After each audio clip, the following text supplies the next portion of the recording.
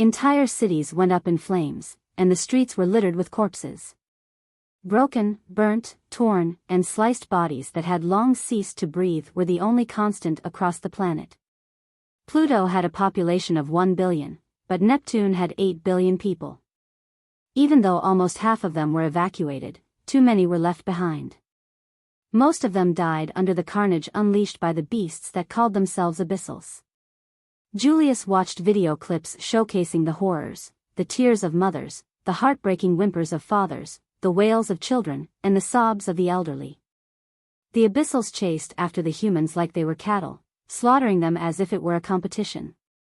They marked the humans, letting them run with a promise of survival. The injured and weakened people would run with all their strength, and after some time, they'd give birth to a hope that perhaps they were going to survive. When this hope reached its peak, the sneaky Abyssals would appear in front of them, crushing the only thing these poor people possessed, their hope, and kill them brutally. These soldiers enjoyed crushing the hope in their prey, a high no drug could ever give. A lot of people died, truly unfortunate, Julius muttered calmly and raised his hand to shut the calm, but without a celestial rancor, humanity will perish. It's an unavoidable sacrifice.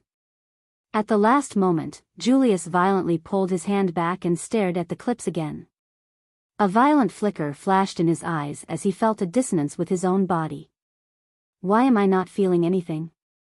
Julius placed his hand on his heart and realized his heartbeat didn't change even a bit after witnessing this tragedy. Julius had never felt the need to introspect, he was always right. But his increasing strength made him feel like something sleeping inside him was beginning to awaken, even if only a little.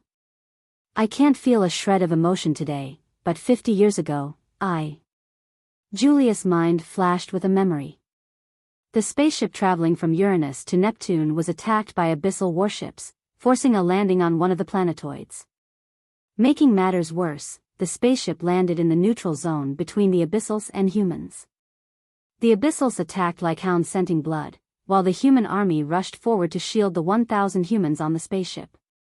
It was a fierce battle, with the focus on protecting the vulnerable passengers, but somehow, they saved them. Then, the Abyssals gained momentum and advanced. The human army fell back, retreating to their bases to prepare for defense. Julius, then a level 7, was as tense and injured as many others. He was stationed at the defense tower closest to the crashed spaceship. As the Abyssal army approached, he heard a cry. Someone is still in there. Julius' heart sank, and he leaned forward. Stop.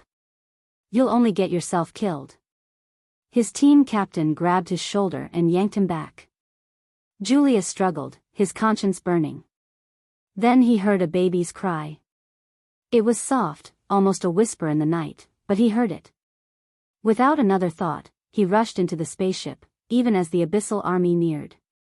The next hour was the most challenging battle of his life. He dragged the distressed mother and her 1-year-old baby out of the spaceship and secured their safety. He stayed in the hospital for 3 months afterward, even after being treated with the best potions. I really did that? Julius recalled the distant memory and the distant emotions. He knew what he felt back then, the euphoria of saving that mother and child, and the grief of even imagining their unfortunate death. The unwillingness to let them die. The selflessness to risk his life for theirs. Julius knew all these emotions as he recalled the event. But he couldn't feel them anymore. It felt alien, as if he was staring at a past that was no longer his. When did this happen? When did I change? Julius closed his eyes and delved into his memory, peeling it layer by layer. He believed his drastic change was due to his father's death. But when he truly examined his memories, he realized that even though he pursued strength as the supreme goal after his father's death, he still cared for people. He cried when his college friends died in dangerous missions. He laughed when he played with the Xander family's children. He grieved for his father's death. He was ashamed of his past mistakes. He felt honored to be a soldier. These emotions were the vibrant colors in the canvas of his memory.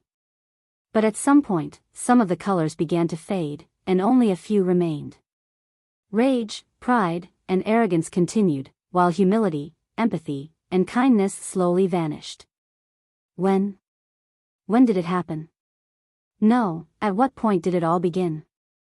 Julius clenched his fists and traveled back through his memory. This year, the last year, the year before. Ah. Julius opened his eyes and took a sharp breath. His gaze shifted to the slate with burning intensity. After I got the slate, I became frantically interested in gathering artifacts and growing stronger. I wanted peace at any cost. I did whatever I could, and my methods grew ruthless. Julius looked at the item responsible for granting him this excellent strength and the chance to establish permanent peace with a complicated expression. While it had done so much good, it had also destroyed a part of him. He was no longer who he once was. Even his own personality was distorted to the point where he no longer found it strange. Julius felt uncomfortable, as if someone had violated the deepest part of his soul. And perhaps they had. If they hadn't, Julius was sure he would be screaming at the horrors in Neptune. He wouldn't be meditating here, waiting for the ritual to complete. He would rush out as fast as possible to save as many lives as he could. But now, even though he knew he had changed, he didn't feel any compulsion to regain those emotions. It was just a thing of the past, something he no longer needed to worry about. Julius nodded to himself. As long as I reach the celestial rank, nothing else matters. Once I achieve it, everything will be all right. His father had told him that strength was everything, and it had become Julius's creed. But the way he interpreted it changed sharply after gaining the slate. Yet, it didn't really bother him much.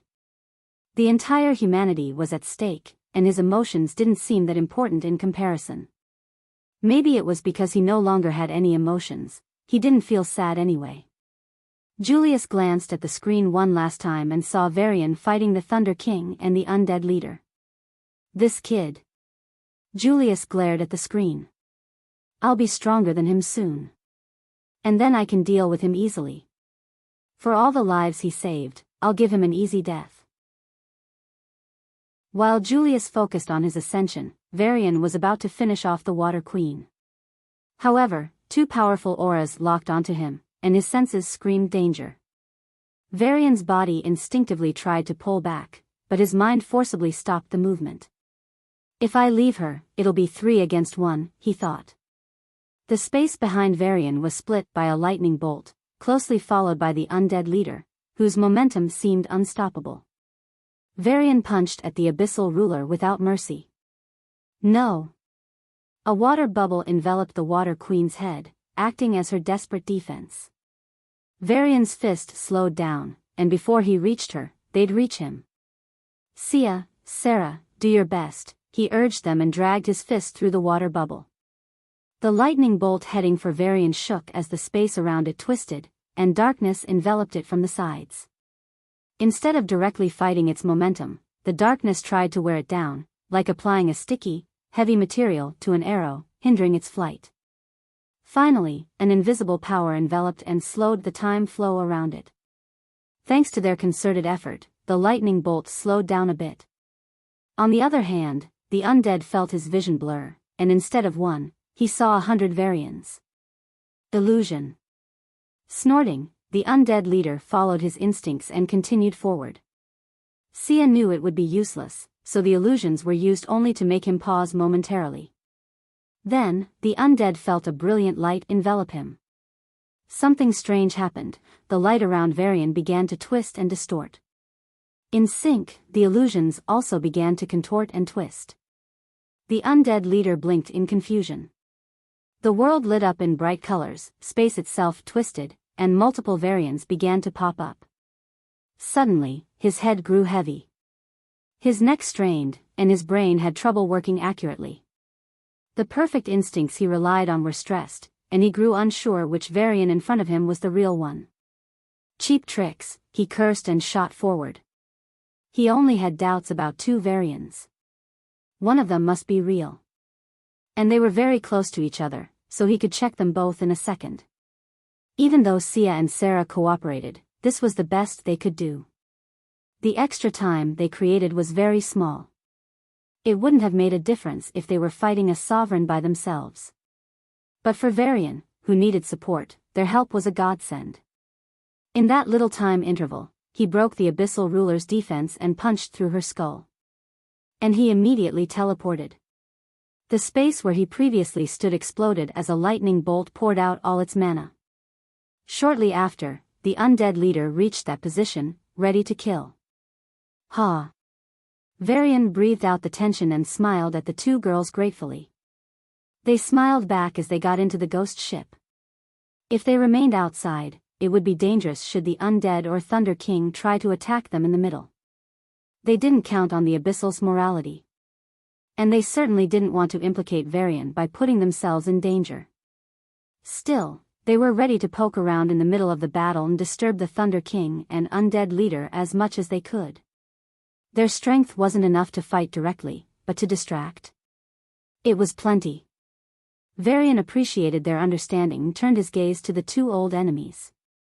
His warm smile changed into a cold, cruel smirk, and his eyes blazed with bloodlust. When he returned from Hortus, Neptune was about to be destroyed. Sovereign Ares stopped the Thunder King, and Evander stopped the undead leader. At that time, without the help of the two older Awakeners, Varian could do little against these bastards. But things have changed in less than a week. It's not just one-on-one, even in a one-on-two situation, Varian wasn't afraid. So, how do you want to die? Varian's voice was laced with coldness and bloodlust as he stared at the two perpetrators of the Neptune massacre. The undead snorted and raised his hand to grab the headless corpse of the dead zombie sovereign. But Varian snapped his fingers, and the corpse exploded into pieces of ashen flesh and bone. The Thunder King narrowed his eyes at Varian's display of power. None of the paths had reached the sovereign state, but their combination had. Just now, he felt the use of space, telekinesis, ice, and even some other powers he couldn't identify. How can the legacy of the Devis be so outrageous? How can one person have so many powers? And how did he advance so much in each of these paths? The Thunder King's heart thumped with fear and anticipation. If we kill him, maybe we can get some special legacy from his corpse. Then, who can stop my race? His head grew giddy, and his lips curled up unknowingly. But Varian's killing intent felt like sharp blades grazing against his skin, dragging him back to the harsh reality. I can kill you here like your dogs, Varian said as if stating a normal fact, causing both the undead and the Thunder King to shudder. Realizing the fear they just felt, their faces flushed with shame and anger. No, we'll easily, Varian continued without a care for their words, his casual tone making the hair on their necks stand on end. Or I can tear your limbs apart one by one, electrocute you, burn you, heal you, and then burn you again until you break into mindless pieces of meat that only crave death. Thunder King's heart sank as he stared into the young man's eyes. They were completely cold and emotionless, as if he were staring at a killing machine, not a living being of flesh and blood. Oh, I just got a better idea, Varian said with a warm smile, clapping his hands, nearly causing the two to stumble back instinctively. You two orchestrated the genocide on Neptune. You killed billions. Billions. So, I'll beat you down, take you to your own abyss, and have you watch as I slaughter the last member of your abyss.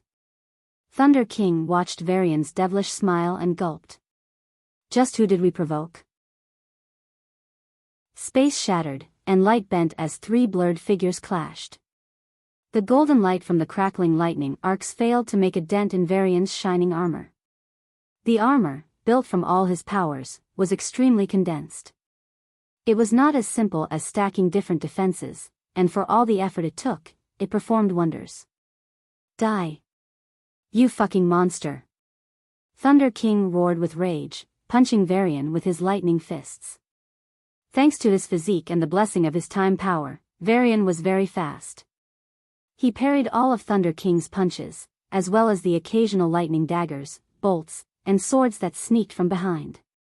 Whenever his armor met the Abyssals' lightning mana, it glowed with a golden light, and Varian's own lightning mana would come forward, trying to fight and learn from the opponent's mana as much as it could. Thunder King couldn't penetrate Varian's defenses, but none of Varian's attacks injured him either. They appeared to be in a stalemate.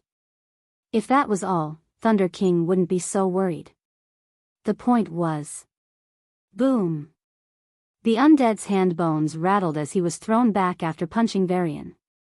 Varian groaned lightly as his skin tore apart and began to bleed. The two were also in a stalemate. Fuck. Fuck. Die, you beasts. You inhumane monsters. Why do you have so much power? Why? Thunder King roared, raining a flurry of punches on the enemy he hated the most. Forget the fairies. Forget the Zions. This guy might stop their rejuvenation. Varian raised his arms to guard his head from the Sovereign's mad attacks and, seizing an opportunity, punched back. Thunder King turned into a mass of lightning, letting Varian's punch pass through him without any damage. Elementalization was a significant advantage. But Varian's psychic power, along with another foreign psychic force, struck him at the same time, nearly pushing him out of his state. Thunder King jumped back in time, reverting to his normal form. Sweat rolled down his forehead, and he panted as he felt his heart leap to his throat. That was very dangerous. If he lost control of his elementalization and Varian attacked, he'd be dead. My 100-year life would have ended. All the hard work I've poured in for over 9 decades. Thunder King's face twisted, and he launched himself back at Varian like a hound that smelled blood. Why? Why do you have such power? You aren't human. Who are you? No, what are you? Only your skin is human, but you, Varian's fist connected with his face, blowing him back and breaking all the teeth in his mouth, causing him to vomit blood as if from a fountain. If you want our legacy, you can fight for it. Varian ignored the Thunder King and grabbed the fists of the undead leader. The powerful punches were stopped all at once, and the undead's expression darkened. Before he could even think, Varian's head slammed into his, almost knocking his body back. But Varian held his fists tight, even as his arm bones cracked and threatened to tear out of his shoulders. Then he slammed his head again. And again. And again. The undead leader's eyes began to dim as blood spilled out of his cracked skull. He tried to wrestle free from Varian's grip, but the young man held him like a vice. Even as the undead's hand bones cracked and broke, Varian didn't let go. Let him go. Thunder King reached them with bloodshot eyes and used his most powerful lightning bolt on Varian. But Varian simply smiled and, at the last moment, pulled the injured undead in front of him as a shield. Stop. No. Thunder King's eyes nearly popped out as he forcibly reduced the power of the lightning bolt at the last moment. Even so, the undead's back was burnt to the point where only half the flesh remained, and with a sizzling sound, the undead fainted. Varian showed no mercy. With pure brute force, he ripped off the undead's arms and threw him into a specialized jail in the ghost ship. No. Stop it. Thunder King's eyes jumped with fear as Varian approached him with a kind smile. Why not? Varian knocked him down with a punch and then delivered a dozen more. Thunder King shifted to his lightning form, but Varian continued his assault. The cost of elementalization was too great for the Abyssal ruler to maintain, and eventually, he reverted to his physical body. Soon, Varian's punches started to break his bones. The physical pain was not the worst part. As he punched, Varian also used his psychic powers to inflict mental torture on the Abyssal ruler. In normal times, this wouldn't have worked, but with his severe injuries, Thunder King lacked the mental fortitude to fight back. Stop! Thunder King yelled, veins popping on his forehead and blood dripping from his eyes. Varian's fists continued to pummel his arms and legs. Thunder King thrashed, trying to escape, but there was no chance. His arms and legs were crushed to a paste of flesh and bone. After a long time, Varian stopped his punches and stared down. Thunder King had long fainted. The combination of mental and physical torture was too much even for a sovereign. But as images of Neptune's horror flashed in his mind, Varian grabbed Thunder King's head and shoved 2 healing potions into his mouth. Then, he used his own planetary powers to regrow the broken limbs of the Abyssal ruler. Thunder King opened his eyes after a while, his face filled with fear and uncertainty. When he realized he couldn't feel any pain in his limbs, he muttered, "Is it all a dream?" No, Varian's face appeared in his now clear vision, and it was smiling the most evil smile he had ever seen. "This is your reality." Another round of pain began. Humans watched as Varian fought the Thunder King and the undead leader. When he finally defeated the Abyssal ruler, the crowd cheered. Retired military officers wept in joy, adults celebrated, and children simply clapped, not fully grasping the magnitude of the event. But the happiest of all were the refugees of Neptune. Most were on Uranus after the evacuation, and when they learned that the Thunder King and undead leader were fighting Varian, they flooded parks, stadiums, public theaters, and every place the battle was shown. Clutching their hearts tightly, they watched Varian fight the two villains responsible for the horrendous tragedy they had just experienced. On the other hand, the people of Uranus had lost all their army members. The Thunder King and undead leader had casually slaughtered the army and were about to attack the planet when Varian intervened. So, Uranians watched the battle with bloodshot eyes, though thankfully, they could do so from the comfort of their own homes. This reminded them that the safety they enjoyed was due to a young man who had stopped the two evils before they could wreak havoc on Uranus as they had on Neptune. In a way, every Uranian deeply owed their safety to Varian, including Sovereign Irene. Sovereign Irene threw herself into the healing cabin, eyes fixed on the battle. With the encouragement and subtle help of others, she narrowly escaped being killed by her archenemy, the Despair Queen. However, when the Despair Queen witnessed the brutal defeat of the Thunder King, she fled. Yes, she fled like a mouse encountering a cat.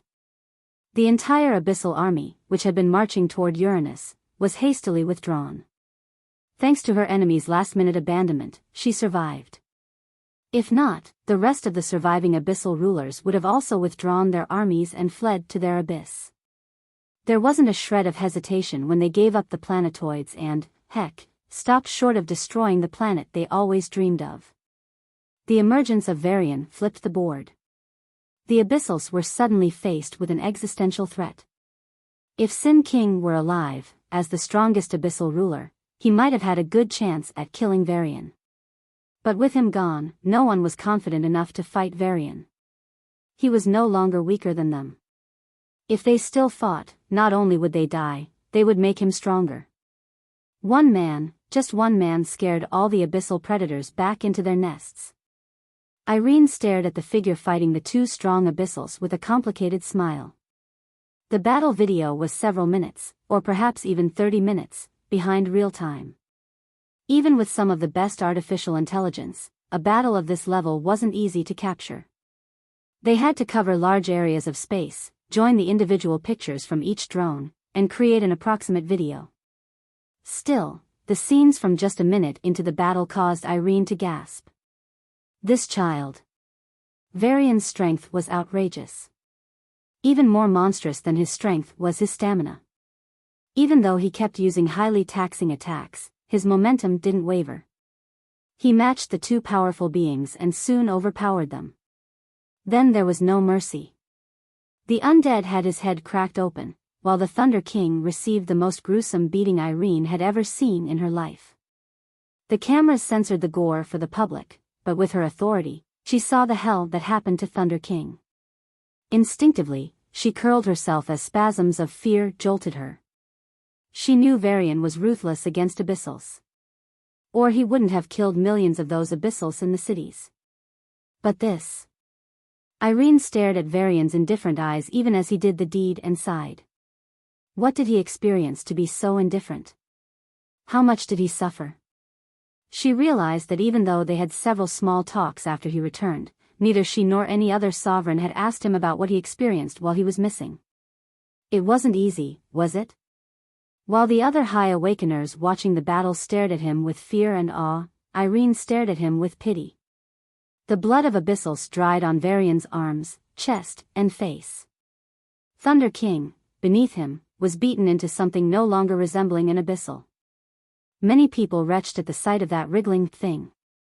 Their hearts thumped with fear as they wondered if it was even possible to reduce a living creature to that state. Thunder King had his head and a few organs intact, but the rest was pummeled to paste. Instead of being beaten to paste, it appeared as if someone had simply placed a head on a corpse that had been run over by a road leveler. It was absolutely disgusting. The one responsible for this gory sight stared at his masterpiece with an indifferent expression, as if he was looking at a common sight on the road. Bastard. Varian wasn't satisfied even after all the pain he inflicted on this bastard. The billions who died weren't coming back. Billions of families were ruined, and there was nothing he could do to change it. He glanced at Thunder King and noticed his eyes. This Abyssal was very strong and arrogant when Varian first returned. But now, he was pleading. Pleading for death. There wasn't even a shred of light in those dead eyes. All of his pride, hope, and perseverance were cruelly beaten and pulverized. Why bother? Looking at the Abyssal's gaze, Varian sighed inwardly. Since he was going to die anyway, why not give him a peaceful death? Anyway, he had one, and however Thunder King died wouldn't change anything. A crackling lightning sword appeared above the Thunder King's head. The Abyssal ruler squirmed and tried to jump at it. His eyes were fixed on the golden sword, seeking death. The lightning sword pierced his skin, about to finish him off. The Thunder King's face relaxed, and he showed a relieved smile. For some reason, it reminded Varian of all the bloodshed on Neptune. A shiver ran up Varian's spine, and scenes of the baby dying in the pregnant mother's womb flashed in his mind repeatedly. You don't deserve it. Varian swatted away the lightning sword, poured a few healing potions onto the Abyssal ruler, and threw him into the ghost ship. A few minutes later, they stopped in front of a large lightning wall, the entrance to the Thunder Abyss. No! A heartbreaking cry echoed across the skies of the Emperor Abyss. The fairy army, battling the 100 abyssal fortresses, which were the last line of defense of the Heart Province, paused. End this now, or I'll make you regret it. A coercive pressure spread out, enveloping all the fairies on the battlefield. Although the Abyss Emperor was far away, it affected them enough that they could not brush it off. The fairy soldiers turned to their superiors. Captains, commanders, and generals all received instructions from their respective higher-ups. They stared at the confused but bloodthirsty fairy soldiers and sighed inwardly. To win this battle, Xions provided them with a blue liquid extracted from a powerful creature. After diluting it 1 billion times, each fairy soldier drank a bottle. Even then, their bloodlust flared up, and their overall strength improved. The only thing keeping them in check was the discipline drilled into their bones. Even if we win, tens of millions will die just from the side effects. The fairy leaders harbored a desolate thought, but they quickly concealed it and roared, "Attack!" Why do you stop at his words? That man can't even defend his own land, what can he do to us? The soldiers let out a war cry that sounded more like the growls of beasts from the wilderness than an army's cry. They resumed their offensive, overwhelming the abyssal fortresses with myriad attacks. The Abyssals, the last defenders of this empire, had been recuperating during the brief respite but were forced to respond. The fortresses shook as colorful attacks pummeled them. The few remaining sovereigns of the Abyssals met their fairy counterparts and were quickly suppressed. The fairy sovereigns who could not be suppressed began attacking the fortresses. Thankfully, the formations came into play, and an invisible energy countered all the sovereigns' attacks. On the other hand, thick, translucent barriers blocked the fairy army's assaults. Both methods, especially the former, were very expensive. But with the entire Abyss Empire on the brink of collapse, no one cared about burning precious resources to power these formations. As a result, the situation on the ground reached a stalemate. The Abyssals heaved a sigh of relief, but deep in their hearts, they knew that even the slightest slip could mean the end. They were in their final stand. The fairies had breached all but one province. If this province fell, the capital would be besieged. Come on. Fight.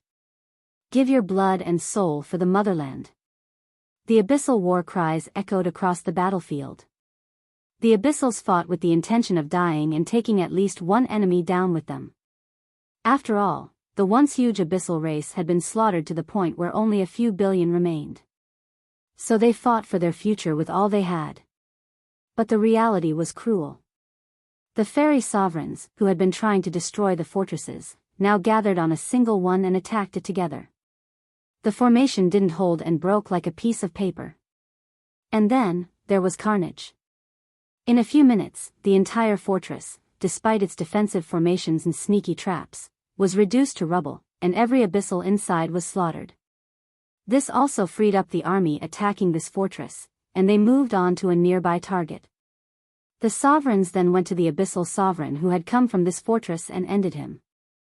The group soon moved to the next fortress, and then the next, and the next. The fortresses began to fall more quickly. The abyssal sovereigns were dying rapidly, while the number of fairy sovereigns in the attacking group increased with each assault. Eventually, half of the fortresses fell, and the order came from above. It was still the same voice of the abyssal emperor, carrying the same aura, but it was weak, pitiful, and tired. Retreat. The Abyssals scrambled back through the teleportation formations in their fortresses and retreated to the capital. It was their last safe haven, but it was also the next and final target of the fairies. Give up, Hayden. The fairy emperor looked at the pale face of his archenemy and shook his head. There's no escaping the inevitable. Hayden's eyes flashed sharply as he glanced at the injured fairy and spat, I'd rather fight to the end than surrender to a race that abandons its dignity and plays the part of dogs for the Zions. The fairy emperor pursed his lips, wanting to say more. But he felt the subtle yet certain presence of a Zion envoy in the distance. That bastard was watching. Then die with your race. The fairy emperor snorted and left. The fairy army below destroyed the remaining fortresses and advanced to the abyssal capital. Injured and exhausted, Hayden returned to his study. With his order, he had managed to save some of the elites who would be sent to the solar system. It was time to send them. As he was about to call them, Hayden recalled the fairy emperor's words and clenched his fists. Picking up a pristine white cloth, he began writing with his blood. It was a letter he hoped no one would ever have to read. As he finished the last word and leaned back, he noticed his little girl staring at him timidly from the door. Hayden felt his heart melt. All the anger, frustration, and grief vanished, leaving only the love of a father.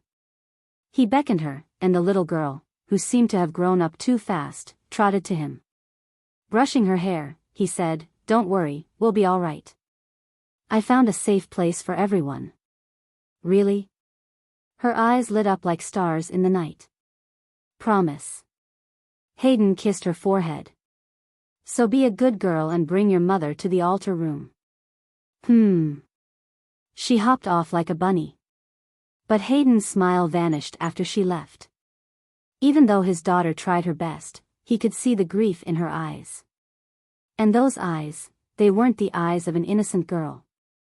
There was a maturity in her eyes that didn't match her age. She grew up, huh? Hayden sighed.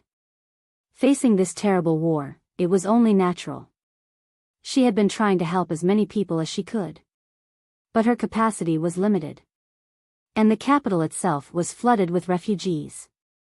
Recently, she wasn't allowed to leave the palace. The girl might have protested before, but now, she silently accepted the orders. And she put on that mask to keep him from worrying.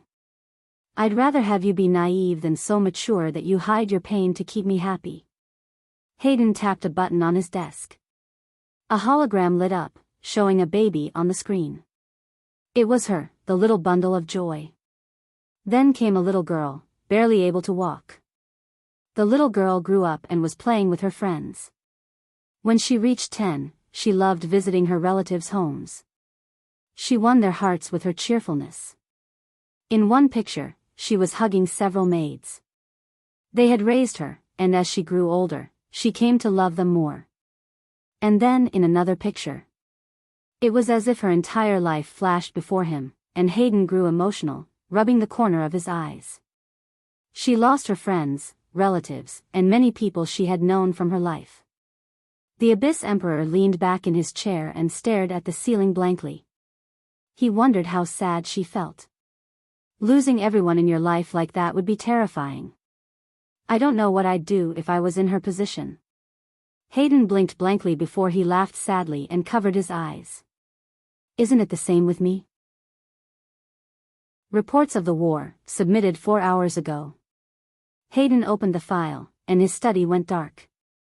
Then, a hologram of the solar system covered the entire room, and several red dots appeared. They're close, he murmured. The Abyss Emperor walked through the planets and saw the fallen planetoids. Neptune and Uranus had lost all their planetoids, and other planets had lost a significant number. This indicated good progress on the abyssal side and promised a victory. But Hayden wasn't happy. A war that should have been finished in a week has lasted more than 50 days.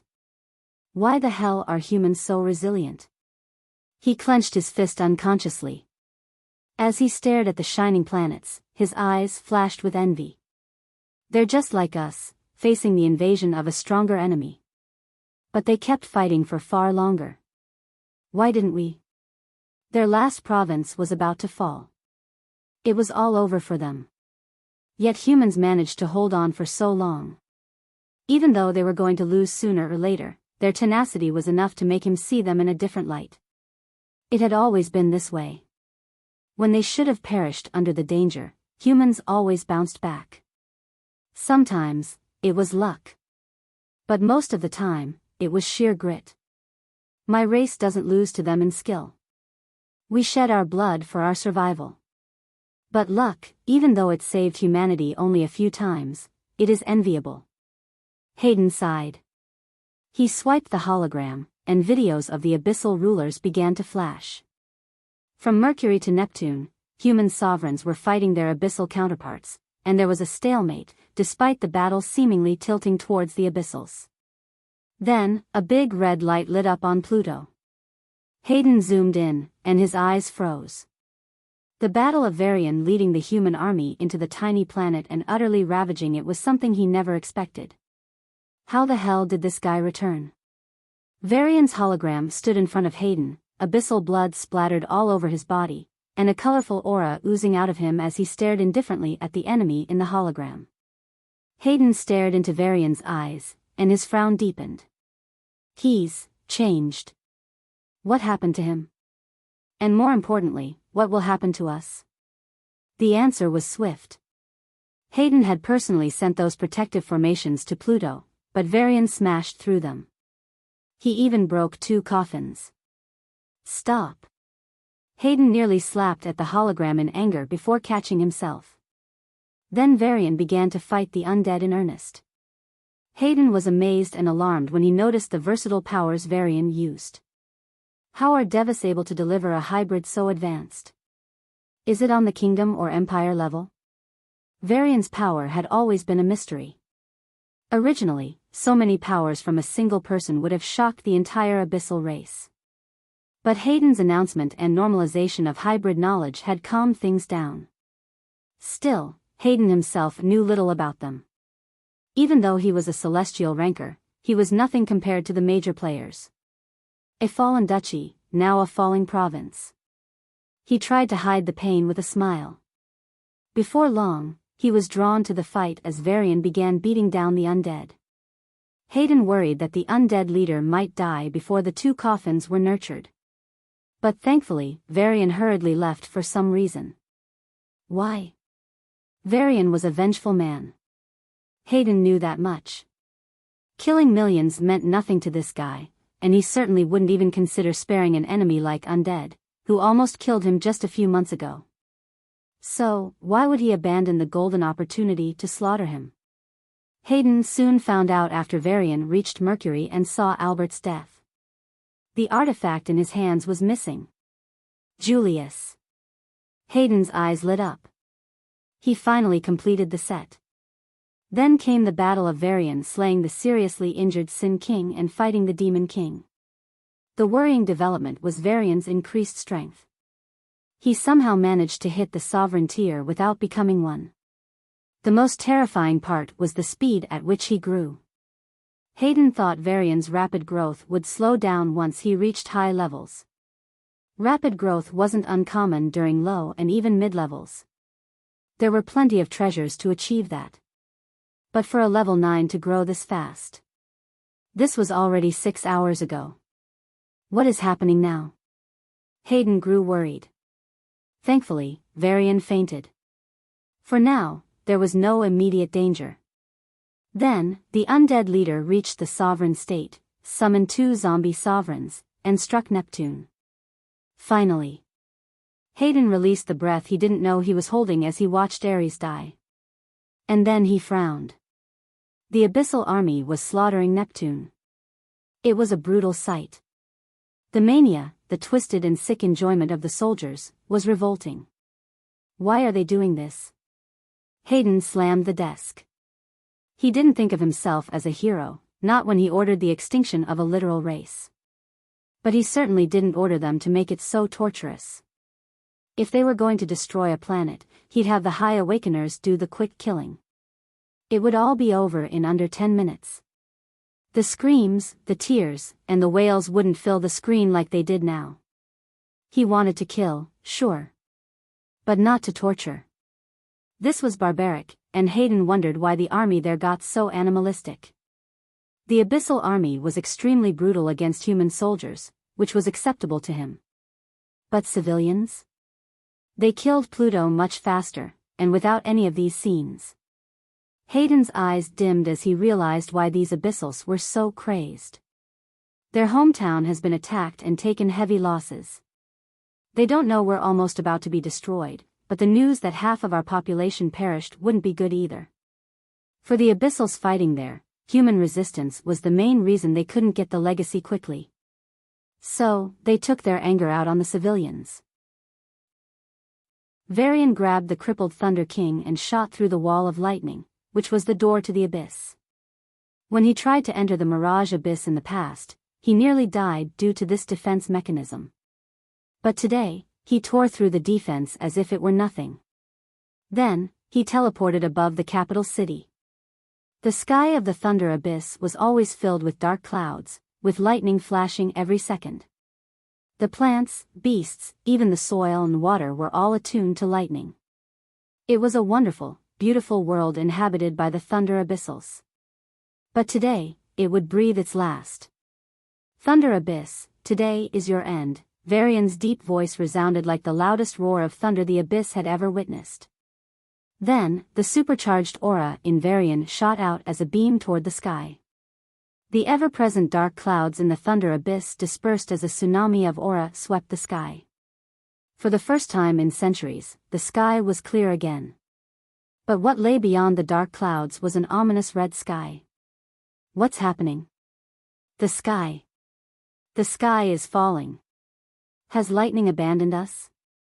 The cries of the Abyssals filled the cities as they flooded the streets and stared at the sky with wide eyes. They all wondered if this was a cruel illusion played by some human enemy that sneaked in. Humans shouldn't be able to sneak in after the lightning defense was set up at the entrance. Even Varian couldn't. But they'd rather believe an enemy used an illusion on them than think this might be reality. If it was, it's too scary. The people in the capital, however, could see clearly. A silhouette stood in the sky, glowing with a brilliance akin to the suns in the solar system. And for some reason, their hearts gripped as they saw a pitiful figure floating in front of that silhouette.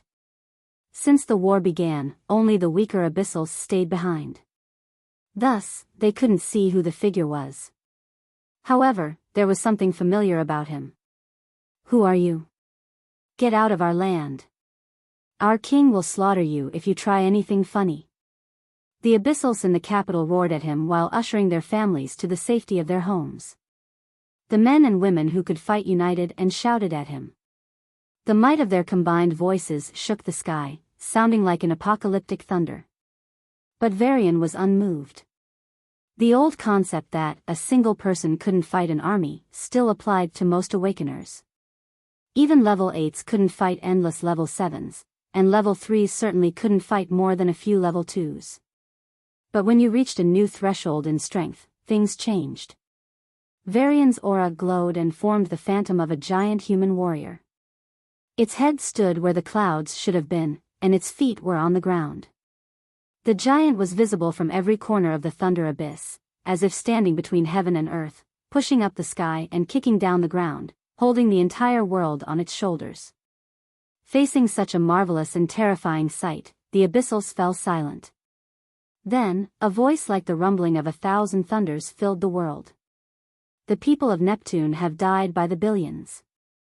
Men, women, and children all faced the same fate. They were brutally murdered by your brethren like cattle in a slaughterhouse. No, they had it worse. They ran for their lives in the streets, chased and killed brutally.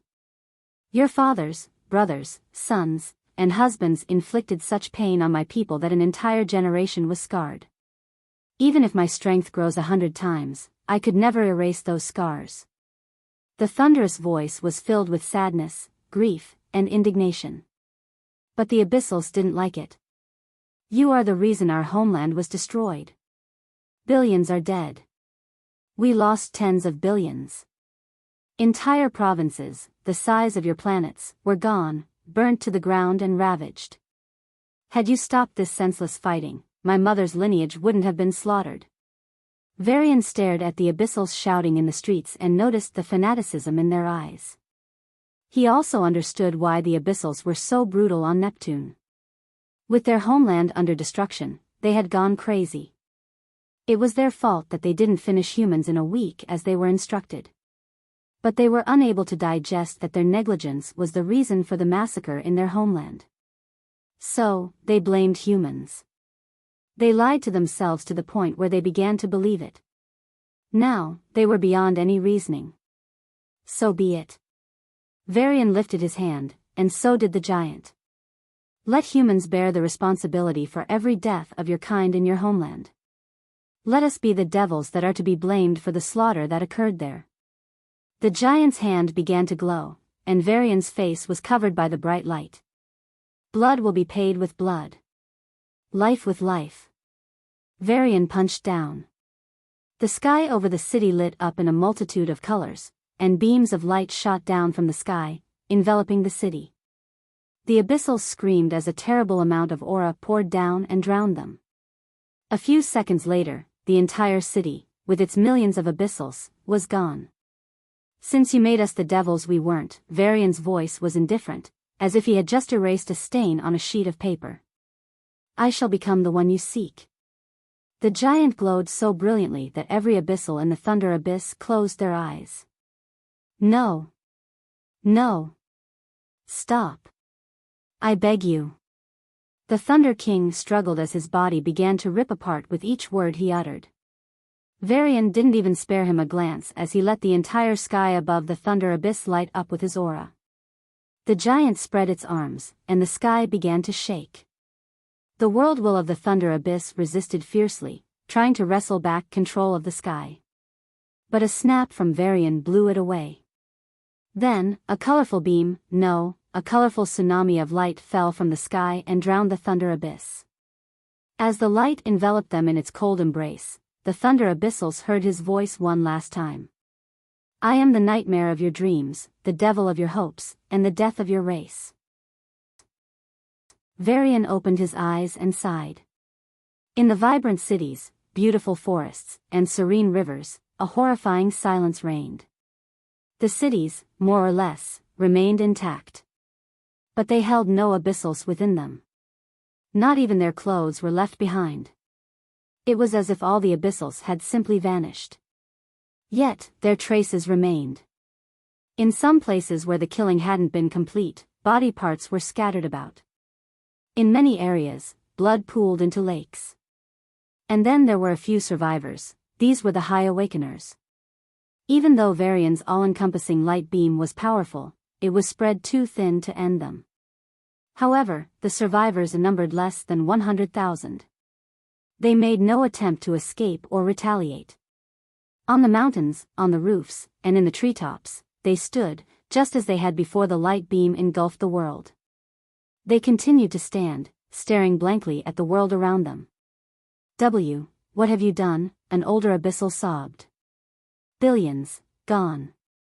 The High Awakeners scattered across the world fell like dried leaves and helplessly stared at the figure in the sky. Everyone and everything they loved had been erased by his wrath. But what could they do now? There was hatred, but it couldn't survive the helplessness that flooded their hearts. After rejecting all attempts at diplomacy from humanity, after committing all sorts of cruelty and justifying it by vilifying humans, and after destroying countless lives, these High Awakeners finally exhaled in resignation. They finally had the time to introspect. We were wrong, one of them said, the answer becoming clear once the righteousness that had clouded their eyes was lifted. To live, we have been killing them. We are no different from the Zions and fairies. They could see it clearly now. Perhaps the Abyssals had always known, but they were reluctant to admit it. Wrong you are, Varian's voice echoed from the sky, like the oracle of the divine. After everything you've done, there's no possibility of peace between our races. Even if you feel remorse now, there is only one way out for you. Concentrated light beams began to rain down from the sky, enveloping the level 7s. They didn't resist. They had no will, no hope, and no reason. Soon, the level 7s were reduced to bone dust, followed by the level 8s, and finally the level 9s. Varian stumbled back, pressing his forehead. His face was pale, and his body was sweating, shaking, and almost spasming. He might have reached the strength of a sovereign through the combination of his powers, but even a sovereign would find it challenging to eradicate life from an entire abyss. It was an insane feat. The only reason Varian managed it was due to the appropriate use of his powers, mainly the two mind powers. His psychic power helped locate the Abyssals and prevent his attacks from being wasted in the wilderness. His telekinetic power narrowed his attacks, ensuring they struck the Abyssals and not the surroundings. No other sovereign could even dream of such a feat, so this achievement would remain his own for eternity. Die. The Thunder King, who had finally recovered a bit, poured out his lightning mana and struck at Varian. It was very weak for a sovereign, but the Thunder King's condition was that dire. Varian wasn't in a state to defend against even that attack. However, he wasn't worried. At the last moment, a white light enveloped him, repelling the lightning. You bitches.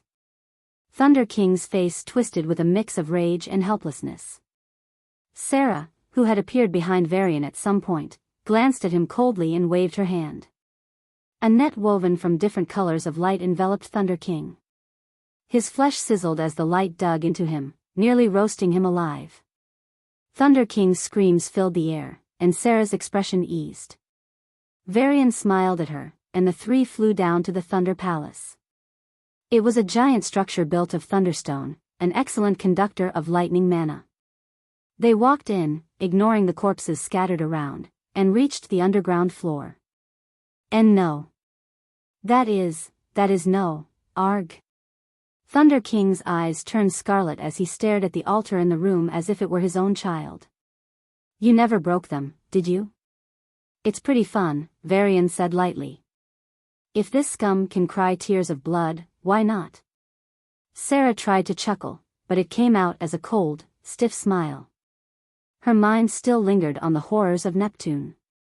Sarah placed her palm on the altar and glared down at Thunder King.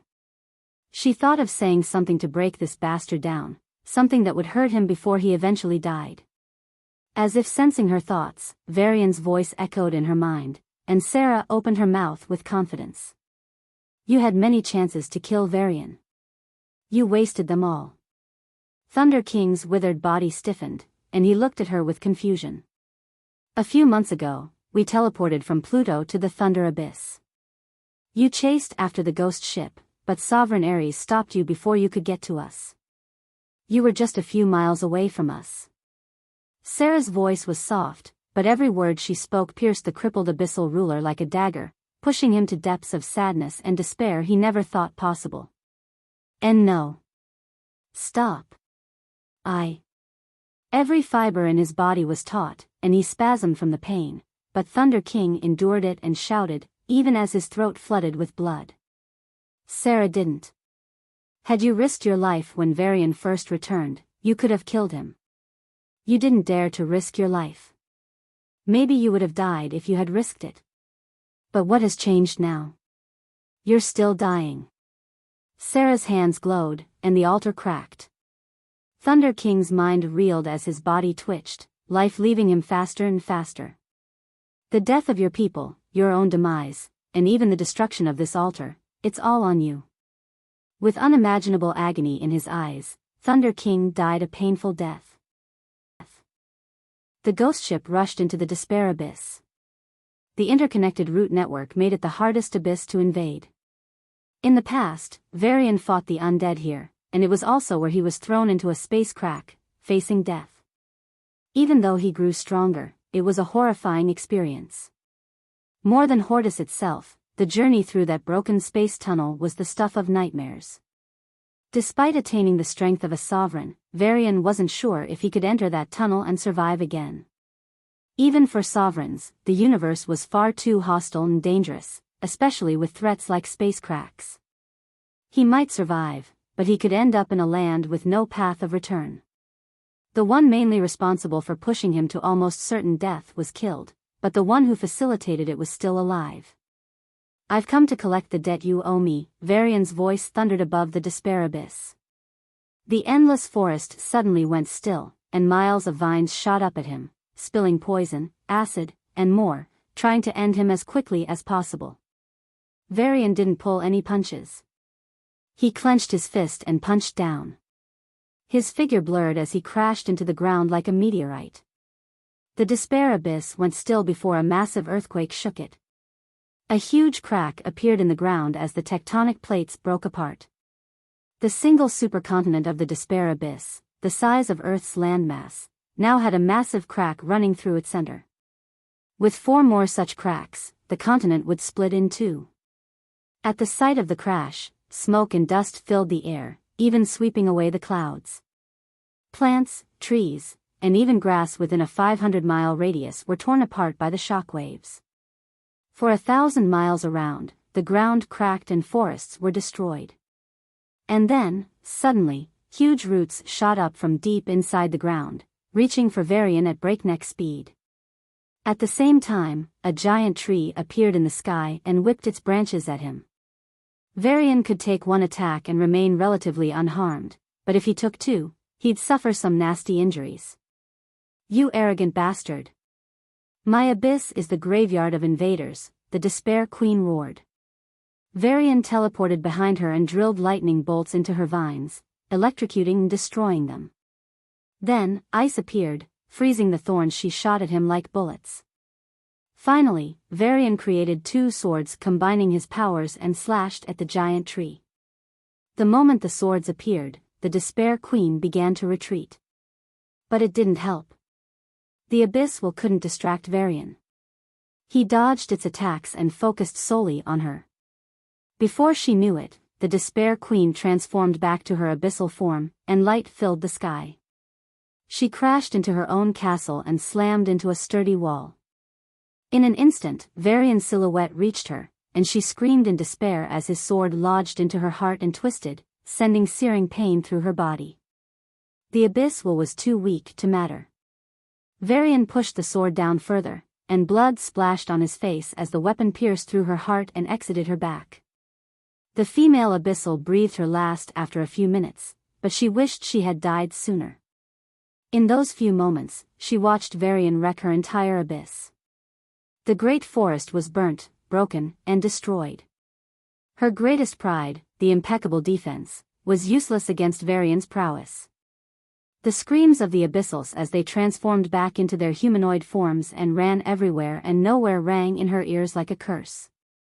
Varian was more merciless than she expected, sparing no one. Not even the weakest or the most helpless. The last thing she saw before her consciousness went blank was his indifferent eyes.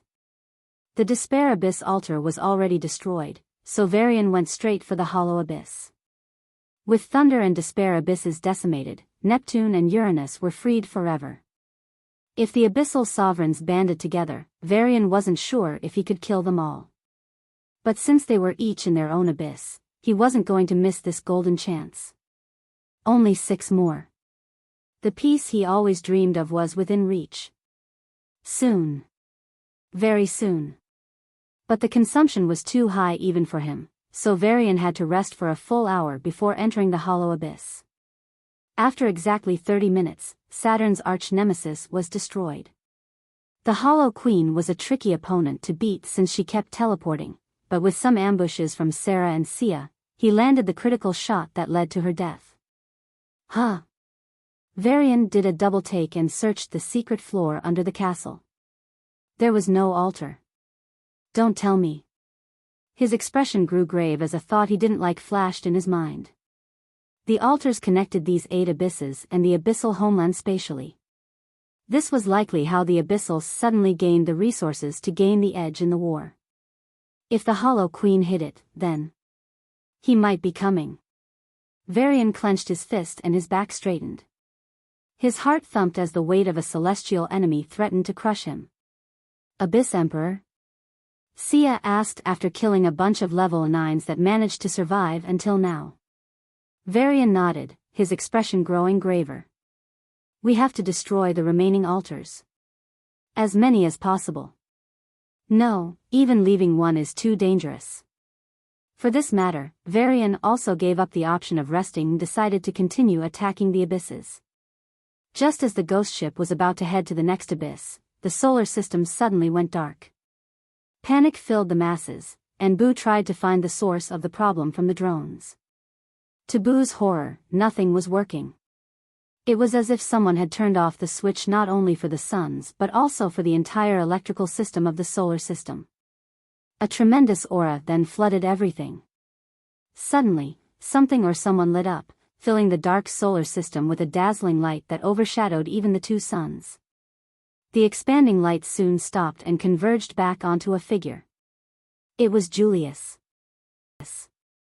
The 2 suns of the solar system were dwarfed by the brilliance of Julius Xander. He was the brightest star in the sky, seeming beyond human, almost beyond mortality. People across the planets, space cities, space stations, spaceships, planetoids, and everywhere else felt a sudden compulsion to look at the sky. When they did, their eyes reflected the brilliant light. Oh my! What is that? I feel heavy, weak. Like a candle in front of the sun. The whispers of the people died down as the light slowly faded and coalesced back into a man. But they couldn't see him. Even those on Earth, the planet he was closest to, couldn't see him. However, scientists using telescopes could, as could those monitoring him with drones.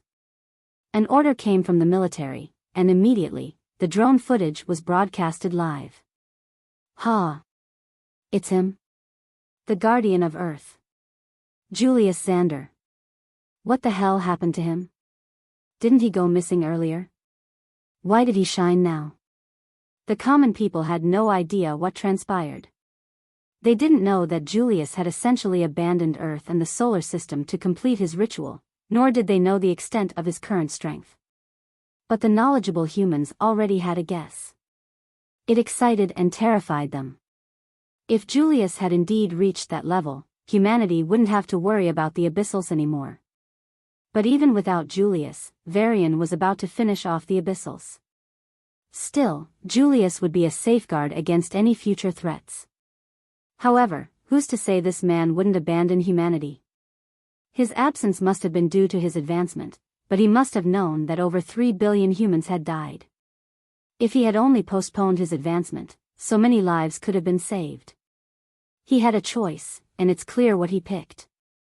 Their future would be in the hands of such a man, powerful beyond their understanding but indifferent to their sufferings. For a while, the community of high awakeners and intellectuals was unsure how to feel about this new world order. But they didn't have the luxury to think any longer. Julius emitted a golden light, almost like he was a burning star, and then he shot toward the demon abyss. He was fast, much faster than the most advanced spaceships. Midway, he used his blink ring and appeared a few thousand miles away. In just a few more minutes, he reached the demon abyss. The entrance to it was still a red crack in the sky, almost like the mouth of a devil from hell, daring anyone to enter. Julius jumped in without any hesitation, and everyone watching fell silent. There was anticipation, fear, and a myriad of emotions boiling in the hearts of the spectators. But they were all suppressed by the sudden shock that filled their minds as the entire demon abyss lit up in a golden light. In seconds, large cracks appeared on the demon abyss, like the cracks on an eggshell, with golden light leaking out. Then it exploded into pieces of blood, flesh, mud, soil, and many other things. The demon abyss, a world the size of Earth, exploded. Everyone strong enough witnessed this incredible display of strength, a level that far exceeded anything they ever knew. Even sovereigns were nothing in the face of this greatness. The world is going to change, an old scientist slumped into his chair and stared at the screen blankly. It already did, the military general standing next to him said in a low voice, staring intensely at the destroyed abyss. It already did. The next hour was perhaps the most eventful, yet the quietest, in the history of mankind. All the remaining abysses cracked and exploded, as if they were mere fireworks, not a world hosting billions of abyssals. There was no fight, no resistance, not even a whisper of a cry.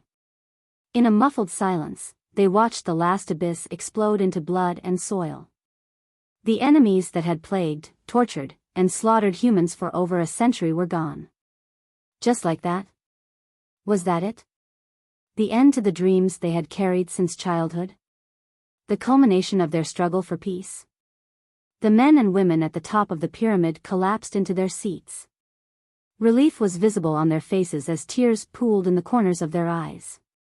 The burden they had carried since childhood was lifted. As the tears rolled down their cheeks, the sacrifices they had made to reach this point played in their minds like an old movie. The faces of those they loved, lost, and missed flooded their thoughts. So too did the memories of the times they had to give up to safeguard their race. The birthdays of their children, the anniversaries, the last moments of their elderly parents, and so much more. They had all been sacrificed for this one moment. And now, it was over. It was all over. They felt light and free. The quest of their lives was finished. They should have been relieved, happy, even ecstatic. But they only felt hollow, as if a part of themselves had been ripped away, leaving an aching void that would never be filled. The enemy they had dreaded, hated, and fought didn't go down in a grand war, nor did they lose their lives in the legendary battle that should have been. No, the Abyssals just vanished, without even a whimper. An era had ended today. In the annals of history, today marks the last chapter of the Abyssals. From tomorrow, the sun will shine on a human race that no longer has to fight for peace. Peace has finally arrived. Alright, you're not getting out anytime soon. Unless you have a death wish, Varian said to his two friends. Kyle and Maya nodded absent-mindedly, their gazes still fixed on the floating screen displaying the explosion of the abysses. They'll be fine, Sia said, pulling him out of their room. Her casual expression turned grim. What are we going to do now?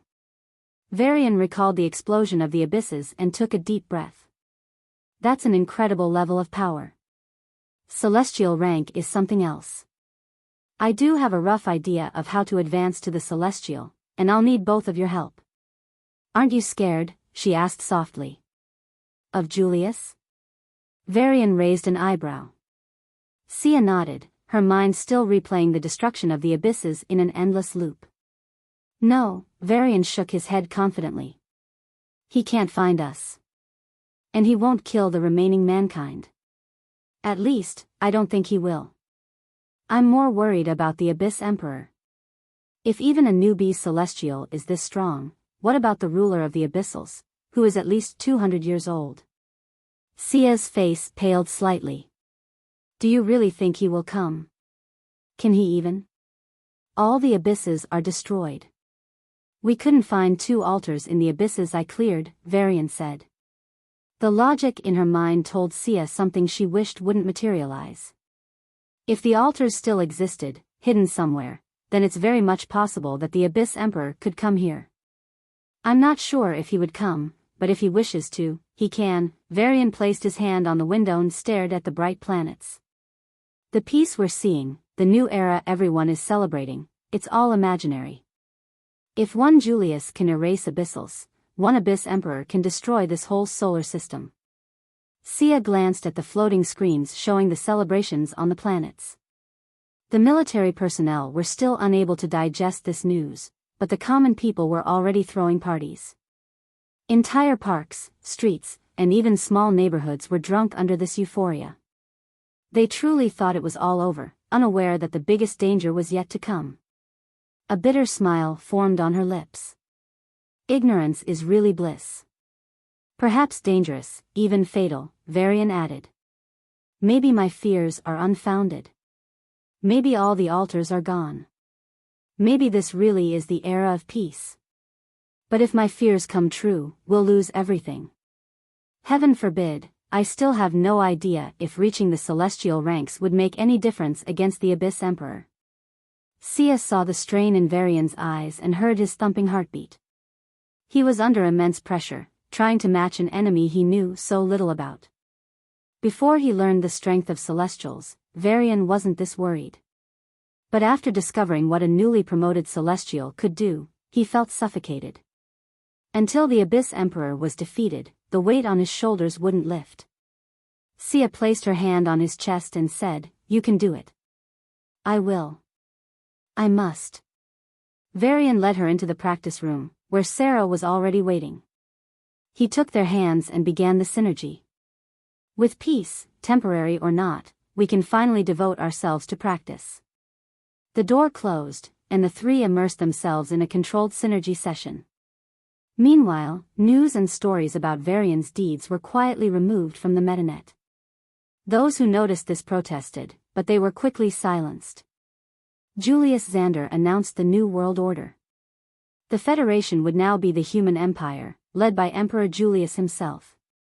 This came as a shock to some, but after experiencing so much pain and destruction, the people were fine with Julius assuming a larger role. There had been some freedom during the era of the 8 sovereigns, room for divergent thought and different opinions. But from today onward, there would be no such thing. Only one voice, one ruler, one thought. Given the massive power Julius displayed, people agreed that this was a necessary price. Honestly, they had no say in the matter. No one did.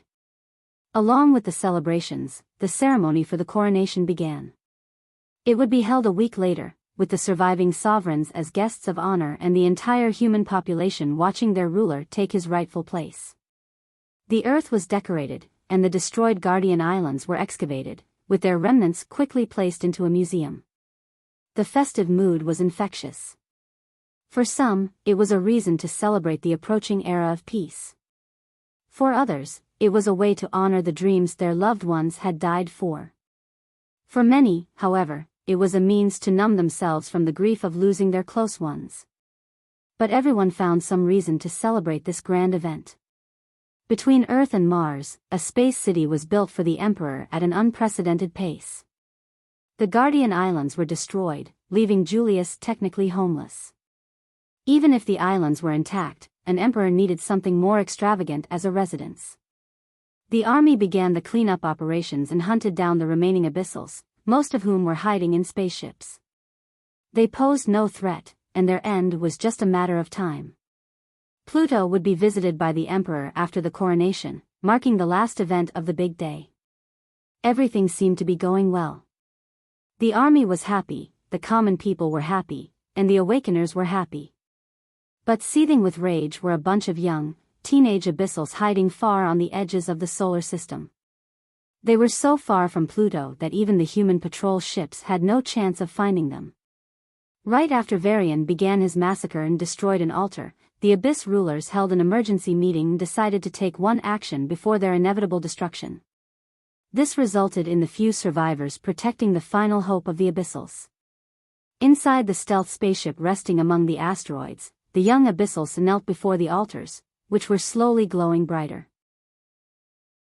Varian frowned as he once again verified the structure of Sia's and Sarah's origins. It felt strange to think the two beautiful girls were represented by these two spheres. Maybe for the laws of the universe, this is their unique signature, he mused. It might really be so, given the subtle but fundamental differences in their origins. It was like a DNA signature, but far more complex in a way he couldn't fully comprehend. As he continued his observations, synergy worked its magic and pushed all of their paths toward the peak of level 9. Varian still had a few paths that were a bit away from reaching the peak. For this, he intended to use some precious treasures he brought from the world of Hortus. Speaking of Hortus, he could technically enter it now. That world should now be floating between the outer and inner space of the solar system. However, he wasn't sure if the space fluctuations that would follow his teleportation would give away his secret. Julia's strength had grown too much for him to take such a risk now. The session of synergy continued for an hour before the three opened their eyes and felt the significant increase in strength. Varian felt the aura inside him bloom as the few remaining paths raced toward the peak of level 9. With a wave of his hand, a few exotic fruits, glittering liquids, and fragrant pills appeared and floated in front of them. Sarah took a deep breath, closing her eyes in comfort as the medicinal fragrance of the herbs alone pushed her paths forward. A few days at most, you too can hit the peak level 9 and try reaching the sovereign state, Varian said, giving them a portion of the treasures and standing up. What about you? Have you figured out your path? Sia asked. Varian nodded and then shook his head. What? It's a bit dangerous, Varian explained with a wry smile after taking a deep breath. The reason hybrids can have multiple avenues is due to their multiple origins. To have the same privilege, I would also need to split my origin into 3. Each origin has 3 parts, and each part has an affinity toward one of the avenues. I just need to maintain the part with affinity for the avenue that matches it. To put it simply, if the 3 avenues were represented by red, blue, and yellow, then the origin is like a big white sphere. But if you cut it open, it is a mix of red, blue, and yellow liquids. Now, what Varian has to do is literally cut open his origin, separate each colored liquid, make it into a mini origin, and place that colored liquid on the corresponding path. Except, these aren't even liquids, they are more like gases. His words caused Sia and Sarah's expressions to fall. Their relaxed faces, which had been calm after the synergy session, turned grim and angry. Sia pounced on him like a leopard and pushed him against the wall. The ghost ship shook from the collision, and Varian wondered if he had broken a few bones. Perhaps he had. If Sia was trying to be rough, she succeeded. Varian looked at Sia's face and saw that it was pale white, but the corners of her eyes were growing red and wet. At such close range, he could feel her heavy breathing and hear her racing heartbeat. He could almost smell her fear. You. What the hell are you thinking? Sia's stare was a mix of anguish and anger. Her voice was so weak and pitiful that Varian instinctively lowered his hand to pat her head. But Sia swatted his hand off almost violently and yelled at him, "Any damage to your origin will kill you. You want to break your origin? Are you mad?" Holding back her tears, she stared at him stubbornly, waiting for an answer. In ordinary times, Varian would feel distressed staring at her teary, beautiful face. But now, he rubbed his eyebrows, wondering how to respond. This would be difficult. She had a good point, in fact, a very valid one. Any damage to origin would be the deepest damage to the self, an attack on the soul, but worse. After all, the origin was the foundation of the soul. However, he thought of a way. No matter how death-seeking he seemed, Varian didn't want to die, certainly not in such a stupid act. I can use my powers to finish this. My secret power should help, Varian said, not revealing the specifics about the slivers to them, and they made a point not to ask about it. Should help? You aren't even certain. Sia looked at him with a pained and betrayed expression. Varian sighed. This was exactly what he was worried about. System. System, come on. What is it? Stop being dumb. Didn't you hear her yell? Would my method work? People have tried in the past. But if split, an origin won't be stable. It would collapse like a sand castle in a storm. Origins are incredibly complex, even for divine ranks. Even they wouldn't attempt what you're trying to accomplish. It's madness. I'm not the one accomplishing it. You are. Aren't you the slivers of chaos and order? I'll split the origin, which increases the chaos, and in that chaos, you'll have to maintain the order of the mini-origins and prevent them from collapsing. You're the one doing the heavy lifting here. I'm just pressing the buttons. If the host puts it that way, it's feasible. No one has ever tried, but controlling order and chaos is what the system does. Varian breathed out and grabbed Sia's shoulders. I have certainty. Don't worry. Sia stared into his eyes intensely for a long while before she backed off in small steps. Sarah gave him a long, worried stare before she exited the room. It'll be fine, Varian thought. He sat cross-legged and pulled out Sia's potion. He'd split the origins and then bind them to the paths so that he could reach the sovereign state. When the origins fuse with the paths, he'd reach the celestial rank. It's a very energy-intensive process, and Sia's potion would serve as the fuel. Of course, when his slivers interact with the traces of the 4 slivers in Sia's blood, there would be a significant reaction. Sarah gained a unique physique, and her talent skyrocketed. Varian's talent was already at its peak, so all that energy would remain. Varian planned to use it to push from the sovereign state to the celestial rank without any break. Alright, now split the origins, and I'll take the potion, Varian said in anticipation. What are you talking about, host? You have to activate the slivers. How do I do that? Strength should help, but you aren't there yet. The last 2 times you activated them, it was under extreme emotional stress. So, maybe do something very stressful. Like what? No idea. Appear before Julius, try getting killed, and then successfully escape. Varian's lips twitched, and his chest heaved up and down in anger. You know what? Keep those suggestions coming. I'm damn sure I'll be pissed off enough to activate the slivers. Are you still writing that letter, Father? Abyss Princess Eva stepped into the Emperor's study and asked softly. Hayden finished the last sentence and closed the letter. Then, he placed it on his arm, and it burned into his skin before vanishing. Eva's eyes widened in panic as she stared at him. Why did? Just an emergency measure, Hayden replied, waving his hand and standing up.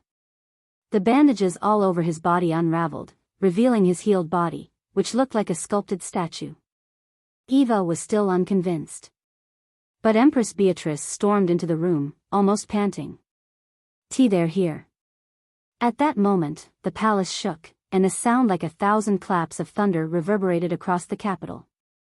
Hayden's expression grew grim as he stared at the floating screen depicting the situation.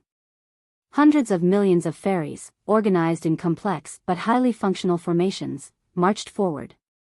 They seemed endless, like a tsunami approaching the final city of the Abyssals. The barrier outside the city was already under stress as the fairy sovereigns launched relentless attacks. The only reason it was still standing was the absence of the fairy emperor. He crossed his arms and stared at the emperor's palace with a look of pity. He was giving them a few minutes of respite to say their goodbyes. What a kind soul, Hayden gnashed his teeth and punched the desk, shattering it into splinters. The final resistance army of the Abyssals stood behind the barrier, on the walls, and above the temporarily fortified structures. The capital city had a strong and sturdy wall, but it was mostly for show. There had never been a defense fortress in this city. Why would there be? If the fight came to the capital, then it was futile to fight. But now, they were fighting. Even if it was futile, even though they were doomed from the start. Every able-bodied Abyssal gathered a weapon and stood behind the barrier, facing the invader.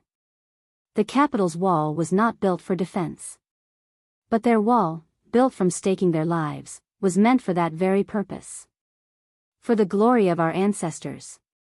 For the last light of our race. For the greatness of our people. The men, women, elderly, and even children chanted the battle cries. Some were crying, some were whispering their final goodbyes, and others were staring back at their homes for one last time. Kacha! A crack appeared on the barrier guarding the city. Prepare yourselves. Following the commander's voice, everyone straightened their backs and gripped their weapons tighter. All the noise from the Abyssals stopped, even their breathing was hard to hear. For one last time, the Abyssal commander said in a hoarse tone. His heavy but powerful voice shook the sky and reached every single Abyssal. Let us fight. The barrier shattered into shards of glittering auras, and the two armies clashed. On the most guarded floor in the underground complex of the Emperor's palace, go now, Hayden tried to smile but couldn't. Still, he urged his wife, daughter, and the group of Abyssals behind them. We don't have much time, the Abyss Emperor said. I can't abandon them. Eva shook her head, tears rolling down her cheeks. Her words caused the expressions of the Abyssals in the room to change drastically. They were the elite of the elite. And at this critical juncture, they weren't fighting. They were going to a distant land without ferries. They were abandoning their people. This isn't abandonment. Hayden clenched his hand so tight that blood started to drip. This is the only way our race can be saved. The only way we don't become history. Beatrice stared at her husband with an intense gaze. He stared back with rare seriousness. The corners of her eyes turned wet, but the Empress sniffed back her tears and turned to the huge altar on the floor. Let us go. She grabbed Eva's hand and, despite her daughter's protests, dragged her forward. Father, you go first. Standing in front of the altar, Eva didn't go first and turned to him. Hayden's expression darkened, and he shook his head. Eva's eyes widened, and her face lost all color. No. You are coming with me, or I'll stay. I won't leave you, Father, I'll never leave you. I can't. The space gate can't bear the burden of a celestial rancor, Hayden said. It would have, if not for the destruction of the altars by Varian and Enigma. Even recently, he had planned to transfer thousands of elite Abyssals. But more altars were destroyed. Now, a few dozen were the maximum capacity. There was still a chance the altars could carry a celestial rancor, but the altar would collapse. So, if Hayden went, he couldn't return. That's why he refused. Things were only much worse now. If he really tried, he could go, but he would be seriously injured, and the altar would surely collapse. Rather than go and risk his life, he decided to send his daughter and wife, along with the elites, so they could survive. Hayden didn't feel bad about his impending death. He decided to take down the Fairy Emperor with him. But he did feel sad about not having the chance to watch his daughter grow up.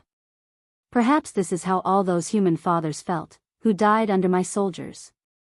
He shook his head with a wry smile and began walking out. You'll die, Father. Please don't go. Eva's wail was heartbreaking. I beg you. I won't ask you anything. I beg you. Please, Father. Just this one thing.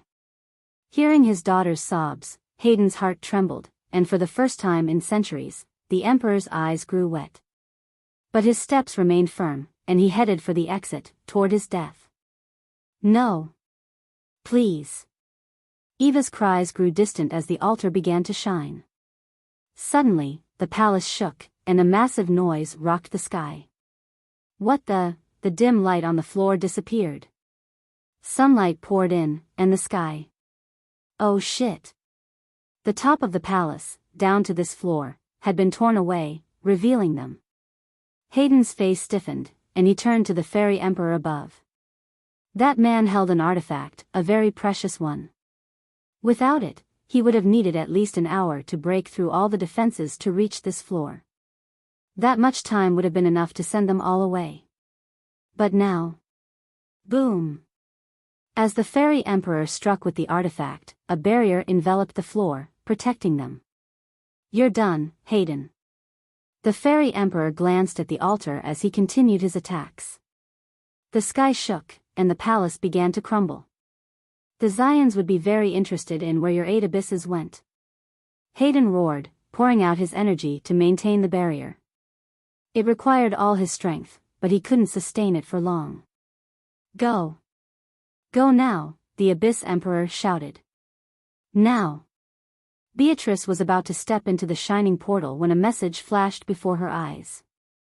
It was an ominous red floating panel that appeared in front of Hayden, the princess, and the few dozen Abyssals. The 8 abysses are destroyed. The humans now have a celestial rancor. Beatrice's eyes widened, and she took a step back. What are you doing? Hayden asked, his face contorted in pain. Beatrice turned to her husband and smiled gently. No. Hayden panicked and raised his hand toward her, but his energy was sucked into the barrier, and he couldn't reach her. The love of his life, the mother of his daughter, the half of his soul, said in the most beautiful voice he had ever heard, for the final glory. The Abyssal Empress flew out of the one-way barrier and clashed with the fairy sovereigns flying in the skies of the capital. For the last light. The elites shouted one by one and shot into the sky.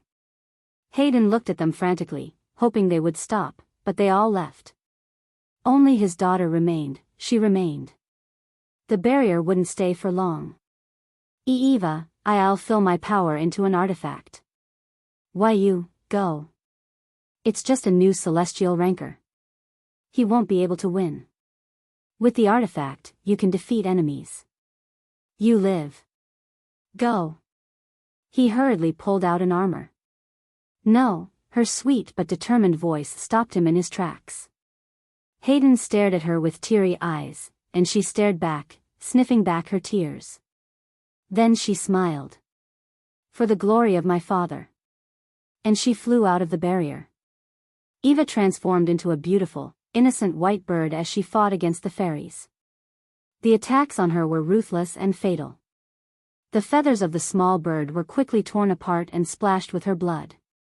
And they floated down, with the gentleness of a lullaby for the last sleep, with the reluctance of a petulant child refusing to eat, and with the softness in the sweet smile of an innocent girl. Hayden stared at the falling little bird that soon turned into a little girl. His little girl was bloodied, and 2 swords drove through her heart. Abyss Emperor forgot to breathe as his heart twisted in pain, as if 2 swords were driven through his own heart. Boom! Kacha! Boom! With the onslaught of the fairy emperor, the barrier started to crack apart. But Hayden stared blankly as his little daughter crashed into the ground and breathed her last. His eyes lost all their fighting spirit, and his body seemed to lose all its strength. Even with all the power he wielded, he felt powerless. What am I fighting for? The brightness in his eyes began to fade. His vision caught the body of his wife being torn into 2 by the ruthless fairies. He saw the elites sacrifice their lives without any regret, the fleeting pain in their eyes as the fairies crushed them, and the relentless pride brimming in their eyes for taking such a courageous decision. They weren't abandoning their brethren, they were dying for them, with them. The land around the palace turned lifeless. No abyssal was breathing within the surrounding 100 miles. And the capital, it was about to fall. Hayden's mind grew darker. Who am I fighting for? There was no one left, no one he loved. His own daughter had left him. For what? Just to get that legacy? But wasn't the very purpose of getting that legacy the safety of his people and family? If they were all gone, why would the legacy even matter? Hayden lowered his head and waited for death.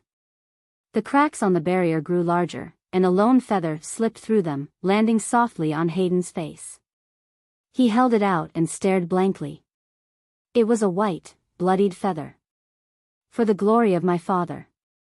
Her sweet, little voice seemed to come from the feather. Hayden's eyes glowed with light once again, and he stared at the altar where she had stood. She was gone, vanished in a matter of seconds. Strength returned to him, though his face contorted with pain. The fighting spirit shone in his eyes, even as blood trickled down them. I will. The barrier shook, on the verge of collapsing. For the glory of my father. Her voice continued to ring, an unending cheer. It carried her boundless love, echoing her sweet innocence. For the glory of my father. Hayden muttered, staring at his daughter's body near the palace, burning the image into his memory. Then, without hesitation, like a soldier marching toward his final duty, he walked to the altar. Hayden. Stop. The fairy emperor growled, attacking the barrier once more. It shattered completely, and the fairy emperor shot toward Hayden like a bolt of lightning. The altar exploded, and Hayden disappeared. Why? In a palace worth a city, a deep, depressed voice reverberated through the throne hall. The man facing the question leaned back on the throne into a more comfortable position, without even bothering to open his eyes. Bali stood shaking with anger, looking up at the throne and waiting. Alongside him, Irene, Niall and Kevin, the surviving sovereigns, also waited. 3 billion lives. Irene Niall's chest heaved as she gritted her teeth, blood starting to seep from her lips. And the death of Sovereign Albert, how could you? Kevin asked, his eyes bloodshot. The atmosphere in the room grew heavier. Even though it was the palace of the human emperor, the grief hanging in the air made it feel like a cemetery. This irked Julius, but he didn't open his eyes or his mouth to answer. Instead, he pointed a finger into the air, and the interior walls of the throne hall lit up, transforming the dark, depressed, and silent hall. The walls began to glow, showcasing murals that told the tale of human civilization. The story began with the first human from the apes and fast-forwarded to Blink, 5 centuries ago. Then came the nuclear wars, the Murloc War, the Shadow Nation, and more, all engraved on one wall.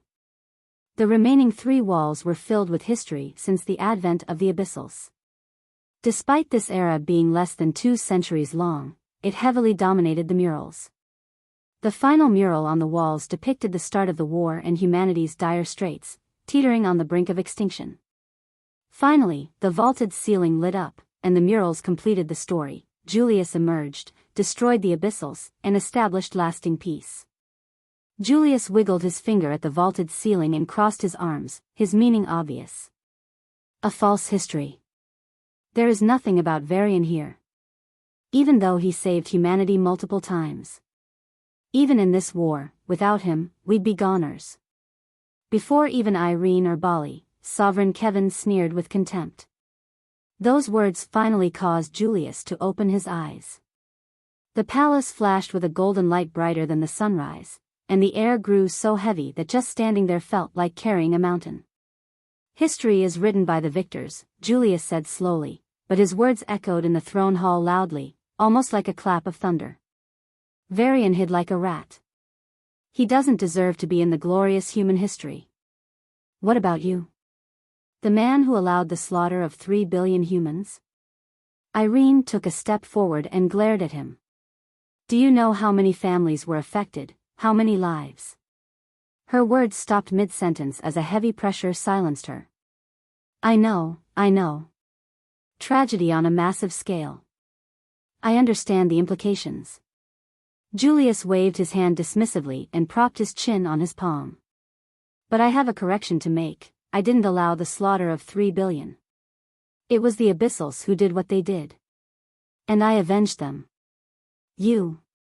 Bali looked into Julius' eyes and saw no emotion. It was as if he was staring at a robot. No, even robots these days had plenty of emotions.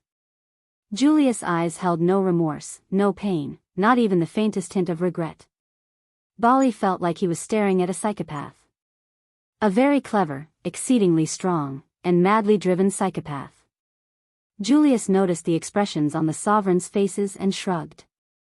20 million humans die because of the Abyssals every year. That's 2 billion in a century. Any major war would cause this number to skyrocket. If the Abyssals were left unchecked, in a century and a half, they would kill as many humans as those who died on Neptune, and likely far more. What's worse, this would continue indefinitely. The lives sacrificed now are to prevent even greater sacrifices in the future. Overall, it's a net positive. Irene clenched her fists, her blood boiling as she almost lashed out. Bali looked at Julius incredulously. How could this man be so confident in his flawed logic? The Abyssals would be gone in a decade or 2. This century's casualties would never happen, he spat. You don't understand, Julius shook his head. Abyssals receive support from their home world. If we drag things out, there's a good chance things would become very dangerous. Because there's one person on their side, who's in the same league as me. His words stopped any further objections from the sovereigns. They were still angry, but they realized they couldn't make a difference. With a defeated sigh, they exited the palace. Do come to the coronation. The human empire would benefit from your services, Julius' voice rang out as the huge doors to the palace slammed shut. The celestial ranker stared at them one last time before his body disappeared, reappearing in ruins.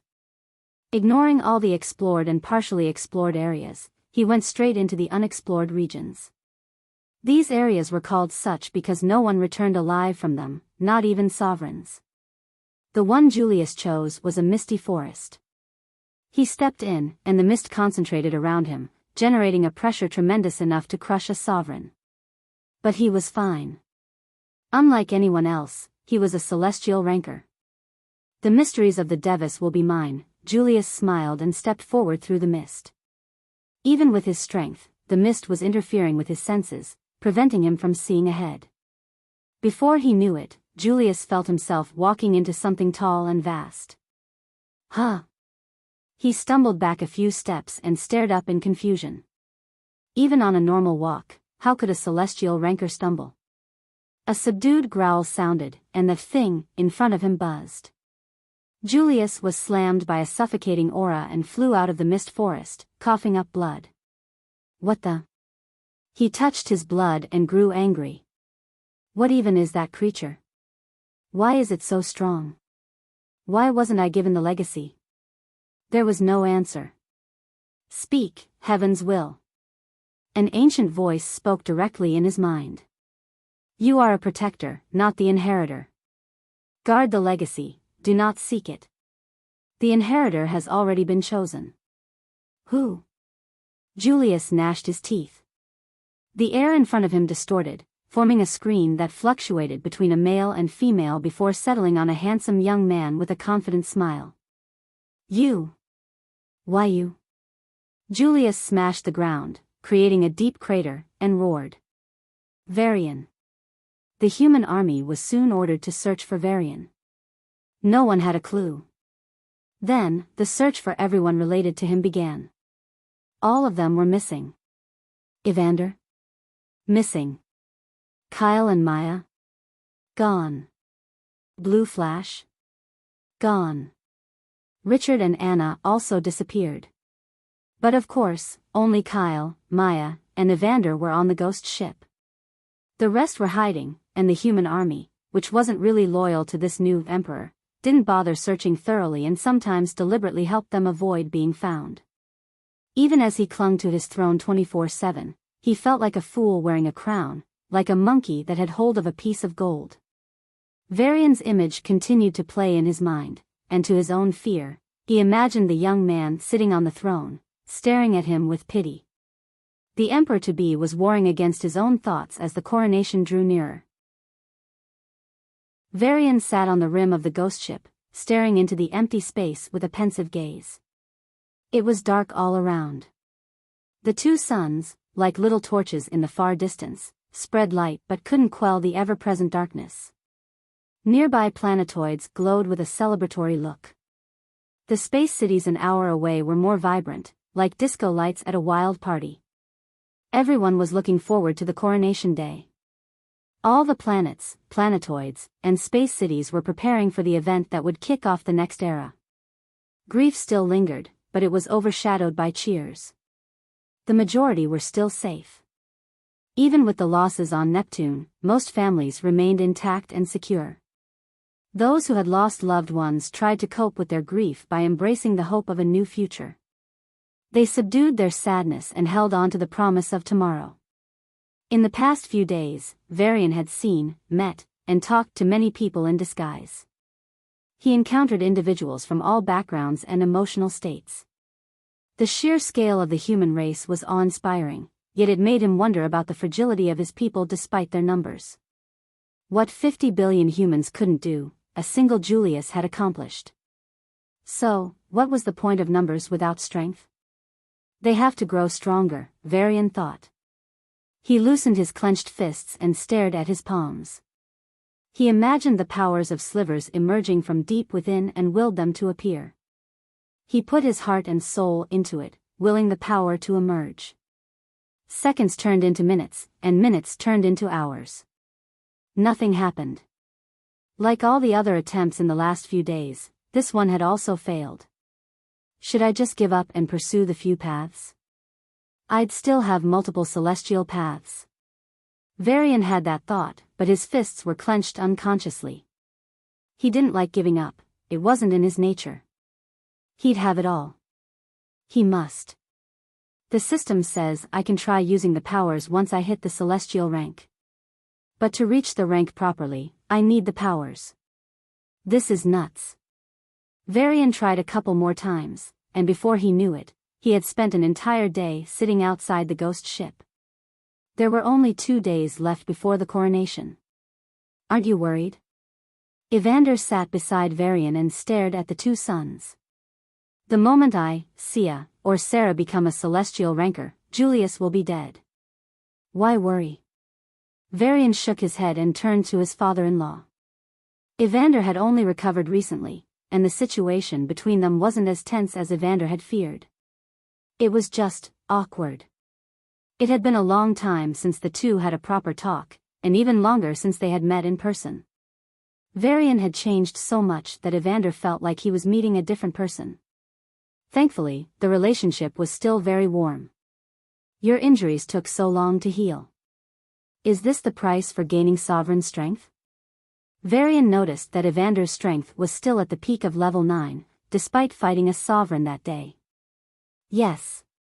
A price I'm willing to pay, Evander said and glanced behind him cautiously for a moment. Then, he whispered, and if the need arises, I can fight Julius for a short moment, though I'm not sure of killing him. Varian arched an eyebrow. Evander shrugged. I had a breakthrough. I can use the celestial strength for a while. At the cost of dying, yeah? Varian pursed his lips. A fair price for that kind of power. Evander nodded. I'm just relieved that I can help you three escape, even if Julius finds us. That won't be necessary. Varian smiled and looked down at his heart. The sealed power inside, the Death Strand, was very much active.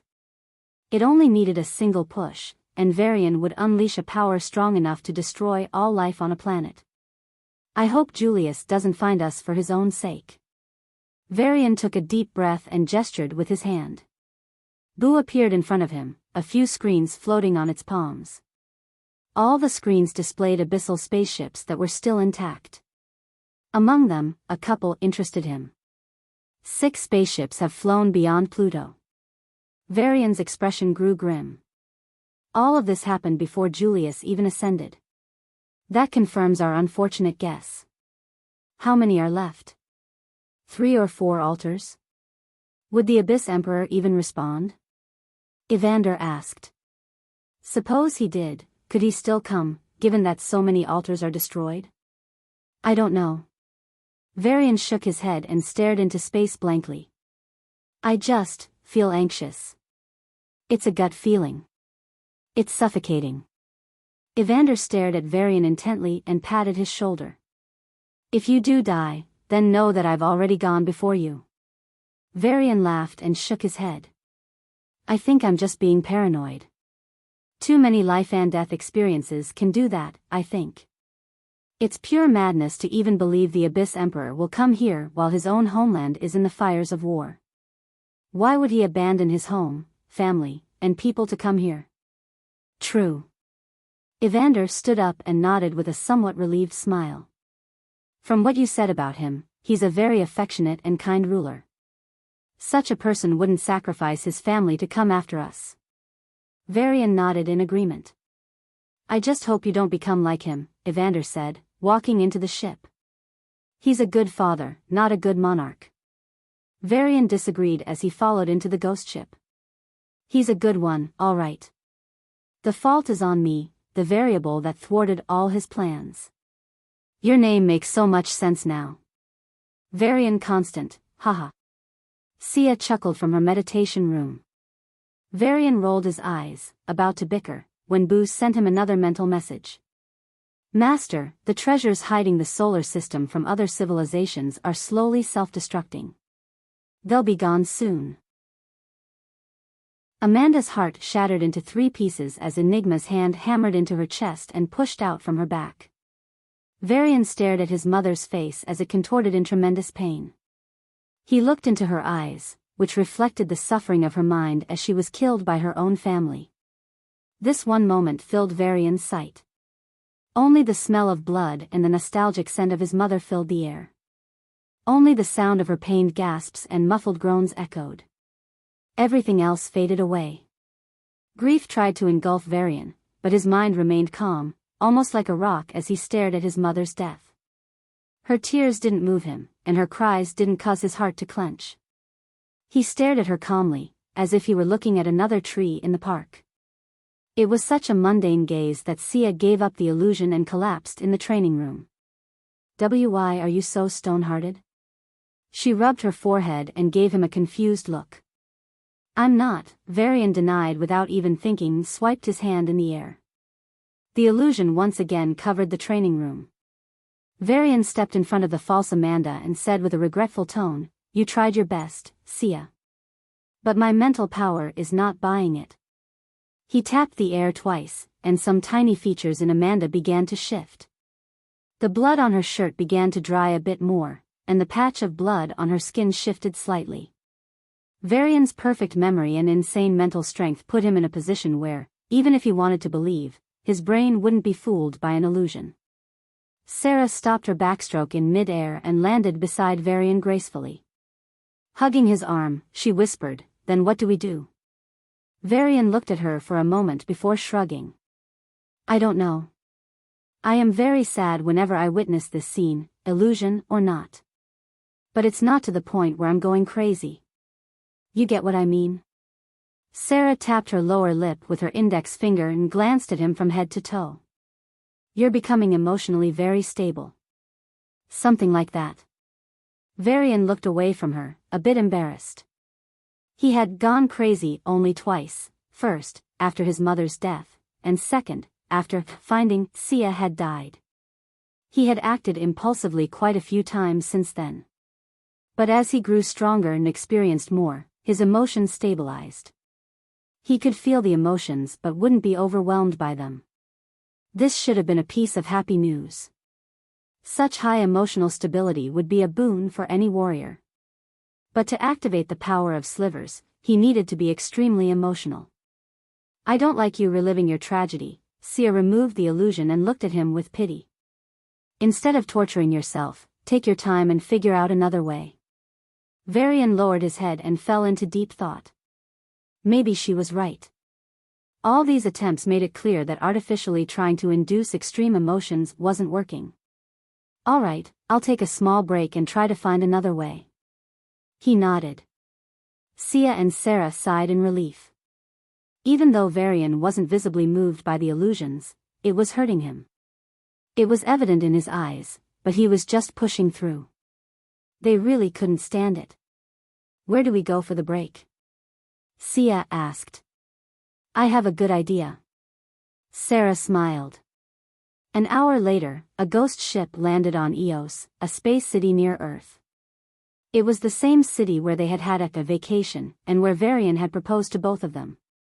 The mansion they owned was maintained in perfect condition. Looking at the lawns, gardens, and pools around the mansion, Varian could almost see Sia and Sarah playing there just a few months ago. Back then, all of them were very weak, but also very carefree. He had just reunited with Sia, and confessing his love for both of them was a bit daunting, even for him.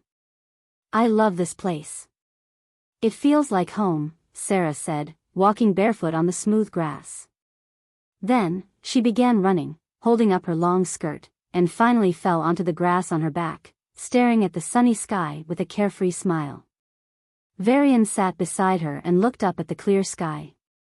He put aside the threat of the Abyss Emperor and just breathed in the fresh air of the calm garden. Varian felt at peace.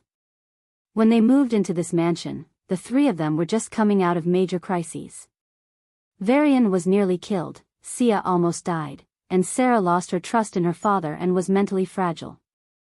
Thankfully, the three of them were able to heal each other's wounds.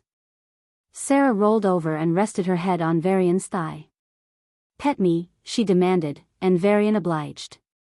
"Yes, ma'am," he said. Sarah squinted her eyes in comfort as Varian gently petted her head and brushed her blonde hair, as if he were taking care of a lazy cat. She stared at the beautiful mansion before her, and her eyes darted to the stunning garden.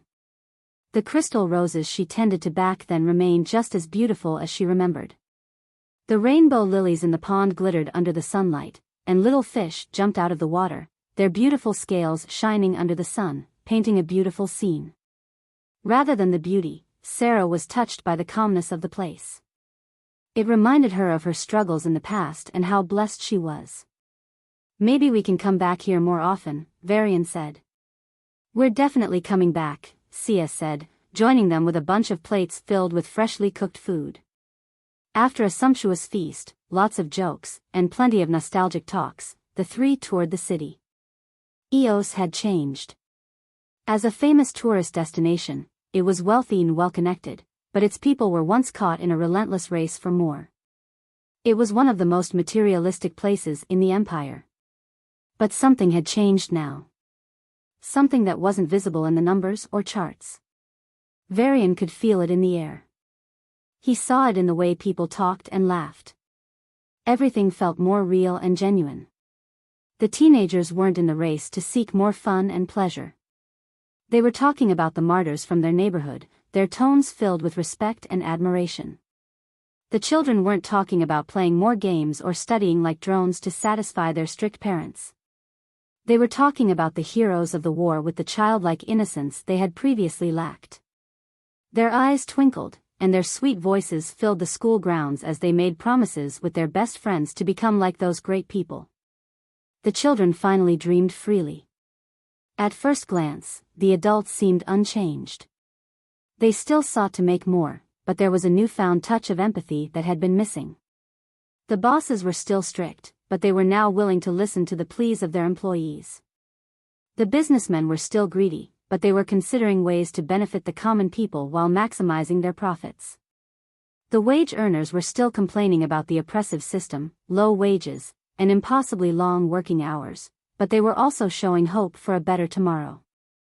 The bonds between lovers were more passionate. Parents treated their children more kindly. Children tried to make their parents proud. Friends who had lost touch met and celebrated. Relatives who hadn't spoken in years tried to mend ties and shake hands. Petty enemies dissolved. The war changed everyone. It knocked the sense of self-importance out of them and stripped them to their truest selves in the face of the grand universe. Nobody's living on specks of dust floating in the desolate regions of the universe. More importantly, it reminded everyone of their mortality, the fleetingness of life, and the unexpectedness of death. When death remained just a breath away, every moment became precious. Every bond was cherished, and every new morning was a reason to be thankful. Varian spotted a familiar young girl at an orphanage, playing with the war orphans. The little kids seemed to love her, following her everywhere with laughter. Vin lost her brother a few months ago. She had come to terms with his death, but the void inside her remained. However, when she saw the smiles on the faces of the little kids, even after all they had been through, Vin realized that the void didn't feel as painful. It still remained, and the loss of her brother wouldn't be bridged by anyone else. But she could live with it and do something to make him proud. The void wouldn't become a missing part of her soul but would come to define her. Like Vin, humanity as a whole would have to make peace with the void formed after this war, a void from the loss of billions of lives. The coronation ceremony began. In front of the throne room in the highest palace of the new space city Kia, history was being made. Rituals from pre- and post-Blink Earth were carefully selected, each blessing the future emperor. They sang praises to heaven and proclaimed the emperor as heaven's chosen. The massive golden double doors were adorned with auspicious symbols and flowers rare to be found in a century. Precious materials, worth an entire space city, were melted on the spot by a dozen high-level nines, who carefully shaped the molten metal into the word human in Deva script. A dozen high-level A9 water awakeners cooled the molten metal. These awakeners, masters of entire cities and influential in planetary rule, acted like ordinary blacksmiths in front of all humanity today. Even sovereigns in the old regime would not have attempted such a feat. However, the new era demonstrated its distinctiveness from the very beginning. The word human began to glow with a beautiful white light on the massive golden double doors. Then, 2 groups of 12 level 9 awakeners appeared. The first group consisted of body awakeners, and the second of beast morphers. Open. The morphers transformed into giant beasts, but the high ceiling and wide hall provided ample space. The 2 groups then began to push each door. It was a difficult task, even when they worked together. But slowly, with creaking sounds, the huge double doors opened, revealing the throne room in all its glory. The room was spacious with a vaulted ceiling. The walls were adorned with shining murals depicting the history of the human race, from its inception. The windows, made of colorful glass, looked fragile but were impervious to even a level 9. There were 3 tiers of seating on either side of the throne. The first level was on the ground with the fewest seats. The second level of seating was raised with many more seats. The third level had thousands of seats arranged in a semicircle. The throne rested on a platform with 9 stairs. Even though it was just a live broadcast, the crystal throne captured all the attention of the public. It glittered like a diamond but was a million times more exquisite. From time to time, it released a colorful aura. Even from across the screens, the throne inspired awe and hope in the hearts of the public. Perhaps a better future awaited them. Perhaps. A few dances and rituals were quickly completed, and the ceremony reached its critical phase. A group of level SXS entered the room in servant uniforms and stood guard. Then, the dignitaries of the human domain began to enter the throne hall in droves and sat in their designated positions. The outermost level was occupied by weak mayors, moderately powerful military leaders, and level 7 awakeners. The second layer was occupied by powerful mayors and military leaders, along with level 8 and level 9 awakeners. Finally, the 3 surviving sovereigns walked into public cheers and sat in the chairs closest to the throne. Most of the chairs in their layer were empty, an open hint and promise to the public that more sovereigns would emerge in the future. Finally, the man of the hour arrived. The savior of mankind, the slayer of Abyssals, the peerless genius, Julius Caesar. The servants beside the doors shouted, and the throne hall grew silent for a moment. A man in golden and red silk clothes walked in. He exuded a radiance so bright that even the crystal throne seemed dim in comparison. With each step, the palace trembled, and waves of aura washed over the men and women in the hall. It was as if he was the living embodiment of power. Julius climbed up the platform and stood facing the audience. But he didn't sit on the throne. The Master of Mercury, the High Commander Ilianes, vows to work under His Majesty. An old man jumped down and knelt on one knee facing the throne. The daughter of the late sovereign Vian, Elysia, vows to. A middle-aged woman knelt next. The Vice Council of Earth, the sovereign of Mars, Bali just bowed lightly and remained standing. One by one, 8 leaders either knelt or bowed in front of Julius, vowing to assist him in ruling the human empire. Your Majesty, please be seated on the throne and proclaim your title. The chief servant bowed his head and said respectfully. Julius remained standing. His eyes scanned the 8 subordinates and trailed to the empty spot after the person representing Neptune. Every second seemed to stretch into an hour as Julius remained motionless. His lack of response caused a stir among the public, and rumors started flying. Your Majesty, all human domains bow in front of your might. You destroyed all our enemies. Please claim your rightful place. The chief servant's voice trailed off. Julius didn't even spare him a glance and said in a low voice that reverberated across the throne hall, not all enemies. With that, he snapped his fingers. A dozen drone cameras zoomed in on him, and Julius abruptly disappeared. The teleportation formations lit up in succession, and in a few minutes, Julius appeared at Pluto. The planet remained desolate, and it would take a while before it could be repopulated. But Julius wasn't there for Pluto. He stared into distant space, at the asteroids and beyond. Then, he grinned. His figure disappeared once again, and after a few more minutes, he appeared in front of a cluster of abyssal spaceships. The audience panicked upon learning that some abyssals were still alive. But Julius simply grabbed a spaceship and peeled away its walls. What the? No, don't. Ignoring the cries of the abyssals inside, he threw them onto an asteroid. The abyssals crashed and broke their bones on impact. Julius cleared all the spaceships except one and turned to the cameras. Their deaths will be the legitimacy for my right to rule. The people watched with almost morbid pleasure as he approached the final spaceship and peeled away the walls. It came off easier than an onion layer, but inside this spaceship, there were no abyssals. There were only a few altars and a shining portal. What? Julius squinted and instinctively raised his hand to attack. But the portal suddenly let out a blinding light, and the space cracked like a broken mirror. Julius covered his eyes and stepped back. The drones began to shake as violent waves of aura washed over them. The asteroid started to vibrate and soon began to crack like eggshells. The floating walls of the spaceships and the items closest to the altars began to rip apart into pieces. The spaceships themselves began to explode like fireworks. Julius' heart stopped for a moment, and his eyes widened in utter disbelief. No, this can't be true. Yes, it is, a voice so deep and creepy that it instantly caused goosebumps on Julius replied, coming from everywhere and nowhere. The asteroids began to shake, then Pluto, Uranus, Neptune, and all the way to Mercury, the planets began to tremble. Soon, even the two suns vibrated, slightly but surely. The solar system itself dimmed as if the power fluctuated before it returned to normal. In that fluctuating moment, a heavily injured, bloodied, but imposing abyssal stepped out of the space crack. You. Julius stared at the abyssal who appeared with unprecedented vigilance. The abyssal in front of him was in a sorry state. His left arm was bent at a strange angle, a large chunk of flesh was missing from his right chest, and there were deep cuts on his abdomen and legs.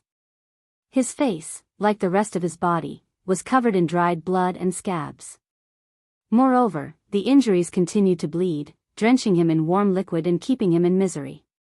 But Julius' soul screamed at him, even as his instincts put him in a defensive posture. It told him that if he let his guard down, he'd be finished. The one standing before him wasn't as weak as he looked. He was stronger than anyone Julius had ever faced. Julius could bet his power on it. This abyssal was powerful, dangerous, and a veritable predator. Julius rightly wondered if the only reason he could gauge his enemy's threat was due to the heavy injuries. If the abyssal wasn't injured and confronted him at his peak, would he even have the strength to resist? Who are you? Julius growled, his eyes bloodshot and a raging aura swirling around him. Hayden didn't speak. He kept an eye on Julius but focused on his surroundings, seeming to confirm that he had reached the place he should be. An abyssal this strong. Julius' eyes flashed, and his mind went blank as a name crossed his thoughts.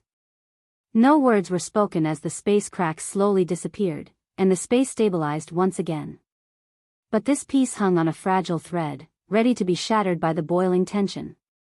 Emperor of the Abyssals. Julius narrowed his eyes dangerously as his aura exploded like a bursting volcano, locking onto Hayden. Julius knew about the Abyss Emperor, though he had never seen him. But there were enough clues to guess the Abyssal's identity. The insane strength of this Abyssal, along with the lack of any marks on his face, was striking. Any Abyssal would have tattoos on their faces indicating their rank. When Julius betrayed the Demon King, the latter bragged and threatened Julius about the celestial rankers in the main abyss, beings that would have a single tattoo. Offhandedly, he also mentioned that only the Emperor wouldn't have a tattoo. With his exceptional perception, Julius was certain that the man in front of him wasn't one of the hundreds of celestial rankers in the abyss, but the Emperor himself. If his hunch was right, then the Abyssals had only a few celestial rankers. I'll kill them all. Starting with him. A spark of scarlet light ignited around Julius, and in a blink, the twinkling scarlet light was pouring out of him. Julius' body flashed, and he transformed into a giant hundreds of meters tall, his morpher form as a golden giant. However, the form began to shrink, and Julius turned into a 3-meter-tall figure that wasn't much different from an oversized human. But the golden giant was now red, and its body sucked everything toward it like a black hole. When morphers reached the celestial ranks, they turned into famine. Julius reached the Abyss Emperor, who was hundreds of miles away, in less than a blink. The space around him twisted due to the insane speed, and the shockwaves from his movement exploded the asteroids into bits. Julius' fist, strong enough to break a planet, reached the Abyss Emperor. And just in time, Hayden tilted his neck to dodge the attack. Then, the Abyss Emperor's body glowed with purer, brighter, and denser golden starlight, and he shot forward. Julius instinctively assumed a defensive position, but the attack never came. Huh! Hayden stood in the far distance, carrying the final Abyssal survivors with him. He stored them away in a small but durable spaceship. For the first time since his arrival, his face showed an expression. "You are the last seeds of our race," Hayden addressed the Abyssal teenagers. "Emperor? No, what are you saying? Last? What about our 100 billion brethren in our homeland? They were the best geniuses in the Abyssal kind." They still couldn't believe that the Emperor they only heard of in tales and legends had arrived and saved them. It was a miracle. It felt like a dream they didn't want to wake from. But before they could rejoice, his ominous words set their hearts on fire. Even their leader, the calmest among them, asked through gritted teeth, "But we're only 10. What can we even do, Your Majesty?" 6 females, 4 males. Hayden nodded to himself in an almost mechanical manner. Legacies have great treasures, enough to create 1,000 newborns from the vitality of a single couple. Perhaps it'll take a millennium. Perhaps more. But you'll do your duty till death. Boo. No. Hayden's stare caused the young man to bite his tongue to the point it bled. Last of you? A 100 billion Abyssals died? What a wonderful piece of news. Julius' amused voice rang out. Hayden waved away the spaceship and faced the human with indifferent eyes. Or so they seemed. Beneath that indifference was a fury that could set the sky on fire and a grief that could drown the earth. Julius knew that the man in front of him was the Emperor of Abyssals.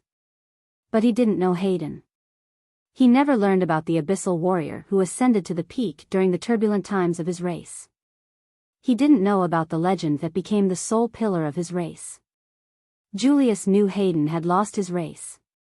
But he didn't know, and couldn't know, what the man in front of him was going through and had already endured. The raw emotions of witnessing the destruction of his race over months of brutal war, the sheer pressure as everything came crashing down, and the heartbreak at the death of his dearest were beyond Julius's comprehension. Julius knew Hayden would fight. But he had no idea about the fight that burned in the Emperor who had lost everything. "I killed barely 10 billion, but it was a feast. Rather than a massacre, it was a quick death, a merciful one, I must say," Julius continued his crass words. He wasn't one to be too talkative with his enemies, but now he was trying to get under the Abyssal skin. Hayden slowly clenched his fists, and his aura locked onto Julius. But he didn't attack, he remained steady and waited. Julius smirked and pointed to the spaceship that was escaping. "If these worms are the last survivors, then everyone else is dead, right? Even your lovers and children." Hayden's indifferent eyes flashed with fury, and the space around him twisted. A golden starlight flashed, and in the next moment, Julius clashed with Hayden.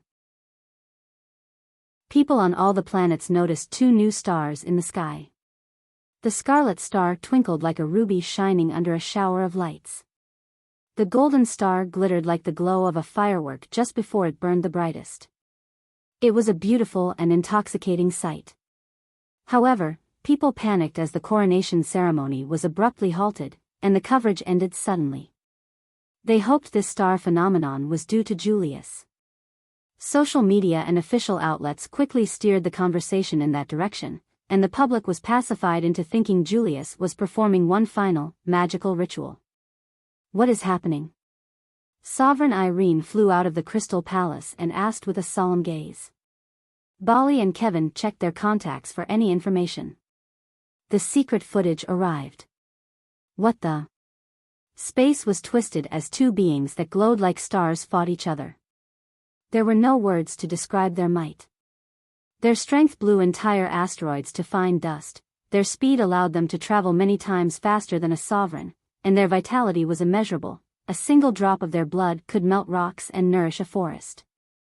The ones fighting were anything but mortal. The three sovereigns stared at the screen with wide eyes filled with myriad emotions, the strongest being helplessness. Then, without a word, they looked at each other and returned to the palace.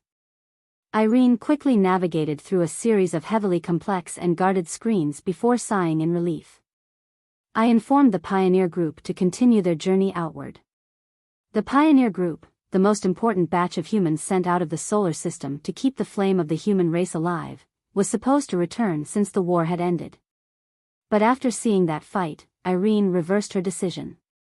Bali and Kevin did the same with the groups they controlled. That battle was witnessed by only a few thousand in the entire human race, extremely important scientists, peak level 9s, and the sovereigns. The scientists panicked while the peak level 9s worried about another war. But the sovereigns knew better. If Julius won, he'd claim himself emperor, and there'd be no issue. If Julius lost, whatever that being was, it would slaughter the entire solar system. No planet, army, or powerhouse could stop the carnage. There wouldn't even be a carnage, there wouldn't be a fight. It would be just like how Julius ended the Abysses, a single planet-destroying attack that would end all life in a blink. That's it. Perhaps the sovereigns and peak level 9s might survive the first attack, but they had no chance of surviving the second. Whatever they did now was inconsequential. The sovereigns had never felt so useless. Perhaps this was indeed an era where even they would be insignificant. On the other hand, the battle between the emperor and the would-be emperor was going strong. Their bodies shone like stars as they flashed and moved thousands of miles in a blink. 1,000 punches were thrown in less than a second, each attack met with a counter, and the shockwaves from their confrontation slowly started to erode the vast asteroid belt. As a mystic, the body awakener celestial, even though the Abyss Emperor was heavily injured and weakened to the point of possessing only first-rank celestial strength, he was much stronger than Julius. But Julius was famine. When attacked, his body just accepted the attacks, absorbing them. From time to time, his body would light up in golden light and spit out energy waves back at Hayden.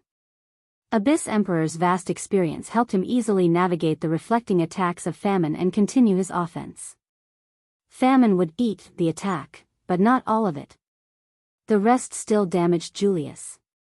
Slowly, he was taking injuries. Unfortunately for Hayden, Julius' body was also devouring the blood that splashed out of him and burning it for his own use. The efficiency was poor, but it was a boost nonetheless. Mystics were powerful in short, intense battles, while famines excelled in long, drawn-out conflicts. Hayden wanted to finish this battle before things got out of hand. However, Julius was stronger than he had hoped. "You are the final enemy of my race," Julius roared as their fists connected. The scarlet and golden lights clashed and exploded, sending them both reeling back. Despite being a famine and a new celestial, Julius was clearly weaker. Several fist-sized cavities marred his body, and many injuries continued to bleed. However, these injuries quickly healed as Julius absorbed and burned his enemy's blood, and the weakness from the intense fight subsided slightly. On the other hand, Hayden could not remain calm. His injuries, caused by the turbulent space channel created by insufficient altars, remained. While his bleeding began to slow, his current state was giving Julius too much of an advantage. Hayden regretted packing away all the healing elixirs for his wife and daughter. He had none to use for quick healing. Given enough time, he would eventually heal and return to full power. Even in this weakened state, I'll finish him, Hayden thought. clenching his fists. The golden light around him grew brighter and brighter, nearly blinding. The aura in the space grew turbulent. The blinding golden light condensed into the Abyss Emperor's fists. Something had changed. Those fists gave Julius a glimpse of his death, and he no longer hesitated. With a snap, Julius summoned the 7 artifacts. When he reached the celestial rank, he believed he would be invincible, and no enemy would stand before him. It deeply hurt his pride to rely on external things now. The artifacts hovered around him effortlessly, each giving off a different colored light. Though the glow was weak and the improvement minor, Julius' strength, vitality, and resilience all increased significantly. Only the slate didn't glow, nor did it float freely. It clung to his forearm, and Julius let it stay there, finding it slightly calming. "Come," Julius said, raising the demon sword of Neptune and pointing it at the Abyssal. As Julius absorbed Hayden's blood, the sword absorbed Julius and glowed brighter.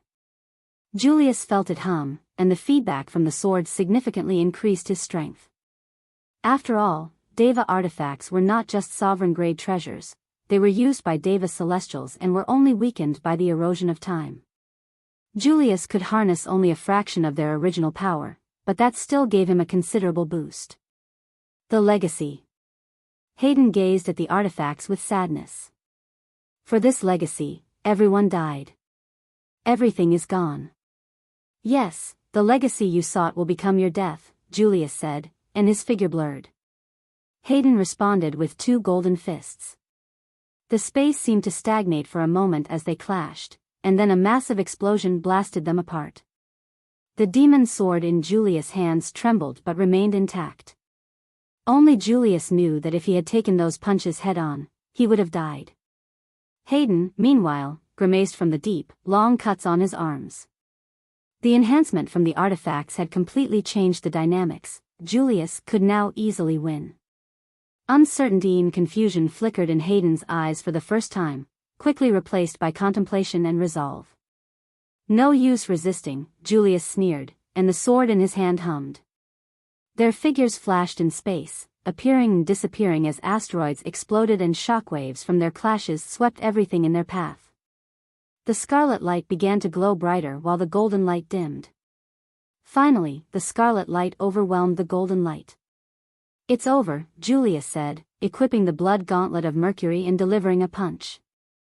Hayden's ribs snapped, and a huge shockwave passed through the Abyssal. The special aura from the gauntlet seeped into his body, causing chaos from the inside.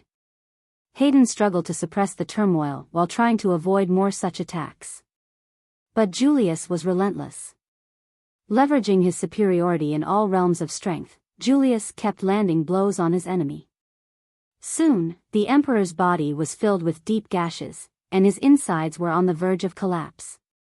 The mighty Abyssal ruler endured as much as he could, but his heavily injured and weakened body couldn't hold on. Jarg. Julius' gauntlet punched just above the heart, and Hayden stumbled back, his armor tearing into pieces.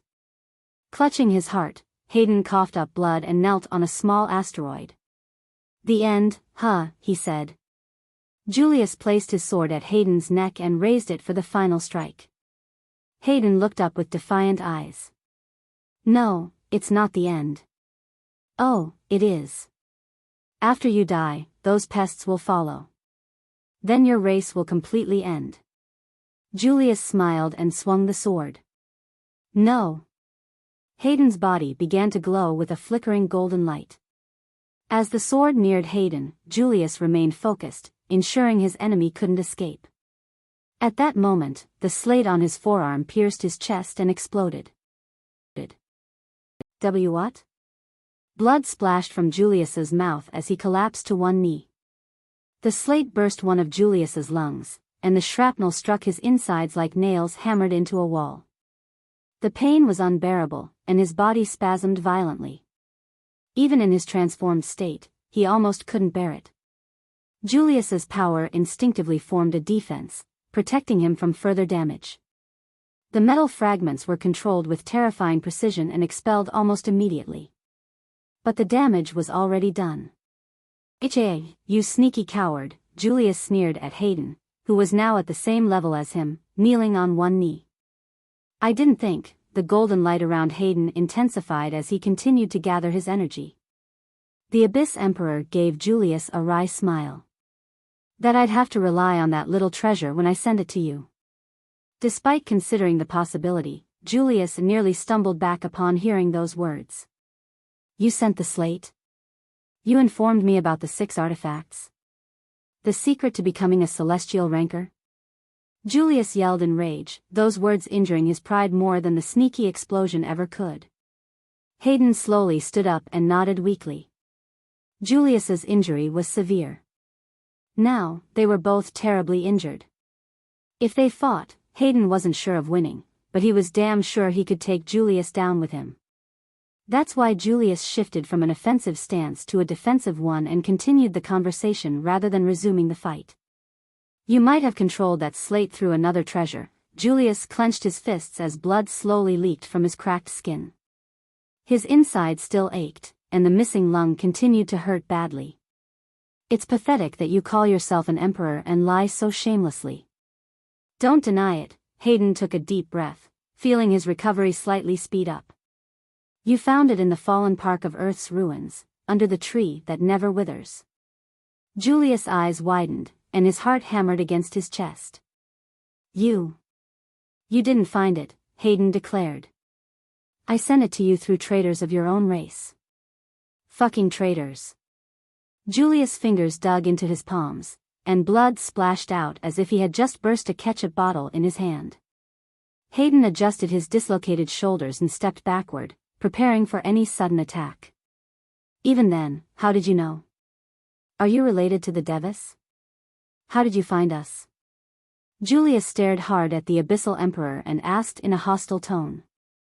But there was no intent to fight. Julius also retreated steadily. Hayden was worried Julius might attack him even if it meant his own death. But now it seemed he was worrying too much. Hayden didn't reply to the rapid questions. He felt disappointed by this human. The strongest human didn't even know this much. Was he just all talent and no brains? Hayden also felt somewhat relieved. If Julius was a hardcore patriot, he would be fighting him intensely and dying with him without hesitation. Thankfully, Julius wasn't such a person. If Julius were a very clever man, he would have already known the answers to his questions and wouldn't have kept the suspicious plate around him. Julius was talented but neither very clever nor very patriotic. If it's someone like Varian, it would be very troublesome. Hayden suddenly remembered the young man's name, and his eyes flashed with vigilance. If Varian escaped in the ghost ship, he couldn't catch up. Then, an enemy like Varian, who had already received benefits from the Devis and was growing insanely fast, would be a nightmare for the Abyssals. Did you kill Varian? Hayden asked as he continued to retreat. What did you say? Julius stopped and glared. A wave of killing intent washed over the Abyss Emperor, revealing everything he needed to know. Once I kill Julius, I should immediately kill Varian. He's too dangerous to leave alive. Hayden decided. I'll rip your heart out soon. Julius retreated a few thousand more miles before disappearing. The chaotic space slowly grew peaceful, and Hayden laid down on an asteroid. He needed a small break to recover, and he assumed Julius was doing the same. But there was a key difference. Hayden would recover as a second-rank Celestial, while Julius would recover as a newly ascended Celestial. Even if Hayden only regained 10% of his original strength, it would still be higher than 80% of Julius. So, Hayden closed his eyes and absorbed the aura, focusing on his recovery. Meanwhile, Julius did exactly as Hayden predicted. He took in all the precious potions and medicinal herbs, but they did not aid in his recovery. He realized he could only use the few herbs he had recently found in the ruins, and he mainly used them on himself.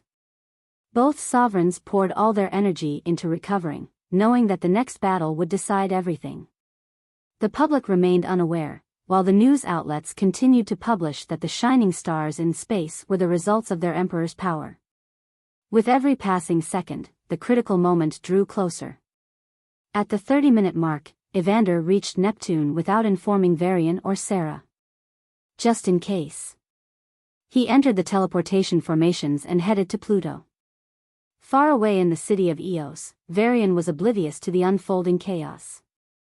Just a while ago, he had finished a long, intimate session with his lovers and had fallen asleep. Sia and Sarah were also exhausted, showing no signs of waking up.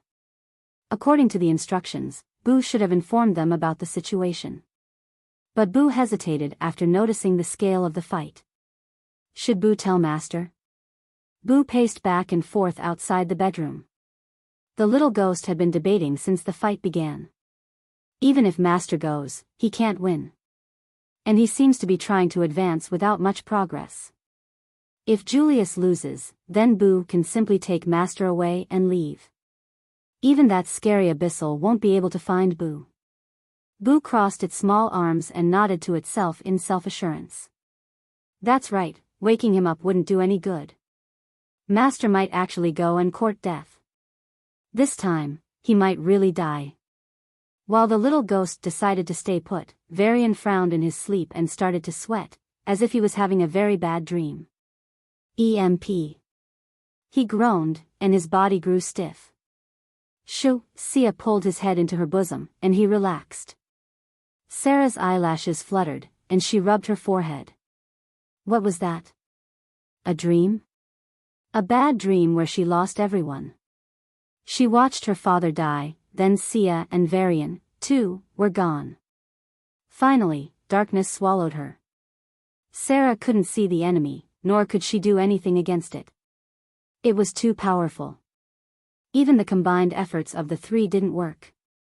It must be Julius, he's a big danger for us, Sarah consoled herself and stretched her arms. These scary dreams were common for her, usually when she was sleeping alone. But I'm not alone. Sarah quickly realized the lack of warmth on her skin and noticed that Sia had pulled Varian away from her. Competing even in sleep? Sarah pursed her lips and hugged Varian from behind. While the three remained oblivious, the battle that would decide the fate of humanity was about to begin. Hayden opened his eyes and breathed out. The sheer force of his breath caused cracks in the asteroid he was sitting on. Most of his injuries remained. Without his healing potions, his natural regeneration worked very slowly against the wounds he sustained in the turbulent space. I almost died. The Abyss Emperor was a seasoned warrior, but he still felt his heart palpitate when he recalled the perilous journey from the unstable space gate. It was solely the fault of Varian and Enigma that the space altars were destroyed. If they hadn't touched those altars, Hayden would have arrived here at full strength. As a rank 2 Celestial, I could have brought them here, saved them. They could have been alive. Hayden's eyes blazed with fury, even as they turned wet with grief. You killed them, Varian. You will pay for it. You and everyone you know. It was less of a statement than a promise to his deceased family. Hayden had never met Varian, but now he hated him more than even the Zions. If only Varian didn't exist. Arg! Hayden roared like a wounded beast. The sonic waves from his shout shattered the asteroids and pushed hundreds of them away. The image of his wife smiling at him before she died, and the scene of his daughter's brutal murder, played like an endless loop in his mind. Abyss Emperor's breath grew ragged. He felt the urge to cry, to wail like a child, to complain about how unfair everything was. But he didn't. He couldn't. Ever since he became the Emperor, he never complained, no matter how hard it got. Even now, with his empire in ruins and his family gone forever, he wouldn't complain. My daughter wouldn't like to see such a weak father. She thinks I am a great warrior. I should act like one. For her. Only for her. He sniffed back his tears and straightened his back. A few minutes later, Julius appeared, his wounds mostly healed and his aura much stabler than before. But something was off. Julius' face was terrible, incredibly pale, paler than a man who had witnessed the most horrible sight ever. And those eyes, there were tears in them. He was weeping and grieving. What have you done to me? Julius asked, his voice on the verge of a breakdown. After the slate exploded, Julius felt like a void in his mind was suddenly filled. The emotions he couldn't feel for years came flooding back. The guilt for every crime he committed, the shame for every injustice he had done, the burden for every life he chose not to save, it crushed his heart and smashed it into pieces. Julius felt suffocated and scared. His own mind hadn't been his for years. Someone had been messing with him, and he hadn't even noticed. Why did you let me do such horrible things? I helped your kind kill 1 billion people on Pluto just to get this artifact. Julius looked at the demon's sword in disgust. Hayden calmed down as his enemy's emotional state grew turbulent. Yes, many years ago, he had devised a plan to easily get the 6 artifacts. Let a human sovereign collect them. When the time came, Abyssals would expose the sovereign and spark a civil war. Humans would destroy themselves, and Abyssals would get the legacy at a low cost. It was a long-term plan, the last but guaranteed strategy. Unfortunately, this long-term plan had to be abandoned for a quicker one, with fairies growing increasingly aggressive and pushing his people to war. But it didn't matter now. You are a horrible person, Julius, Hayden said with disgust, knowing exactly the impact it would have on an emotionally unstable Julius. You let your own people die. You killed billions on Neptune. You murdered your own colleagues. No, Julius took a step back, his eyes growing frantic. It wasn't me. It was you, you messed with my head. The slate acts slowly. You had time to act when you started doing those lawless things. Yet you didn't. Hayden continued to push. It was a half-lie. The slate was one of the key artifacts of the Abyssals. It would slowly corrupt a person as long as they remained within its reach. The first thing it did was mask all introspection. When a person stopped questioning whether their actions were just, it became easy to brainwash them into doing terrible things. I am not a monster. Julius clenched his fists and glared at Hayden. But his tone was uncertain, his eyes filled with guilt, and his mind overwhelmed with the faces of the people he had killed. So many, so many. I am not a monster. I didn't want to do it. Julius yelled, and a scarlet light enveloped him. You did. You monster. Hayden emphasized the last word, and it was the last straw. No. Julius pounced on Hayden like a rabid dog and punched out. Hayden responded with a punch of his own. For a moment, the space stilled before a tsunami of scarlet and golden light drowned everything. Hayden rubbed his bloodied fists and sighed inwardly. Despite his higher rank, Julius had recovered more strength than him. If Julius were in his right mind, he'd have no chance. Thankfully, with the destruction of the slate and Julius' celestial rank strength, he realized he had been manipulated in the past. This knowledge had messed with his mind enough to give Hayden a chance. I didn't want to kill them. I hate you. I hate myself. Julius cried out as he launched a flurry of attacks. Hayden was pushed back constantly but remained calm, protecting his vitals. Soon, Julius was panting. His indiscriminate use of energy led to increasing fatigue. On the other hand, Hayden, aside from some minor injuries, remained fine. Julius was slowly calming down. You don't have a right to live, Julius, Hayden said as he pushed him back again. You are the biggest traitor to mankind. Shut up. Julius rushed at him once more and the fight continued. The battle proceeded as Hayden had planned, and after a few minutes, Julius' exertion finally caught up to him. Then, Hayden, who had conserved his strength, began his offensive. The battle dynamics reversed in an instant. Julius smashed through hundreds of asteroids, breaking them apart as he barely defended himself against the Abyss Emperor's assault.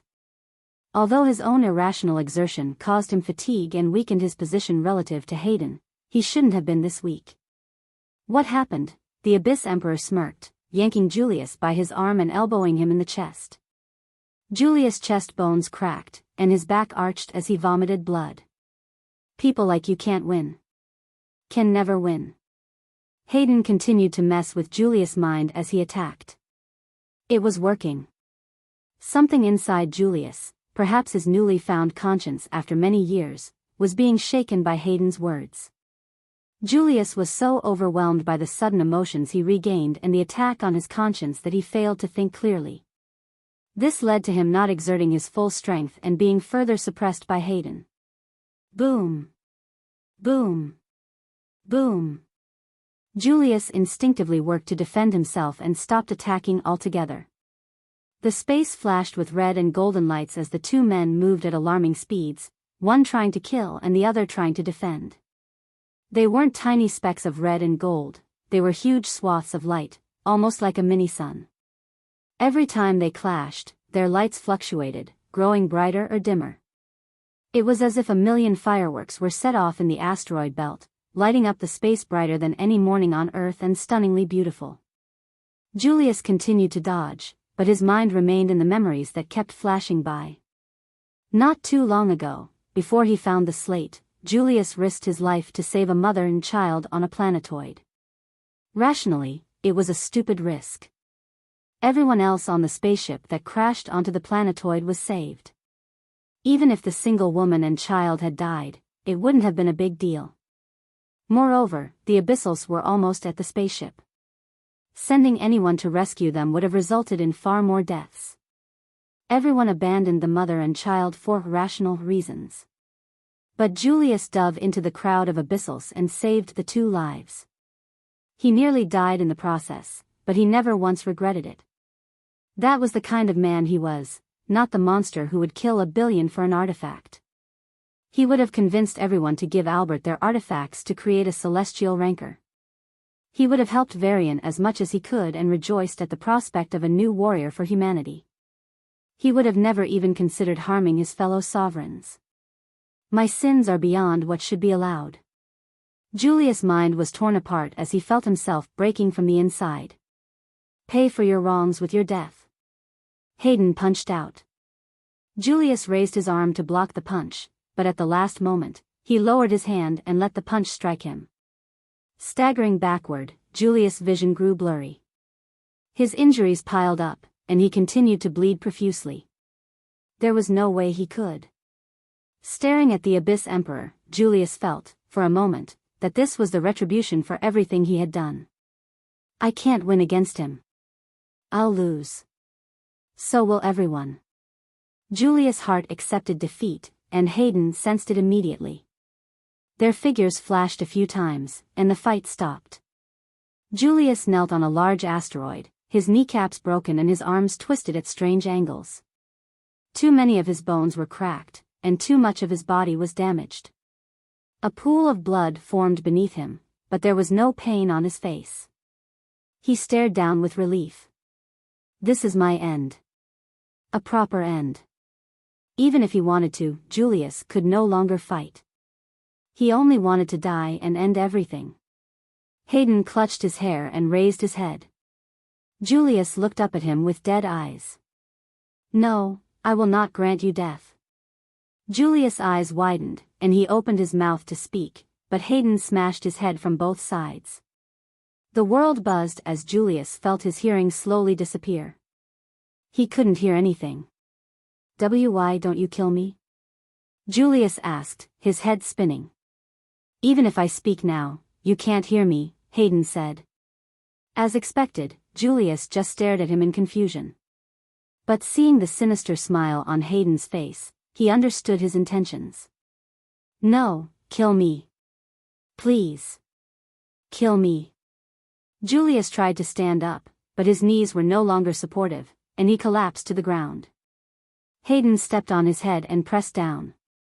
The asteroid cracked, and Julius' scalp began to bleed. You disgust me, Julius, Hayden said, raising his foot and stomping down with greater force. Blood spilled out of the crack and splashed on Hayden's face. He raised his foot again and continued to trample, with greater force each time. I lost everything and was forced to come here. But why? To defeat a pathetic weakling like you? Hayden's face contorted as his eyes blazed with rage. If you were going to lose anyway, if you were going to beg for death, why didn't you just do it earlier? It could have saved them all. All Julius managed was a whimper as his heavily injured head pushed his consciousness toward blanking out. But somehow, his hearing was beginning to return. Julius wished it hadn't. Because he heard the cruelest words ever spoken. I will not kill you. It's too easy of an end for you. I will destroy you, make you incapable of exerting any power, and display you in a museum, so everyone can see the traitor. Your great deeds will be revealed, and you'll be exposed. MFF, arg, no. Julius wriggled and, with great effort, raised his head out of the crack against the foot pressing down on it. His eyes were filled with tears as he pleaded, Ilmi, I beg yo. Boom. Hayden stomped him back into the ground and twisted his foot. No.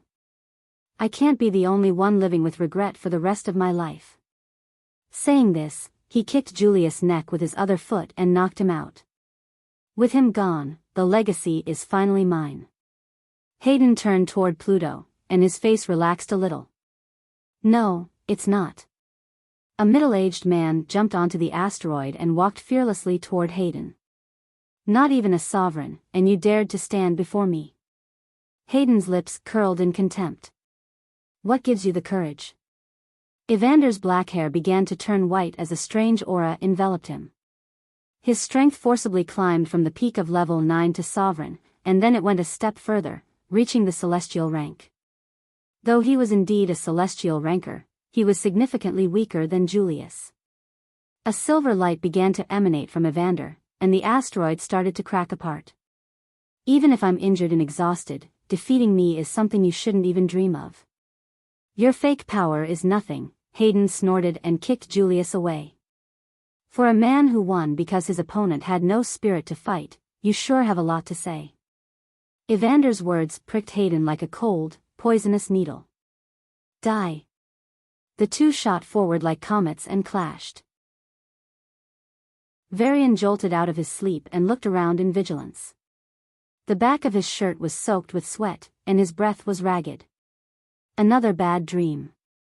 Ever since Julius reached the celestial rank, Varian couldn't find peace. In the nightmare just now, Julius found their location and brutally tortured them before killing them in front of the crowd. Despite his efforts, Varian felt helpless. It felt just like his birthday when he was powerless to stop the fire wolf from killing his mother. And just as helpless when Enigma tried to save him, only to be killed himself. No. It won't happen again. Varian covered his eyes with his palm and took a deep breath. I'd rather die.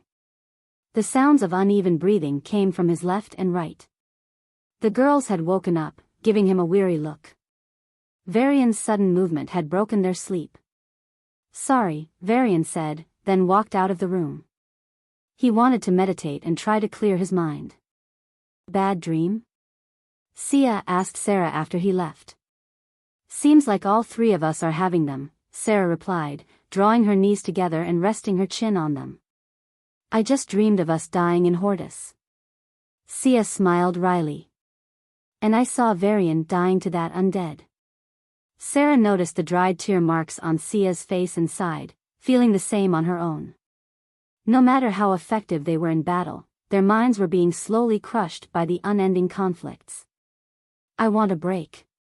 A long one, at least a year, Sia said, sprawled on the bed, staring at the ceiling. Just a mundane year with a normal life. Sarah got up from the bed and stretched her arms. She changed from her negligee into a combat uniform and walked into the training room inside the ghost ship. Peace isn't given, it's grabbed. Evander vomited blood as he crashed into an asteroid, shattering it into pieces. Half of his hair turned white, and his once fine skin was now filled with wrinkles.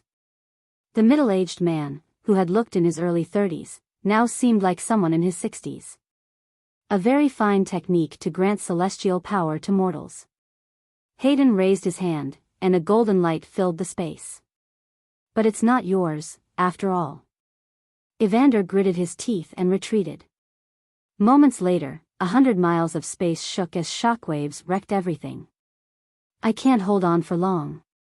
Evander glanced at the unconscious Julius, hoping the bastard would wake up. But he didn't know that Julius had already woken up. Julius had given up on fighting and made no effort to recover. He was broken from the inside. You're an unexpected surprise, but that's it.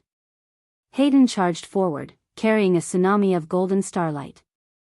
Evander retreated and sent a message to Boo, take them and go.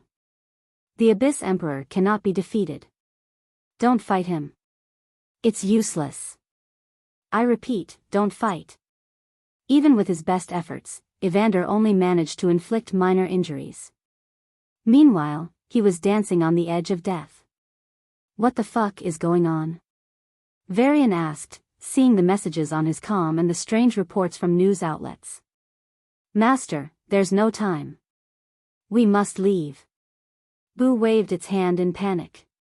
Varian's eyebrows knitted together, and ignoring Boo's frantic pleas, his mind's sense swept through the top messages to understand the situation.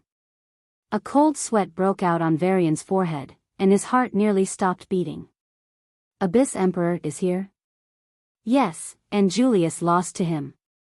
Boo said, his voice breaking with tears. Master, we must evacuate while we can. You can take revenge later. Don't risk your life. While Boo was speaking, Sia and Sarah rushed into the room with anxious faces. Did you hear, Abyss Emperor, please evacuate. It's impossible to win against him. Boo yelled, tears streaming down his face. Varian glanced at Boo with a serious gaze and then turned to the database. The final warning message came from Evander. He was supposed to go to Mercury to pay homage to his father. Why the hell was he fighting Hayden? Varian recalled the moment Evander revealed he could temporarily increase his strength to a celestial rank. Shit. Varian slammed his forehead with his palm. Fuck. Fuck. Boo, go there. But master, it's dangerous, get moving. Now. Varian said sharply. Sarah and Sia went through all the data they had and slumped on the couch, their faces pale. Especially Sarah. After learning Evander was fighting, her face turned ghostly pale. Thankfully, she didn't cry or faint. After everything she had been through, she was mentally very strong now. Varian wanted to assure them that everything would be fine. But he couldn't bring himself to say those words. He had no idea what would happen. Julius lost. Abyss Emperor won. Now, even Evander was losing. If these two celestial rankers lost, who else could fight Hayden? Arg. Damn it. Fucking damn it. Varian clenched his fists, his heart racing with fear and anxiety. What should he do now? Fight? But that would mean death. Abandon Evander, the solar system, and all humans? Could he do that? Even if he's selfish, he couldn't find it in himself to escape while the Abyss Emperor slaughters 50 billion humans. The ghost ship quickly rushed through the teleportation formations and raced to the asteroid belt beyond Pluto. As they drew closer, Varian could feel the terrible fluctuations in the aura, even from inside the ghost ship. The space flashed gold and silver, mostly gold. It was as if they were in an ocean of aura that could drown and destroy them at any moment. Soon, Varian saw the two figures clashing, almost like two stars colliding. Evander crashed into the asteroids once more, sustaining another severe injury. But unlike all the other times, he didn't get up this time. He couldn't. Hayden landed on the asteroid and walked toward him in slow, relaxed steps. Evander's hair was completely white, his skin sagged, his bright eyes were now cloudy, and his back was hunched. The once powerful man now looked weak, vulnerable, and on the verge of death. Evander had burned up all the vitality he could. The only reason he was still alive was that his body instinctively refused to let him burn the final reserves, the reserves that kept him alive. But they wouldn't last. He would die soon, maybe in a day or a week, but it didn't matter. His entire body was riddled with wounds. Even with his healing powers, the injuries would take him down in an hour. Was it worth it? You chose to burn your life while you could have escaped, Hayden said with resentment. In Evander, he saw himself. No, he saw the opposite of his own reflection. Unlike Hayden, who ran away, Evander was courageous enough to sacrifice himself. Hayden hated him for it and wanted to prove him wrong. "Your efforts are futile, human." "You are wrong," Hayden said. "I am not," Hayden knelt in front of the old man and said. But there was no conviction in his words, only guilt. Evander laughed weakly, his glassy eyes filled with mist. The once powerful voice was now weak and old, yet it carried a conviction that Hayden lacked. He will make it right." Hayden's eyes suddenly flashed, and he shot in the direction of the spaceships where the final abyssal survivors were staying. An explosive was dropped among them, about to detonate in seconds. "Stop." Hayden reached them in an instant and grabbed the explosive in his hand. It exploded but didn't even shake his palm. Not even his skin was bruised. However, in his focus on protecting the last members of his race, Hayden was hit by a black beam of light that appeared from behind. The black beam drilled into his body like a wriggling shadow, beginning to suck his vitality. Hayden curled up as black fumes spread from his back, stomach, and other parts like tendrils, piercing back into him. Blood leaked from his eyes, nose, and lips as a black aura spread from him. The nearby abyssal survivors screamed and tried to run away, but the aura touched them, and they dropped dead with blank eyes. Varian watched his greatest enemy lose vitality with a solemn gaze. The death strand wouldn't have worked at any other time. But Hayden's extremely weakened, injured, and exhausted state was the only reason he was ambushed and affected by it. Varian hoped it would end him. But, arg. Hayden's aura fluctuated violently, and his skin began to break down. His muscles tensed and tore. Yet, the Abyss Emperor stood straight and stared at the ghost ship. "Did you really think a strand of that energy could kill me?" Varian teleported in front of the ghost ship and faced Hayden. Sia and Sarah wanted to teleport right away, but he asked them to wait for an opportunity. Boo took the chance to silently save Evander.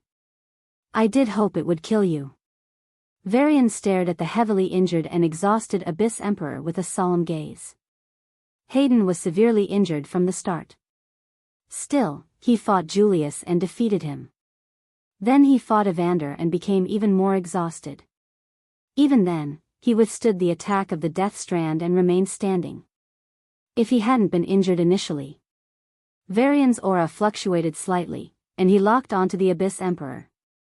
The Death Strand had weakened him greatly, and this was his best chance at defeating him. "Come," Hayden smiled. The space flashed gold. Varian's fist broke through the sea of golden starlight and reached the Abyss Emperor. However, the Abyssal's fist blurred, and space burst. "Huh!" Varian's vision spun as he felt his body nearly rip apart from the outside. His chest burned, and his entire body spasmed in pain. The next thing he knew, he was flying like a cannonball, but at a speed much faster than a sovereign's. Blood poured from his mouth, and only then did Varian realize there was a fist-sized hole in his chest. The only reason he was still alive was that the hole was on the right side. But the hole seemed to drill almost all the way to his back, as if someone had literally pulled out a chunk of flesh from his chest, stopping just short of the skin on his back. Varian's chest was hollow, and he felt empty as the pain seared through his nerves. However, the pain was almost instantly suppressed by a rush of adrenaline that overwhelmed his system and overcharged his heart. Varian's instincts screamed danger, pushing him to escape. Without delay, he channeled his spatial power. His body blurred, and he reappeared 1,000 miles away. The next second, a huge explosion occurred at his previous location, and a blinding golden light spread out like a tsunami. Piercing through the golden light, Hayden shot toward him at a speed far exceeding anything Varian could achieve. Varian saw the bloodied fist of the Abyss Emperor and felt the cavity in his chest ache. Bastard. Varian didn't even try to fight in close quarters and disappeared into the distance. A psychic attack tried to drill into his brain, slowing him down, while the space around him tightened, and the time flow around his body slowed. Then, invisible chains made of telekinetic power latched onto his arms and legs. Two swords forged from lightning and ice swung at the Abyss Emperor's neck. Faced with the might of Varian's powers, the Abyss Emperor stagnated, but only for a split second. Varian, pay for your sins. With a thundering roar that literally pushed nearby asteroids away, the Abyss Emperor moved. Even in his current state, the psychic attack made no impact on his firm and experienced mind, which stood as strong as an iron wall. The space around him remained hard, and his time flow ensured he moved slower than he should. Despite these two slowdowns, he still moved significantly faster than any sovereign. The telekinetic chains snapped like cheap thread, and the Abyssal swatted away the swords as if they were paper balls. Like a menacing bull breaking through all obstacles, he raced toward Varian. Son of a, Varian teleported away, his mind racing against time as he racked his brain for a solution to defeat this overpowered foe. Varian was grateful he had been asleep until now, only learning of Hayden after Evander battled him. If he had faced the Abyss Emperor instead of Julius first, he'd be dead. Even if he fought Hayden after Julius, he'd still be dead. For fuck's sake, even if Evander had drained him further, Varian still felt the breeze of death washing over him. Hayden, though very weak compared to his prime, retained power that Varian couldn't reach even with his best efforts. Hayden charged forth like a mad bull, smashing asteroids left and right, exploding hundreds of miles into nothingness as he chased Varian, who continued to teleport away. If you never existed, everything would have gone smoothly. Hayden rushed toward Varian, standing on an asteroid. Just as he was about to reach him, Varian teleported. He escaped again. You coward. If you had kept quiet back then like you are now, everything would have been fine. Hayden grabbed the metallic asteroid and broke it into two with his bare hands. Pebbles, metal bits, and dust flew out under the might of the abyssal being. The shockwave from that single snap was enough to end the life of a low-level 9. How do I win against this monster? Varian gritted his teeth as he continued to retreat.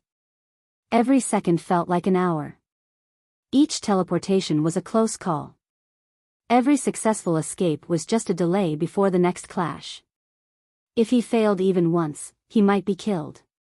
Under extreme pressure, Varian performed exceedingly well and continued to dodge the attacks of the Abyss Emperor for a total of 6 minutes. The cavity in his chest closed up, and Varian wanted to delay longer. If I can exhaust him by dragging this out for an hour or two, then. Varian discarded that thought immediately when he noticed something. The Abyss Emperor's aura was stabilizing. He wasn't just recovering from his injuries, the Abyss Emperor was as well, and from injuries far graver. Although his recovery speed was much slower than Varian's, if the Abyss Emperor recovered even 1% more of his power, it would end the battle. Now. Realizing he had no choice, Varian condensed his powers once again. After the 6 minutes that felt like 6 hours, he attacked the Abyss Emperor. Just like before, his space, time, and telekinetic powers restricted Hayden, while his psychic power attacked the Emperor's mind. But this time, he received help. Sia and Sarah joined the assault from as far as they could. Sia's psychic power attacked Hayden alongside Varian's, while her gravity power acted on Hayden's body. Then, a chain of darkness materialized and bound his right leg. Almost at the same time, a chain of light materialized and bound his left leg. The flow of time around him twisted once again, slowing him down further. Hayden's power still remained in the celestial rank, but he wasn't as invincible anymore. His strength was now within the visible range, unlike before when they couldn't even gauge his insane power. However, the bad news was that his power level was at the ceiling of what they could feel and observe. You little thieves, cowards who can't fight alone, Hayden spat in contempt as he stared at Varian and then shifted his gaze into the far space, where Sia and Sarah stood inside the ghost ship. A wave of aura swept over them, and part of the thick killing intent directed at Varian reached them.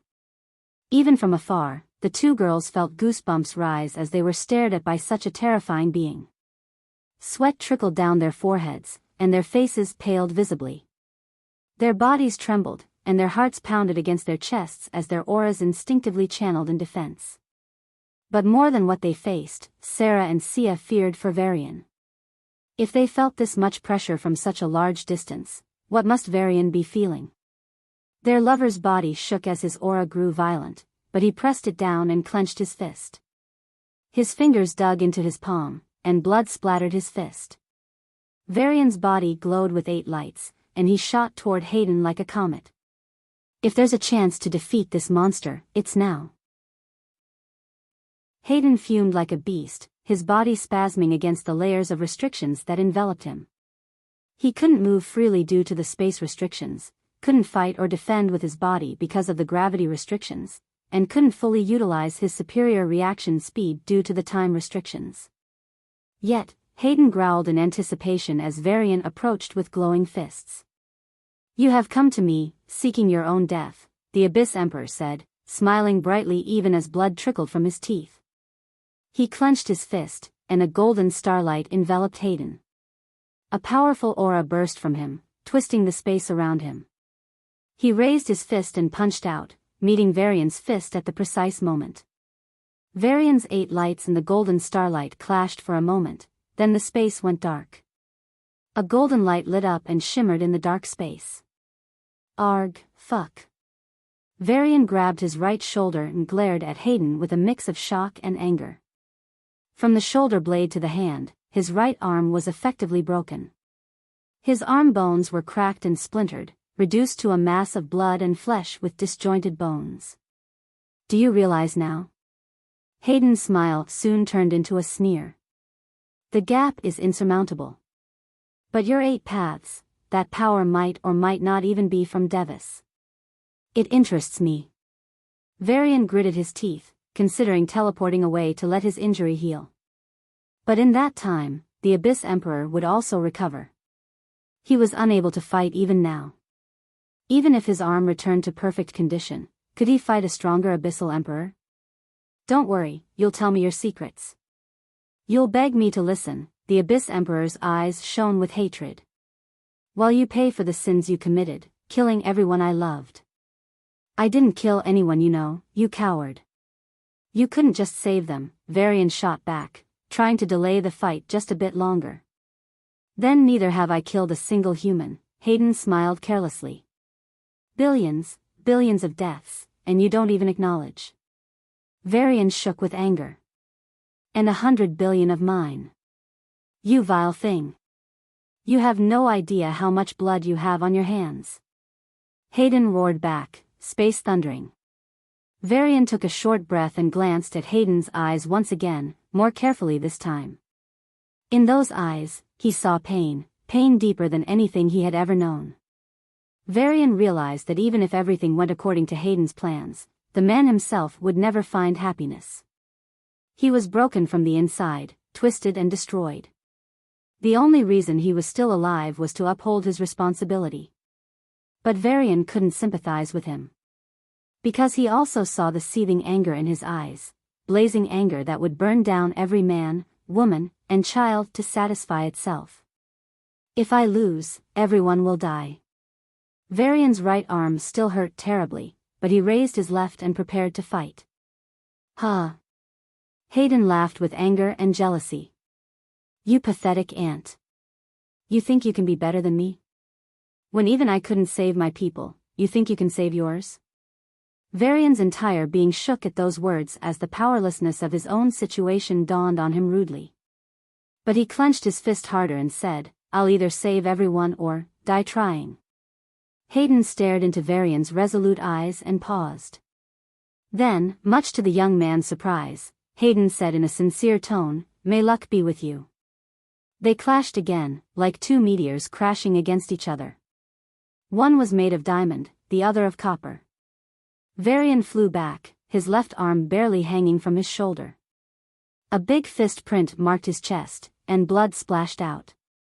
"It's useless," Hayden shook his head and took a step forward, crossing 100 miles to approach Varian. Maybe, Varian couldn't even raise his hand to fight. He drew back his right leg, preparing to kick. If his arms didn't work, he'd use his legs. If his legs didn't work, he'd use his head. If his head didn't. As his thoughts flashed, Varian suddenly realized he had two girls who loved him deeply. They were behind him, watching him, supporting him at great risk to themselves. If he died. If he really died, Varian felt the corners of his eyes turn wet. He really wanted to turn around and flee from this fight. This wasn't a fair fight. It never was. He wasn't even a sovereign. He was just a peak level 9. How could he fight a celestial rancor, no matter how weakened and injured they were? Why should he fight to his death when he could stay alive? If he got into the ghost ship and escaped, even if it was hard, he'd be safe. His lovers would be safe. He could save a few people close to him, a few scientists and researchers. He could take them out of the solar system and find another life planet. It didn't have to be this hard. He didn't have to fight. Yet he did. I'm sorry, I can run away any other time. But not now. I'm sorry, I'm going to break your heart, but your hearts will break only after mine. Varian's voice echoed in the minds of Sia and Sarah simultaneously. Their already pale faces drained of what little color they had left, and they collapsed powerlessly in the ghost ship. No. Sia tried to cry out, but her throat felt clogged, and her voice failed her. Please, no. Don't go. Don't leave me alone. Sarah's wails reverberated through the ghost ship as she closed her eyes, fighting back the tears that threatened to spill. A few feet away, an old man lay in an emergency tube, her father on the brink of death. She was already on the verge of heartbreak, and now Varian. Please, I beg you. Sarah screamed at the top of her lungs. Come back, Varian. Let's go away. Varian heard their voices through his calm. His face froze, and his eyes trembled, but he didn't waver. Come at me, Varian said, staring fearlessly at the Abyss Emperor. Hayden's eyes widened as he saw his own reflection in the young man. If you... Hayden's voice was low, but it shook the space around them. If you swear allegiance to my command, serve the Abyss race, then I can let you live. Hayden didn't truly want to spare Varian, but he was curious to see the resolve of the young man, his own reflection, crack. Your loved ones can also remain alive, he added. The rest of humanity will receive a peaceful death. This is the greatest concession I can offer. Varian threw his head back and laughed.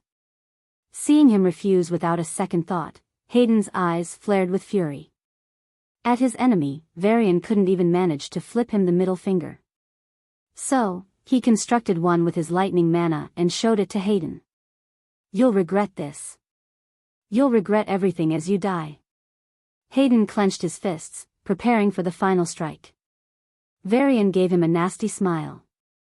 I am the protector of the human race. I swore this oath when I was 9. Everything I've worked for, every drop of blood I've shed, every hour of training, it's all for this moment. I'll either protect everyone or die before they do. As a child, Varian always hated heroes. They reminded him of his father, who died to save his comrades. It broke his young heart every time he read about a noble sacrifice. So, he promised himself, he'd train and become the strongest. He'd be the greatest awakener there is. Then, he'd save everyone and bring peace. No more sacrifices. No more sad stories. He also promised himself one more thing, he'd never become a hero. He'd never sacrifice himself. His son would never cry for his dead father. His wife wouldn't weep in the dark nights. The young boy who lost his father many years ago grew up and now stood alone, between the Abyss Emperor and the human race. As the final wall against death and destruction, as the final hope against despair, as the broken promise to his younger self, Varian stood as a hero. Hayden pulled no punches as he delivered a planet-shattering punch. Varian concentrated all his powers and met it with a round kick. His leg twisted backward, and the cracking of his bones resounded. It was a brutal and painful attack that nearly ripped the flesh from his leg. Holding back the scream that reached his throat, Varian stabilized himself and prepared his other leg. Hayden didn't attack immediately and stared at him for a moment. Despite his crippled arms and leg, Varian's eyes flickered with resolve. His hair stuck to his face, and his clothes clung to his skin from the sweat. The sound of his heart beating loudly in the sudden silence revealed his condition to Hayden, painful, heavy, and weak. Chickening out now? Varian mocked, preparing his left leg for the attack, even though he knew it was futile. You look so much like me, Hayden commented, ignoring his words. He blamed the death of his wife and daughter on Varian and vowed to torture him brutally. But even with all the hatred, he couldn't help but sigh when Varian chose to die rather than flee. I was the hero of my people. You are the hero of yours. We both have our villains. I failed. So will you. Bullshit, Varian spat out a mouthful of blood. You had some issues with Zions, and there was legitimate enmity between you two. What did we humans do? Exist? You self-righteous motherfuckers want to kill us so you can live, and now you want to equalize our struggles? No, fuckface, you aren't the oppressed, you are the oppressor. You're just twisting the truth to feel good about yourself. Hayden's body trembled with rage, his eyes flashing red.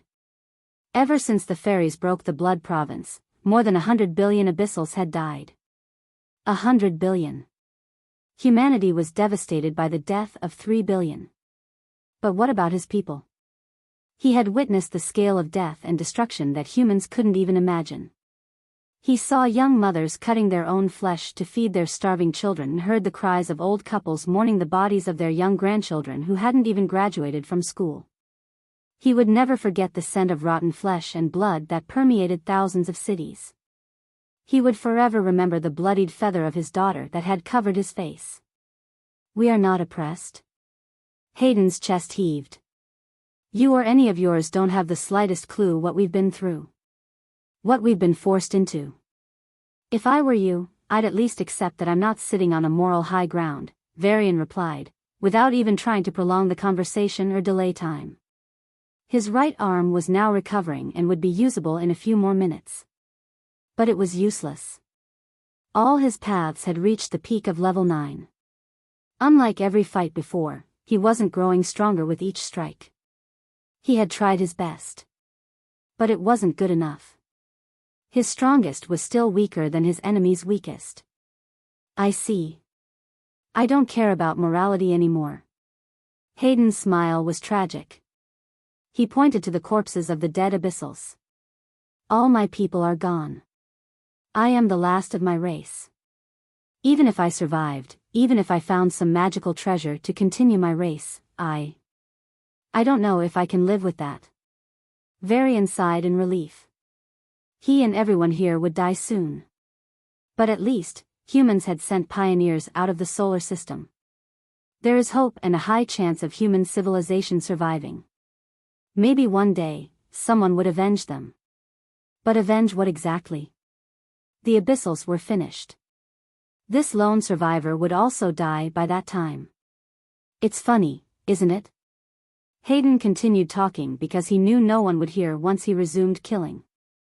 This might be his final conversation for a long, long time. Why am I even fighting? For survival? My people are gone. For glory? For whom? Revenge? Your actions indirectly caused their deaths, but you are a secondary player. Why do I even fight?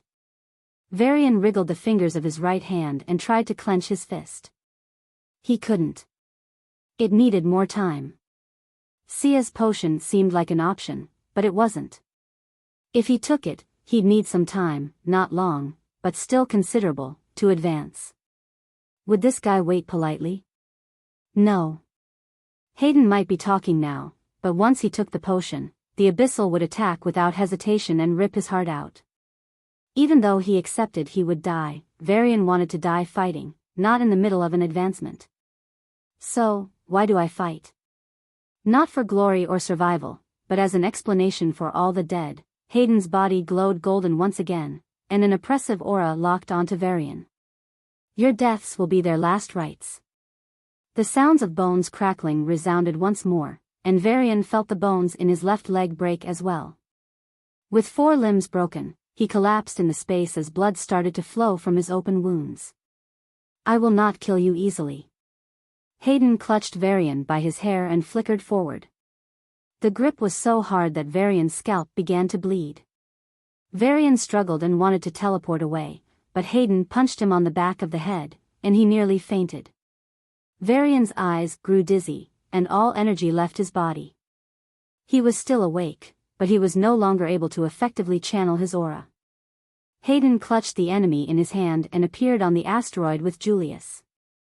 Julius had recovered somewhat, but his eyes were dull. Feeling the arrivals, his vision shifted lightly, and he recognized the bloodied young man.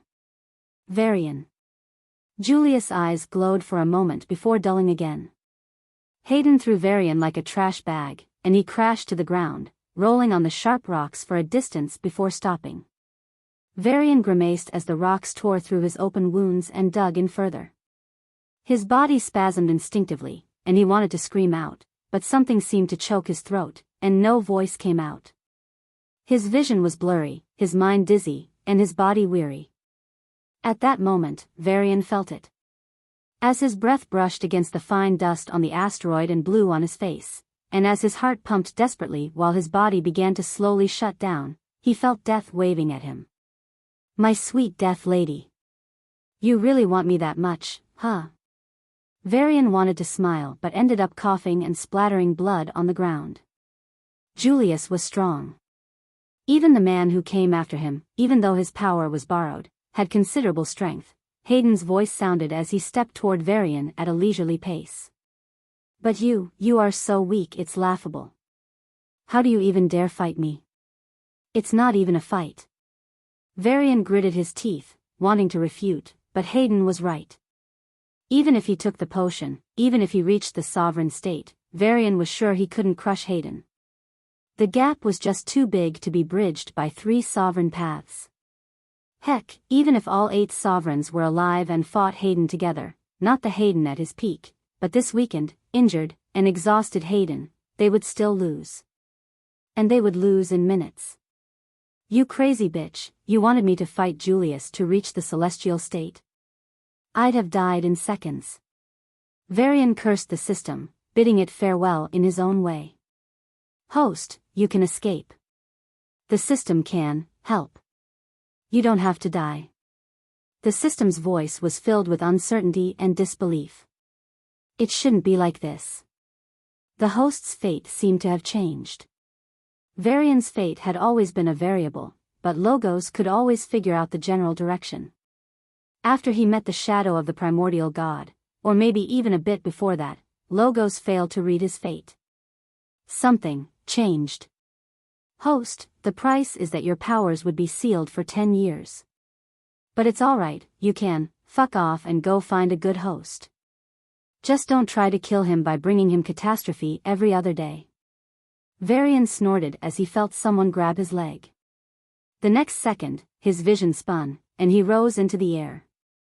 Hayden held him by the leg and slammed him down like a racket.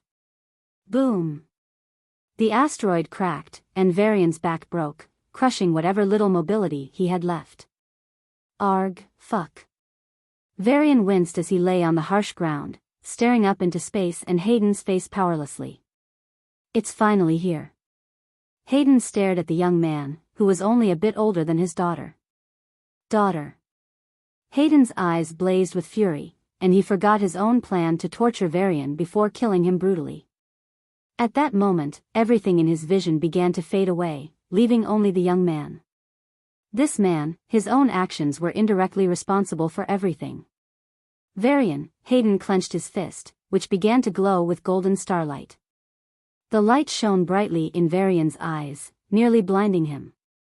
The sheer pressure from the light caused the ground to slowly cave in. Varian writhed on the ground, trying to channel his aura to teleport. It didn't work. For all the misery you caused me, this is your judgment. Hayden's golden fist struck Varian's face like a meteor crashing into a planet. As the golden fist approached Varian's face, time seemed to slow down. The sheer momentum behind the punch twisted the air and cut Varian's skin. His skull started to shake and creak under the pressure, and he began to bleed from his eyes, nose, and ears. Yet, Varian kept his eyes open, staring at the incoming fist. Hayden stared at the fearlessness in Varian's eyes and felt greatly insulted. If he killed his biggest enemy just like this, what was the point? It wouldn't even be proper revenge. Varian should scream, cry, and beg. His eyes should be filled with fear and despair, with helplessness as he suffered unimaginable mental pain. This is too easy a death for him. Hayden's eyes fluctuated, and his punch slowed down. Too easy. A scarlet light suddenly flashed, catching Hayden off guard. Huh? The sudden ache jolted Varian's muddled mind into thinking, even as his already broken body curled up to protect itself. I was saved. Only after a second did he realize that he was on some scarlet light, and the space was receding at a ridiculous speed. Before he could think more, something threw him off to another asteroid. Powerless and too injured to even respond, Varian crashed once again, his bones popping on impact. Like a squeezed-out ketchup bottle, the little blood left in his body started to leak out. Son of a bitch, just kill me, Varian cursed as the severe pain engulfed his mind and body. I hope you can do what I couldn't, a voice he knew but couldn't bother to identify in his current state sounded from nearby, yet also from afar. Following a man's painful groan, he heard an explosion, and the man shot into the distance at the same high speed, causing the asteroid to nearly flip. Varian opened his mouth to curse but ended up coughing up another mouthful of blood. His consciousness began to fade, and his body started to shut down. He was dying, and there was nothing he could do now. Many thoughts flashed through his mind, but even these began to slip away. His mind slowly grew blank, and his heart began to slow. As this happened, the 6 artifacts Julius left behind hovered around Varian and absorbed his blood, recognizing him as their new master. The blood gauntlets of Mercury fixed onto his bruised, broken, and bleeding hands. Varian's arms spasmed, and then the twisted bones began to mend themselves. The red flesh was quickly covered by new skin, and the cracks in the white bones disappeared. A ring placed itself on his right index finger, and Varian's healing accelerated. A pendant put itself around his neck, and Varian's mind, which was on the verge of sinking into darkness, burst into light. What the? With the return of clear consciousness came tremendous pain. A small crystal seed, shining and glowing with multiple colors, placed itself over his heart. Varian's planty power surged, and his regeneration skyrocketed. A crystal armor enveloped him and transformed into a plain but elegant white shirt and pants, further enhancing his regeneration. Finally, the demon's sword placed itself in Varian's palm, and his body shook with a surge of power. HAA. Varian gasped and sat up, taking short, rushed breaths as if he had just come out of water. Ha! Huff! Ha-fu! Varian stood up and stretched his body in utter surprise. His injuries were mostly healed, and the new strength. Varian clenched his fist and felt the surge of power. He was significantly stronger than before. But I don't know if I'm strong enough.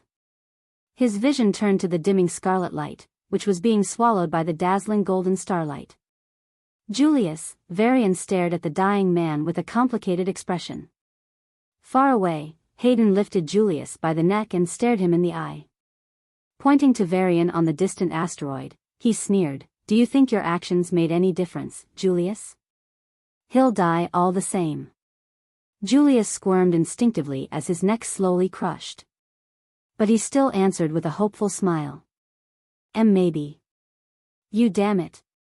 Hayden clenched his fist, and Julius' neck exploded into chunks of flesh and bone. His head rolled in space, while his body collapsed. The greatest powerhouse of the human race died a pathetic death. But Hayden wasn't happy. He stared at the hopeful smile that still remained on Julius' face and growled. It almost physically hurt him to see hope in his enemy. How could these people, the cause of his race's ruin, dare to dream of hope when he had none for the future? Hayden turned to Varian and snarled, "What will it take to break you?" His voice reverberated across the space, shaking Varian's heart. Death wasn't the first thing Varian feared, but he wasn't going to tell Hayden his worst fears. He hoped his enemy would never find out. Varian took a deep breath and leaned forward. Hayden snorted in disdain. After Julius saved Varian by surprise, he fought Hayden desperately, giving Varian the much-needed time. Yet, Julius failed to see that, in the big picture, his help was useless and only accelerated his death. In fact, his actions only aggravated Hayden more. Now, with Julius gone, Varian was the sole bearer of all the hatred Hayden carried. Varian's silhouette flashed, and he crossed the space between them in a blink, greeting Hayden with a powerful punch. His power exceeded the peak of a sovereign. But it remained in the gap between a sovereign and a celestial. After all the struggle, it still wasn't enough. Petty tricks, Hayden said, slashing down at Varian's shoulder with his hand knife. It cut through his flesh like a knife through butter and crushed his bones like a sledgehammer smashing a brick. Varian instantly lost his balance and toppled to the side. Hayden moved faster and incapacitated his other arm. Hayden saw the shock in Varian's eyes but saw no despair. This young man wasn't fearing death or defeat. It irked Hayden to no end.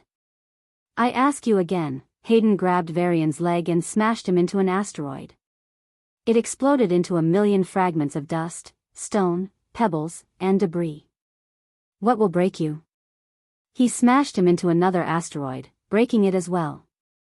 I'm asking you politely. Hayden continued to smash asteroids with Varian, even as Varian struggled to fight back. Soon, the battle was over. Close to death once more, Varian felt his eyes grow heavy. But he kept his vision fixed on Hayden, who was now smiling. Varian's heart twitched as a sense of unease filled his mind. I should have known, Hayden walked to him slowly. For people like you, who don't fear death, there should be something, or someone in your life more precious than life itself. Hayden suddenly grabbed to his left, and the invisible ghost ship that was sneaking up to Varian suddenly exposed itself. Varian's eyes widened, and his heart nearly stopped. Wait. He yelled, panic and fear filling his being. Yes. That's exactly what I want. Hayden's smile grew brighter, even as his eyes turned vicious. I beg you. Varian said through gritted teeth. Yes. Fear, despair. I see it in your eyes now, Hayden said, slowly clenching his fist. The ghost ship struggled to escape, but to no avail. Cracks began to spread rapidly across its surface. Don't. Varian pleaded. Yes. Hayden's palm radiated a golden light that instantly enveloped the ghost ship. No. Varian summoned the strength he didn't even know he had and ran toward the ghost ship. But just as he was a foot away, it exploded. Varian's mind went blank as the ghost ship exploded into pieces before his eyes. No, he muttered blankly, ignoring the hundreds of metal fragments flying from the ship and piercing his flesh. The world went dark, and only the broken spaceship remained in his vision. Or what was left after the explosion, a charred crater. Boo! Varian collapsed to his knees. This is a bad dream, a nightmare. He lowered his head and dug his fingers into the flesh of his thighs, his entire body shaking. This is just a nightmare. It is real. Hayden's merciless voice caused him to look up in anger. You! Varian's anger surged, and his killing intent condensed into a red mist that swiftly enveloped Hayden. Even the Abyss Emperor felt his skin tingle in the face of the killing intent. But that feeling lasted only a moment before his eyes blazed with fury. How many of mine did you kill to grow this much killing intent? How many? Varian didn't reply. Using the last of his strength, he was about to reach for his storage ring when Hayden suddenly laughed. Your hell is just beginning. Varian's hand froze, and he looked up in panic. Hayden's body flashed, and he disappeared. Then, somewhere in distant space, dozens of explosions occurred. In an instant, a golden light landed on the asteroid. Sia and Sarah were drenched in blood. Hayden held them by their hair with his bloodied hands, their limbs limp and broken, like rag dolls about to be discarded. Their weak eyes, flickering with the last bits of vitality, stared at him. Those golden and blue eyes, the ones he saw every day and night, the ones that filled him with love and peace, now told him not to blame himself. They told him not to feel guilty because they knew him better than anyone else. Why? Varian's lips quivered as his eyes grew wet. He had told them to run away, to escape. Why did they do this? Why die for him? As if sensing his inner turmoil, Sarah moved her lips with the last of her strength, forming words she couldn't voice. Her voice was silent, but her words shook Varian's heart. I love you. Varian's heart stopped for a moment before it thrashed against his chest. I love you too, he wanted to scream, but his mouth wouldn't open. Vivar. A weak voice, on the verge of vanishing, echoed in his mind, freezing him in place. Essia. Call Enigma. Teleport. Do anything. Go away, both of you. He screamed inside his mind. I'm not leaving you behind. Varian's mind stopped working. His heart thrashed against his chest, and his body began to stand up on its own. He had promised. If they were all supposed to die, he would go first, trying to save them.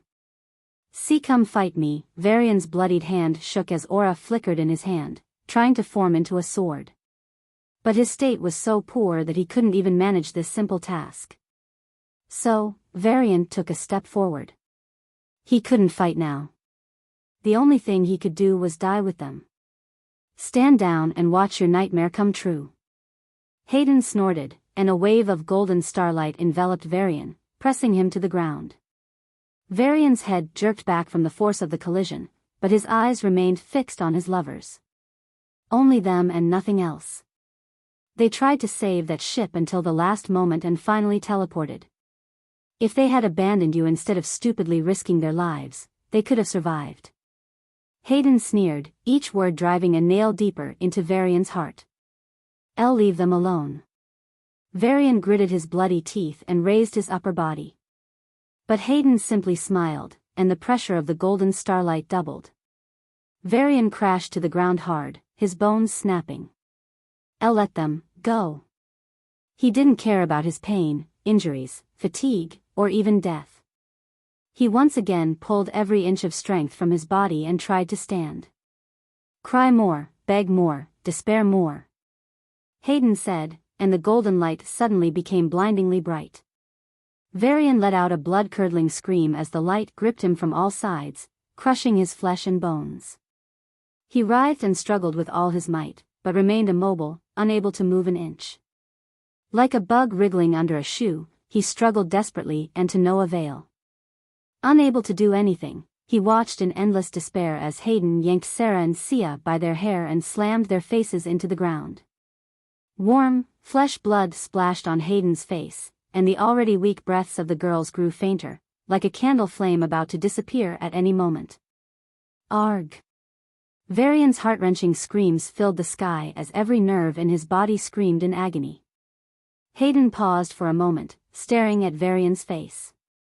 The grief in his eyes, the rolling tears on his cheeks, the despair on his face.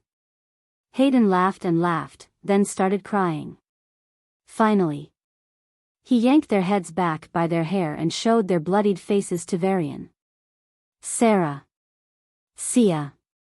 Varian stared at their battered faces, tears streaming down his face. Hearing his scream, they opened their eyes and looked at him weakly. Their eyes were dimming.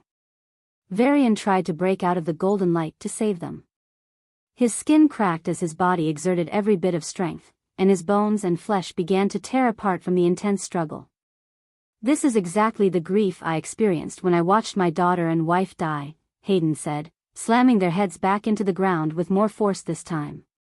The blood that had splashed on his face from the last time hadn't even dried, and new blood splashed again.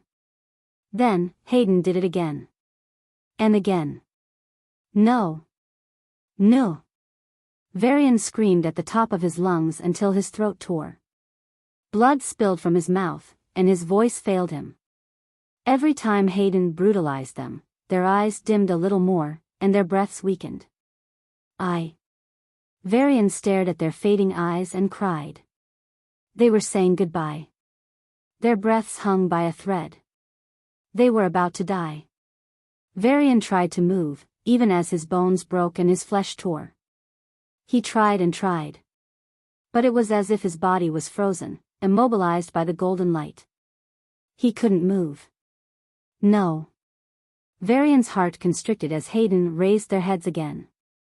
2 years ago, on that night, he was in the same position, frozen on the ground and powerless to stop the wolf from taking his mother's life. 2 years later, after everything he had been through, he found himself in the same position. No, Varian decided it shouldn't be the same. It mustn't be. A black light began to leak from his right eye and devoured the golden light in a flash. Not again. A white light emerged from his left eye, and Sia's potion poured into his mouth. Huh? Hayden paused and blinked in confusion. What just happened? Why was Varian suddenly standing? I will not lose anyone again. Varian's eyes flashed, and black and white lights rushed into his core. What the hell is that? Hayden took a step back instinctively, leaving Sarah and Sia to fall to the ground. His eyes were fixated on the man shrouded in the mysterious black and white lights. It didn't look like the aura of a celestial rancor, it wasn't even in the same league. It felt simple and part of everything around him, yet incredibly deep. For a split second, Hayden felt like he was staring at the divine paths themselves. There were no words to describe the profound feeling emanating from those lights. Varian's body floated into space, and the light on him grew brighter. The space around him started to crack and collapse, and even time began to distort. Then, a wave of light swept out from him, reaching every corner of the solar system in a blink. At that moment, everyone freaked out. The suns went out, and the solar system turned dark. The planets stopped moving and spinning. In some places, water started flowing up waterfalls. In others, fire no longer burned. The ground began to drown, the oceans turned solid, and mountains started floating. Nearby asteroids broke down into tiny pieces and began rearranging themselves into perfect spheres. Hayden opened his mouth and stared at the figure in space with utter disbelief. Deva's legacy? No, not even the strongest kingdom is capable of such a legacy. Only an empire, damn it. The conclusion caused the Abyss Emperor to immediately pause. He had been attributing Varian's many paths to the Deva legacy. Hybrids weren't uncommon in kingdoms, after all. But he was wrong. Whatever Varian possessed was something far more dangerous. Thankfully, he chose to advance now instead of escaping. Hayden jumped into space and shot toward Varian at breakneck speed. Celestial advancements require a significant amount of time and must be carried out with great care. Fortunately for Hayden, he now had the best opportunity to take down Varian. As he approached the young man, he realized that the strange lights were not causing him any harm. They were entirely concentrated inside Varian's body. Hayden paused for a moment and stared at Varian with a complex gaze. Even after having such power, you wanted to die. The discovery impressed the Abyss Emperor and increased his determination to kill Varian. Such a powerful legacy gave Hayden hope. Maybe one day, I could turn back time or bring back their souls and resurrect them. Hayden clenched his fist and stared at Varian with fiery eyes. Resurrection was a taboo even for the empires, but there had been rumors and myths suggesting it was possible for the gods. No one knew for sure. But for Hayden, who had nothing left, these rumors and myths were everything. They were his hope and purpose. If they must return, you must come. Maybe this is the universe's way of compensating me. You took my family, and you'll pay for it with yours. Hayden's right arm began to glow with golden starlight. The fairies and Zions will also pay. He punched out. Starting with you. The golden fist passed through the distorted space and time unharmed. The sheer momentum of the punch sent shockwaves flying for miles, heading straight for Varian's head. The black and white light covering Varian broke apart, and the fist should have hit his head. However, a hand was grabbing the fist. This simple action abruptly stopped the punch and caused a storm that wrecked the nearby asteroids. You! Hayden gaped in horror. Varian's eyes were still closed, and he was only halfway through advancing. Technically speaking, his origin should be in the process of bonding with his divine path. This is the most critical state a sovereign must go through. When the origin fully bonds with the divine path, the awakener steps into the celestial rank. Varian was emitting a celestial aura, but he was still some distance from complete transformation. However, Hayden was already dumbfounded by this development. Why is he advancing so fast? It should take days, even weeks.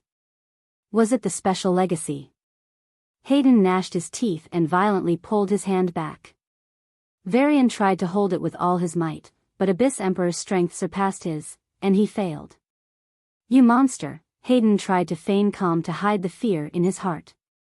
You're dead. Boom. Instead of fighting directly, Hayden dashed towards Sarah and Sia. Threatening his enemy with their wives was despicable, but at this point, Hayden had no reason to care about his morality or dignity. He didn't even want Varian's power that badly. He wanted the hope it represented, the hope of bringing back a lost family. Even if he had to become the vilest of criminals, Hayden was willing. The reflections of Sia and Sarah in his eyes grew larger as he approached them at breakneck speed. Even if Varian tried to chase after him, he wouldn't catch up. Then, he'd have all the leverage. But leverage only works when they're not dead. Hayden intentionally softened his landing to avoid harming the two human females who were already on the verge of death. To survive for so long, they were truly resilient. As he approached them, Hayden kept an eye on Varian, who strangely hadn't moved at all. Does he not care about them anymore? If that's the case, it would be useless for me to hold them. But he does care. Otherwise, he wouldn't be that sad. Varian's eyes remained closed, and the black and white lights around him began to slowly dim. Hayden reached out for Sia and Sarah. But just as he was about to touch them, something changed. His arms slowed down. He was moving them at a normal speed, but for some reason, they were much slower. His mind suddenly grew dizzy, slowing his reaction time. At the same time, the space around Sarah and Sia twisted. No. Hayden broke out of the trance and grabbed at them, but all he grabbed was empty space. The Abyss Emperor swiftly turned around and stared at the shining man in space. His eyes were finally open, staring right down at him. Even before Varian opened his eyes, he could sense the world had changed. The space and time around him felt different, no longer rigid frames locking him down. Varian could feel the flow of time and space like he would feel the flow of air and water. The powers of space and time had reached new levels. Space Level 9, 50K/50K, Space Celestial Rank 1, 0/100. Time Level 9, 50K/50K, Time Celestial Rank 1, 0/100. He could feel the life within him and the death seeping from the remnant energy of the death strand inside the Abyss Emperor. Both were real and almost tangible. It was the wonder of Planty power, now transformed into something greater, creating a raw hunger inside him. Varian felt hungry, but not for food. He wanted aura, and more aura. Planty Level 9, 50K/50K, Famine Rank 1, 0/100. Varian felt the bubbling of life within him. He sensed the chi of his superhuman path transform into something sublime. It was a force he couldn't fully grasp, moving recklessly within his body at times and, at others, jumping out, trying to spread as much as possible before returning.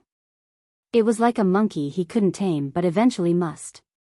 Superhuman Level 9, 50K/50K, Mystic Rank 1, 0/100.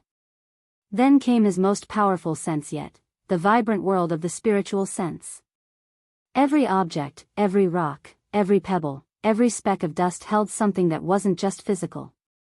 It was similar to the soul, a living being possessed, which he could now feel. The soul inside living things was different from that of non-living entities. Perhaps the answer was self-evident, but Varian felt it wasn't that simple. Compared to other powers, his spiritual sense was much stronger. His spiritual vision was too precise and extended in every direction. This new power, whatever it was, formed from his two mental abilities, psychic and telekinetic. Psychic level 9, telekinetic level 9, spirit rank 1, 10/100. Finally, he considered matter and energy. As the power of slivers was still active, these abilities received a temporary boost, allowing Varian to perceive the world in a fundamentally different way. Living beings were not merely particles of energy and matter. Suns were vast nuclear reactors. Each block of space, even in a vacuum, contained either matter or energy, or both. The entire world was painted in two colors of varying intensities, like a psychedelic vision but 100 times more intense. Finally, Varian opened his eyes. His pupils shone with a brilliant light, white and black. Lightning level 9, 50K/50K, energy rank 1, 2 out of 100, water level 9, 50K/50K, matter rank 1, 2 out of 100. The power surging within him was immense. It filled every inch of his being. Every bone, every muscle, and every nerve possessed the strength to destroy a mountain. A single drop of his blood would create a crater. This was the level of power he had reached. But Varian didn't celebrate. He didn't even smile. After feeling his powers, he used his spirit, space, and time abilities to stop Abyss Emperor and rescue the two girls. They were breathing their last breath when they reached him. It would be too late for any treatment. Varian's heart shook, but his mind remained firm. He used his time power to slow down their death. Then, a green light enveloped their bodies, and his planty power started to inject them with tremendous vitality. In just a blink, they were pulled from death's clutches. Their mangled faces were quickly restored to their former beauty, and their bodies, destroyed from the inside, quickly returned to their perfect condition. They recovered so fast that even Varian was dumbfounded. After his advancement, his planty power was just incredible. No, it's now called famine power. Varian glanced at Sarah and Sia's faces deeply before smiling slightly. Thanks. Then he snapped his fingers, and they appeared in a safe house on Pluto. Varian turned to the Abyss Emperor on the asteroid, his eyes shining with anger. You don't deserve this power after everything you've done. Hayden roared at the top of his lungs and reached Varian with a golden flash. It was so fast that even Julius would have trouble reacting in time. But Varian effortlessly grasped Hayden's fist and stared at the Abyss Emperor with an unsmiling face. As before, Hayden tried to pull his fist from Varian's grip and retreat. Arg, let go. But this time, no matter how much he struggled, even with veins popping up on his forehead, his fist wasn't free. Varian's eyes flashed with silver light. Damn it. Damn it. Hayden punched with his other hand and struck Varian straight in the face. Varian didn't even dodge and took the blow that could destroy a planet head-on. Just as the blow connected, his face grew much denser, and the damage was mitigated. Even then, blood was spilling from his nose and torn cheeks. I wanted to try something, Varian said. His famine power activated, and the aura in Hayden was pulled into his body. No. Stop. The aura entered his body and was devoured by the famine power, turning into his own strength. However, the efficiency of this process was very low. Most of the foreign aura escaped during assimilation. As famines grew stronger, they could improve their efficiency. However, assimilating another person's aura remained challenging. Varian didn't have this problem. When the foreign aura tried to escape, his other 6 powers blocked it and pushed it back into the famine power. The efficiency wasn't 100% for him either, as some leakage still occurred, but it was incredibly high. With increasing power, he might achieve perfect efficiency one day. Varian, unhand me right now, or I'll smash you into pieces, Hayden hissed. Varian gave a mocking smile at the threat. Then, by all means, do it. Arg. Hayden poured out all his power and began striking Varian with 1,000 punches per second. Varian was injured each time and started to bleed. But his injuries healed in less than a blink, thanks to the power devoured from the Abyss Emperor. Hayden maintained the high-intensity attacks for more than 30 minutes before he began to slow down. If it were other famines, they would have become bloated from absorbing so much foreign aura. But this time, Varian's famine power was grinding Hayden's power into pure aura and distributing it to his other paths. Thanks to this unexpected situation, Varian realized he would probably have near-endless stamina and resilience in a fight. Unless he's killed instantly, it's going to be very hard to take him down. If they fought him for a longer period, his enemies would only be horrified.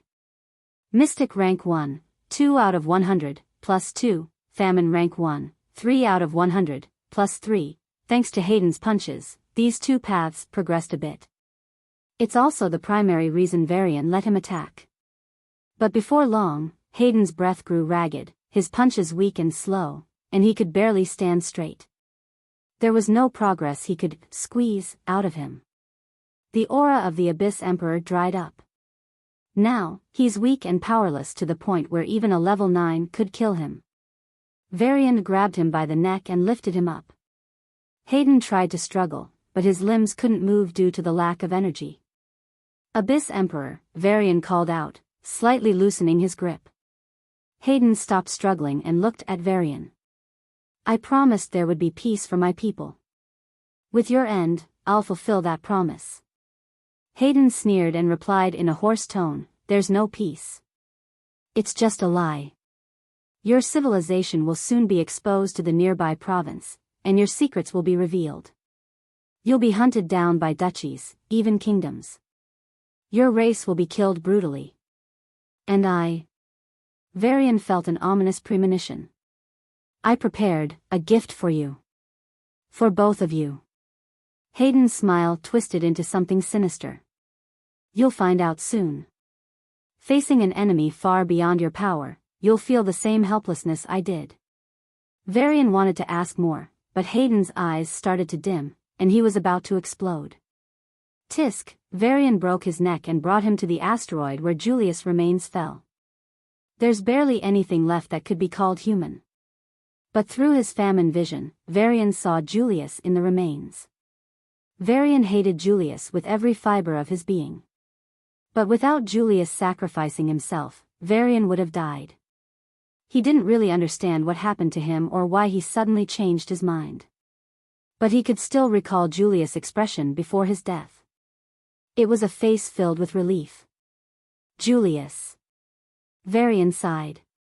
History doesn't need to know your dark side. Even after all the sins you committed, you saved the world today. You bastard, I still hate you. But I won't deny what you gained at the cost of your life. And you, Varian placed Hayden's corpse on the ground. You'll remain the villain. Your struggles against Zions and fairies won't be known to my people. Huh. A piece of leather appeared from Hayden's body and floated to Varian's feet. He instantly recognized what it was. A handwritten letter, to me? Varian put it away and raised a finger. The asteroid rose and moved toward Pluto. Boo, take me, Varian stopped, his eyes shaking violently. Boo. He appeared on the asteroid where the ghost ship was destroyed and stared at the scattered pieces of metal. Varian took a deep breath and scanned the debris with his powers. After an hour, his hopes faded, and he returned to Pluto with the asteroid. Master, what are you doing? Master, Boo is a cute little ghost, right? Right?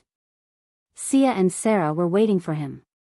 They didn't even wait for him to land, lunging at him midair, hugging him tightly and crying. Varian felt their turbulent emotions and hugged them back. It'll be alright, everything is going to be alright. Then, a voice came, a cute, childish, and familiar voice. Master, Boo's body is gone. Woo, build me a new one. Wah, Varian's eyes widened as he stared at the little metallic heart flying around him. You. Boo is not you, Boo is Boo. Varian blinked in confusion before bursting out laughing. The laughter soon died down, and a long, peaceful silence ensued.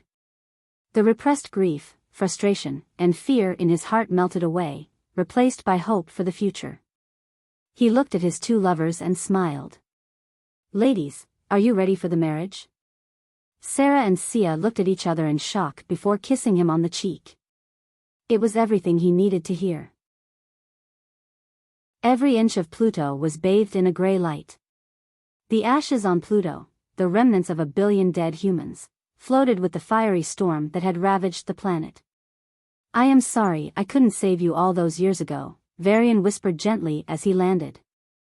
The storm died down to a breeze, and the gentle winds carried the ashes toward him. The ashes swirled around him, as if they were about to drown him at any moment, yet they didn't touch him. Varian couldn't understand why, but his famine power's ability to distinguish life and death made one thing clear: the ashes weren't completely dead yet. There was something in them, something he couldn't identify, that made them different from dead things. Perhaps it was a soul, a spirit, or something else.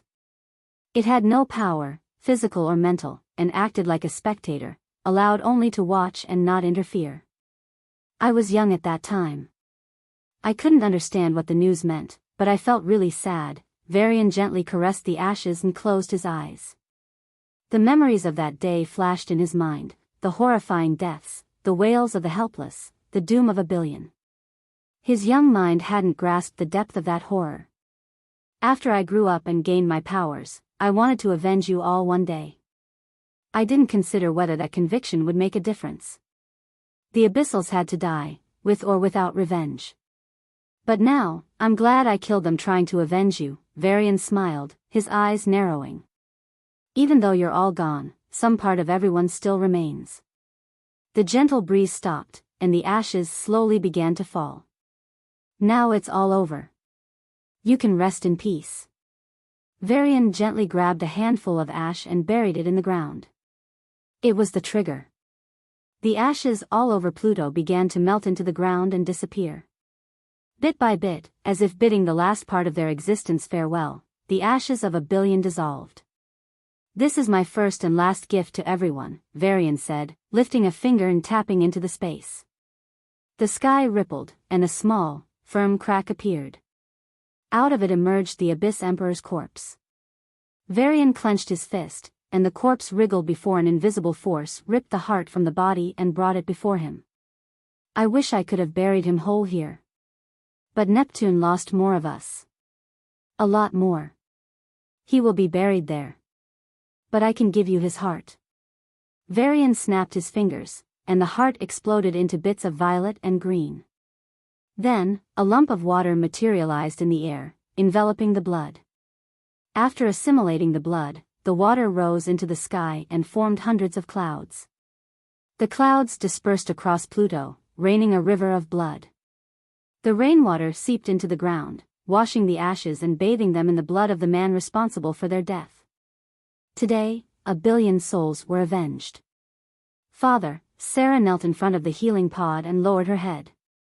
He won." The old man, so thin he looked like a skeleton covered in skin, moved his lips with difficulty and said, "Yes." "He did." Sarah gently held her father's frail, bony hand, careful not to break it, and said with a smile, barely holding back the tears, "And he proposed." "I said yes." Evander's muddy eyes brightened, and his dried, purple lips lightly curved upward.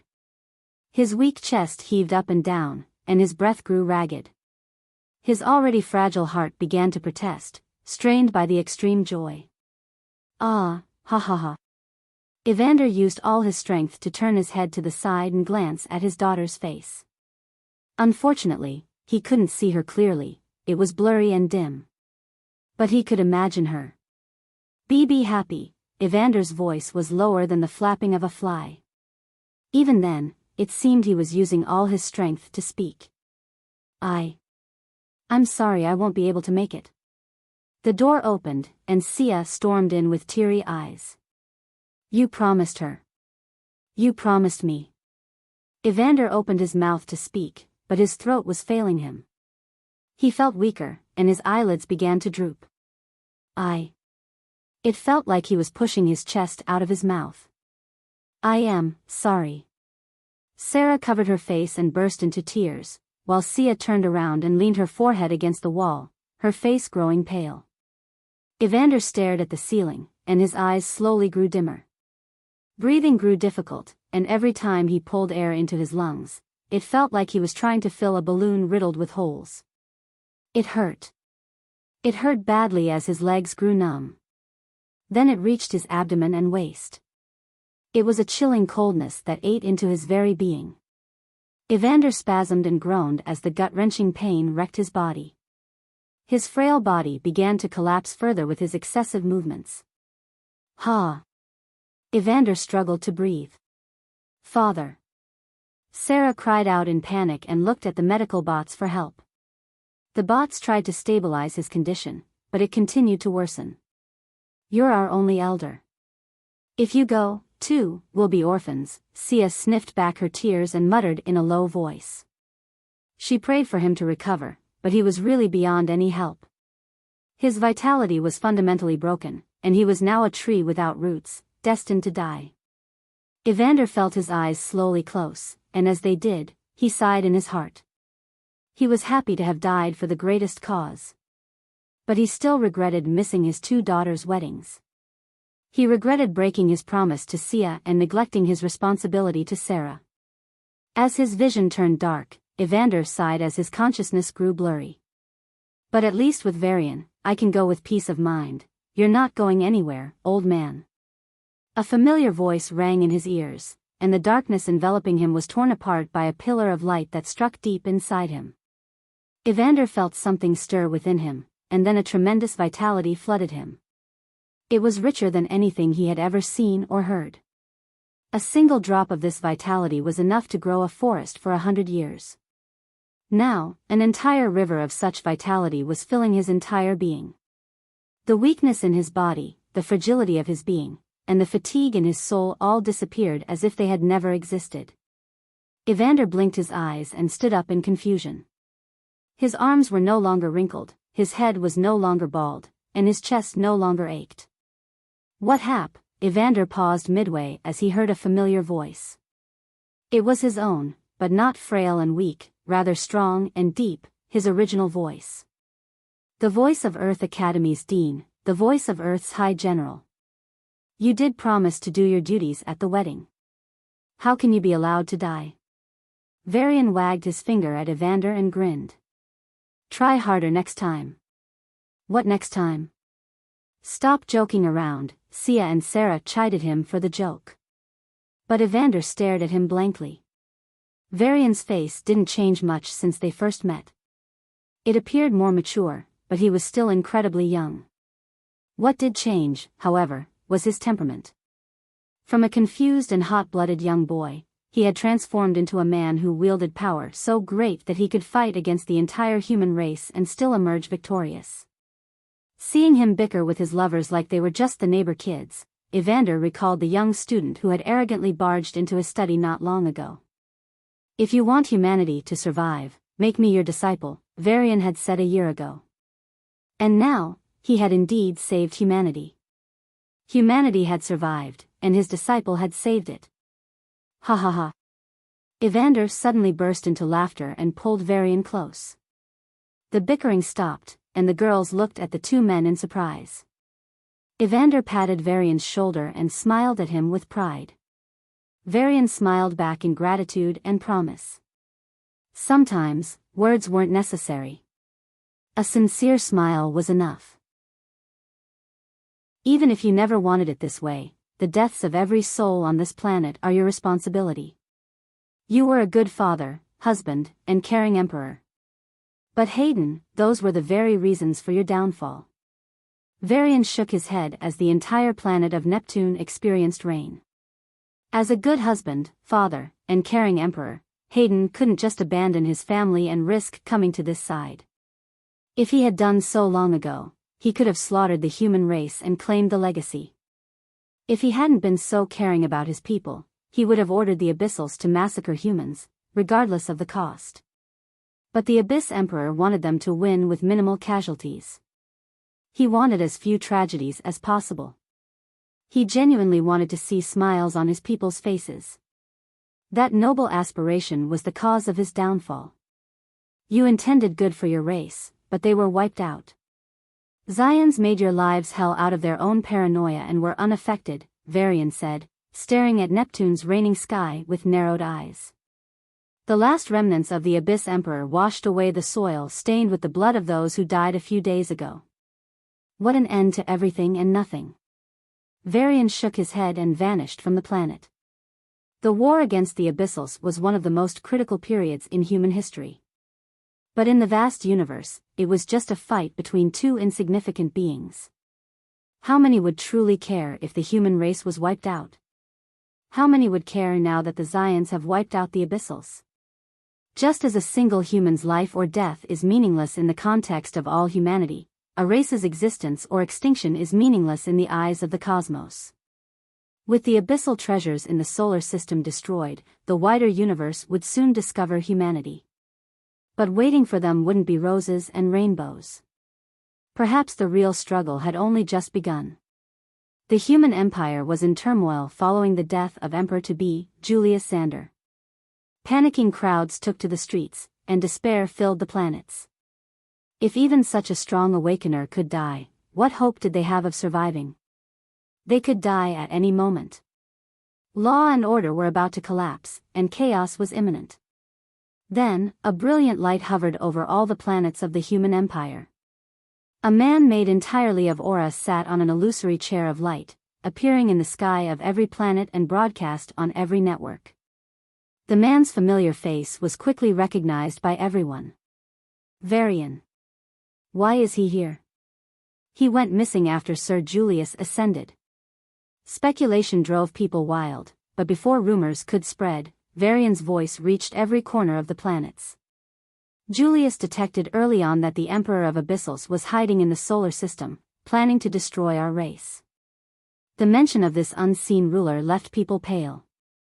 So, he lured the Abyssal by playing the Emperor, and I waited in hiding to ambush the last Abyssal. Varian's aura avatar stared at the sky and sighed deeply. Then, a video began to play. It showed Julius using his last bit of power to save Varian from the Abyss Emperor's clutches and then dying in his arms. The video then fast-forwarded to Varian seizing the opportunity and killing the Abyssal. People instantly understood the truth. It was a risky job. I insisted on doing it, but he took it upon himself. He died and helped me kill the Abyssal. Varian's voice carried a hint of appreciation and a hint of regret. Away from the crowd, Varian continued his speech from his mansion. Julius will be remembered as the hero who saved the human race. He clenched his fist and said the words, despite his personal ego not liking them. No matter what our individual conflicts were, at the end of the day, we are all in this together. The people cried for the lost hero and cheered for the one who remained. Thanks to his deeds in the war, Varian's popularity was already at its peak. With this battle, he became a household name that surpassed even Julius at his zenith. The coronation ceremony would proceed in a week, and shortly after, the emperor would marry his beloved. Oddly enough, the people still went into festive mode.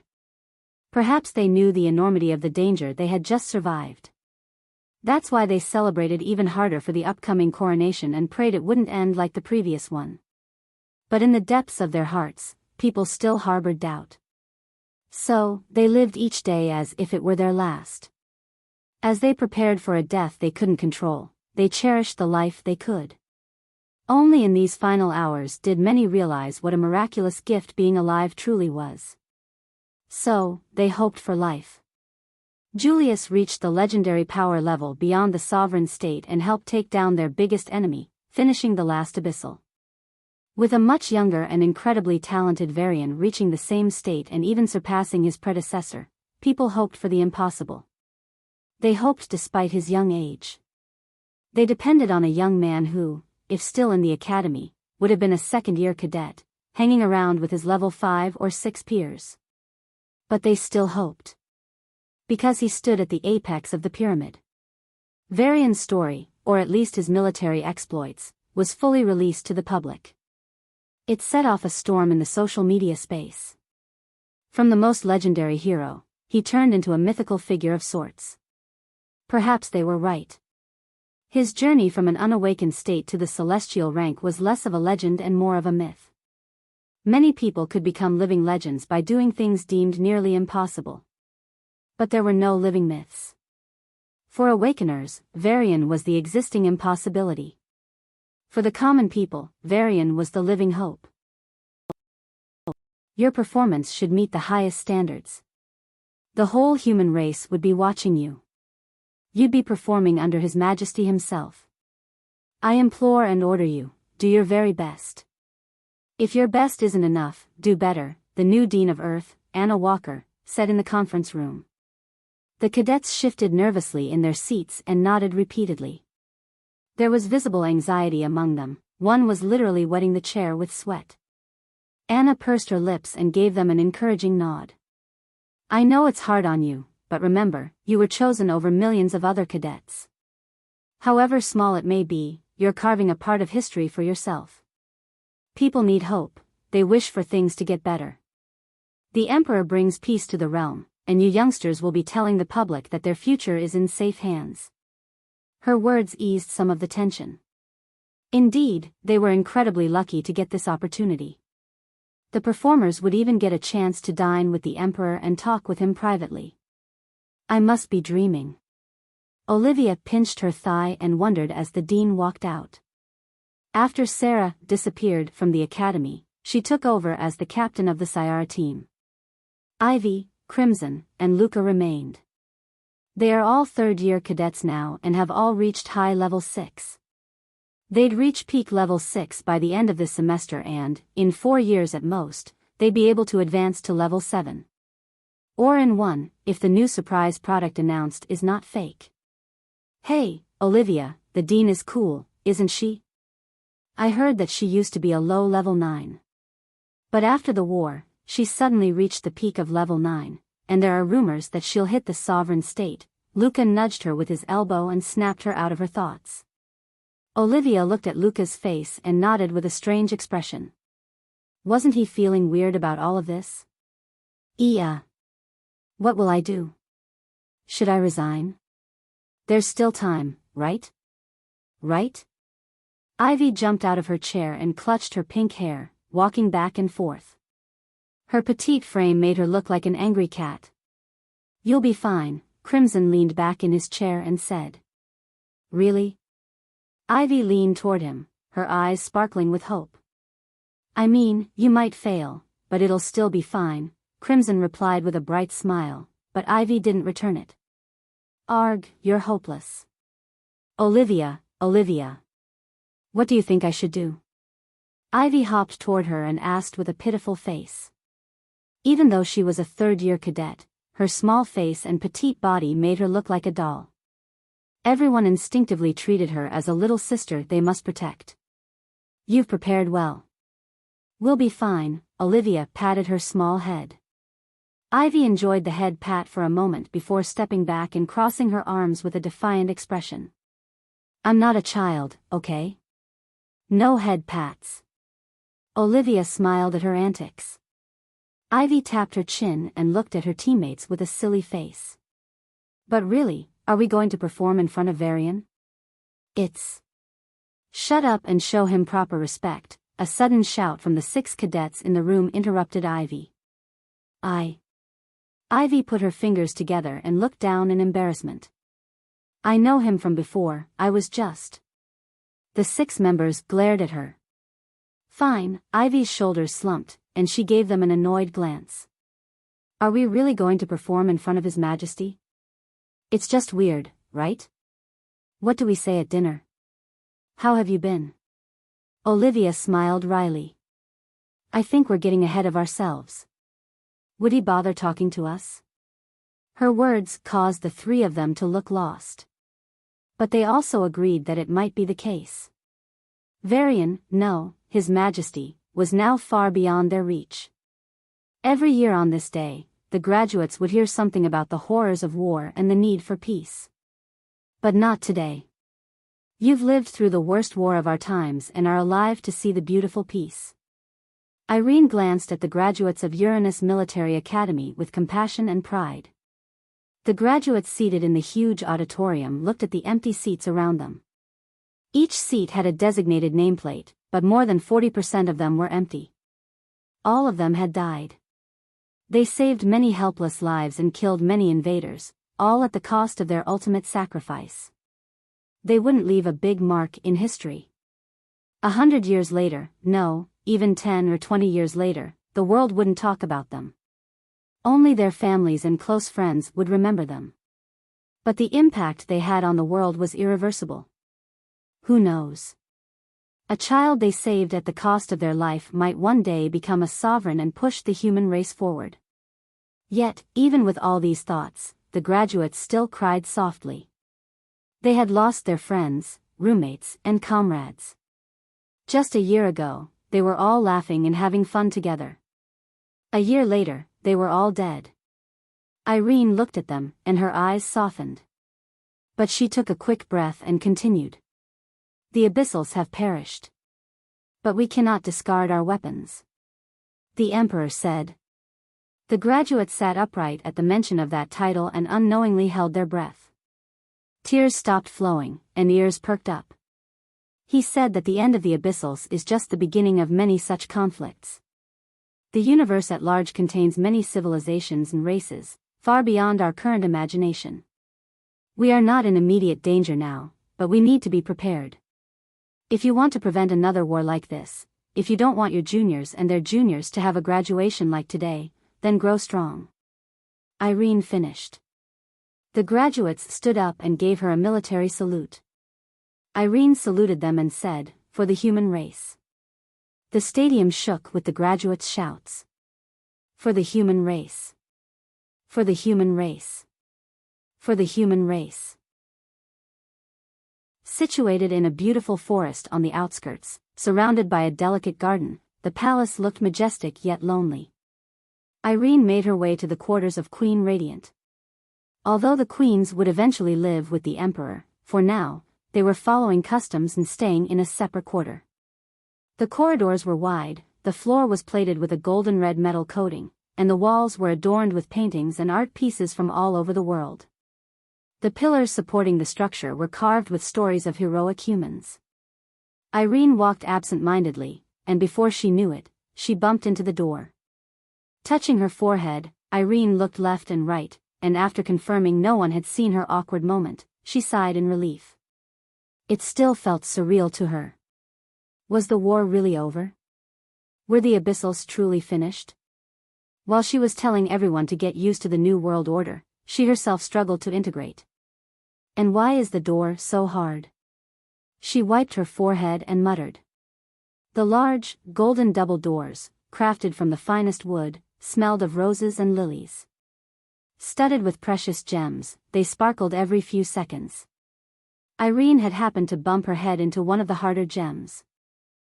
Sighing lightly, she grabbed the golden handles on the door and pushed it open. With a small creak, the door gave way, revealing the interior. It was breathtakingly beautiful, the floor covered with plush red carpet and soft rugs, the walls adorned with intricate tapestries and handiwork, the soft lamps casting a gentle light throughout. Even Irene, who didn't like luxury and cared little for aesthetics, felt impressed by the interior. However, her impression was short-lived as she soon noticed the mess on the soft and veiled bed. Hundreds of exquisite necklaces with intricate designs, arrays of breathtakingly beautiful flowers, and many small accessories were scattered all over it. Worst of all, there's a literal mountain of wedding clothes in the middle. Noticing her arrival, two heads poked out of the mountain of clothes, nearly causing Irene to jump back. Oh. Sovereign Irene? Sarah tilted her head. We are having a bit of trouble here. Selecting a wedding dress is impossible. Sia closed her eyes in defeat. Wait, didn't Anna come to help you too? Where is she? Irene tilted her head in confusion. She tried her best, Sarah sighed. But in the end. Sia shook her head. Irene blinked in confusion and looked around the room. Out of respect, she didn't use her powers. In the end, she found Anna, curled up under the bed with a bunch of clothes and jewelry. "What the hell are you doing here?" Irene looked at her, dumbfounded. "I can't," Anna said through gritted teeth. "Why not? What can't you do?" Irene was genuinely confused. "I can't." Anna closed her eyes in pain. "I have no idea what to help them with. I never married." "Aren't you 100? Shut up, I'm just in my 40s. Irene patted her forehead and stopped talking to the woman. Anna, the perfect maid, failed for the first time in her task. "You shouldn't have called her," she said to the girls. Sarah protested with an innocent face. "It's not us, it's him." I can almost hear him laughing at Anna now. "He says it's his revenge for calling him a virgin that day," Sia said with an amused smile. "Even after becoming an emperor, he's bullying me." "This is cheating," Anna groaned under the bed. Irene chuckled softly and reminisced about her own wedding as she said wistfully, "We have a lot of work to do. Man, I really miss this place. Right? They stopped the bot fights here recently, or I'd have gambled once more. Arg, my hands are itching." Varian and Kyle sat at a street restaurant, picking at freshly grilled monster meat and savoring the cheap, delicious food. On the other side of the road, there used to be a small bot fighting ring where Kyle often lost his money. Varian laughed, thinking back to those times, and lightly punched Kyle. "You'll be one of the first members of the Imperial Academy of Sciences, and you still want to gamble in those bot fights?" His words caused the other diners to glance at them with suspicion, which soon turned to dismissal. "Rich coming from you. Sovereigns wouldn't visit any restaurant without booking the whole place, and here you are," Kyle snickered, pointing at the rather old wooden frame of the restaurant. "You call yourself the Emperor. Standards, heh." This time, Kyle's words caused even the restaurant owner to look at them. He knew what the Emperor looked like. Everyone did. And this guy, whom his friend referred to as the Emperor, looked nothing like Varian. "Kids these days are smoking some crazy stuff," the old owner muttered under his breath as he went back to work. On the other hand, Varian wasn't bothered by the weird looks people were giving. Cooling his juice to a near freezing point, he sipped it slowly and said with deliberate arrogance, "You don't understand. I don't have to follow the standards, what I do becomes the standard. Want to bet that this restaurant will become super famous if we reveal our true selves?" Kyle nearly choked on his food at that counter. Gulping down some cold juice, he slammed the table. "Of course it will. But that's abuse of power." The customers in the store looked at them with a new understanding. These guys must have come to scam the old owner. Or maybe it's all just a prank, and they're recording this from somewhere. Varian laughed at Kyle's rebuke and was about to continue when his calm flashed. Looking forward to the day after tomorrow, Sarah's message arrived with a picture of her staring at him with burning passion. Varian gulped. The wedding was just a day away, but every minute felt like an hour. Sometimes, Varian just wanted to sleep through it all and wake up on the wedding day, but there was too much post-war administrative work for him to do that. It was only now that he had some free time to relax. "I love you, 3, Sia's message was simple, but her picture showed her giving him a seductive smile. It was a deadly smile that struck his heart like a lightning bolt. Focus, focus, focus. Varian took deep breaths and controlled himself from teleporting into the palace. "Why are you sweating?" Kyle raised a brow. "Wait, can you even sweat at that level?" "I am no longer a mortal, so maybe I shouldn't sweat," Varian said, pondering the point seriously, just to shift the topic. But his words riled up the customers around them. "You boys, what's this new prank called?" a middle-aged man asked. "Are you preparing for the school drama?" A middle-aged woman, presumably the man's wife, followed up. "Or let me guess, are you some high awakeners pretending to be noobs so we get offended and question you, and then you show us your real power and slap us in the face?" A teenage boy pushed up his spectacles and asked. His glasses seemed to shine for a split second. "Ouch. The shopkeeper flicked the teenager's forehead and served the dishes to the middle-aged couple. I said, stop reading that stuff. That only happens in movies. Why would any rich man be so bored as to come visit my stall in disguise? And you're talking about mighty high awaken. Master. Sovereign Bali is coming for. The streets suddenly shook, and a man stormed into the restaurant with an urgent expression. Your Majesty, you can't put off picking the colors for the wedding suit any longer.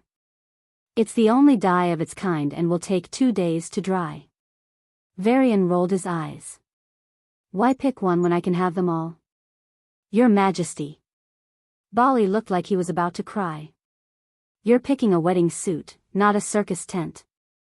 Fine, fine. I'll finalize the choices today. Varian got up and walked to the exit.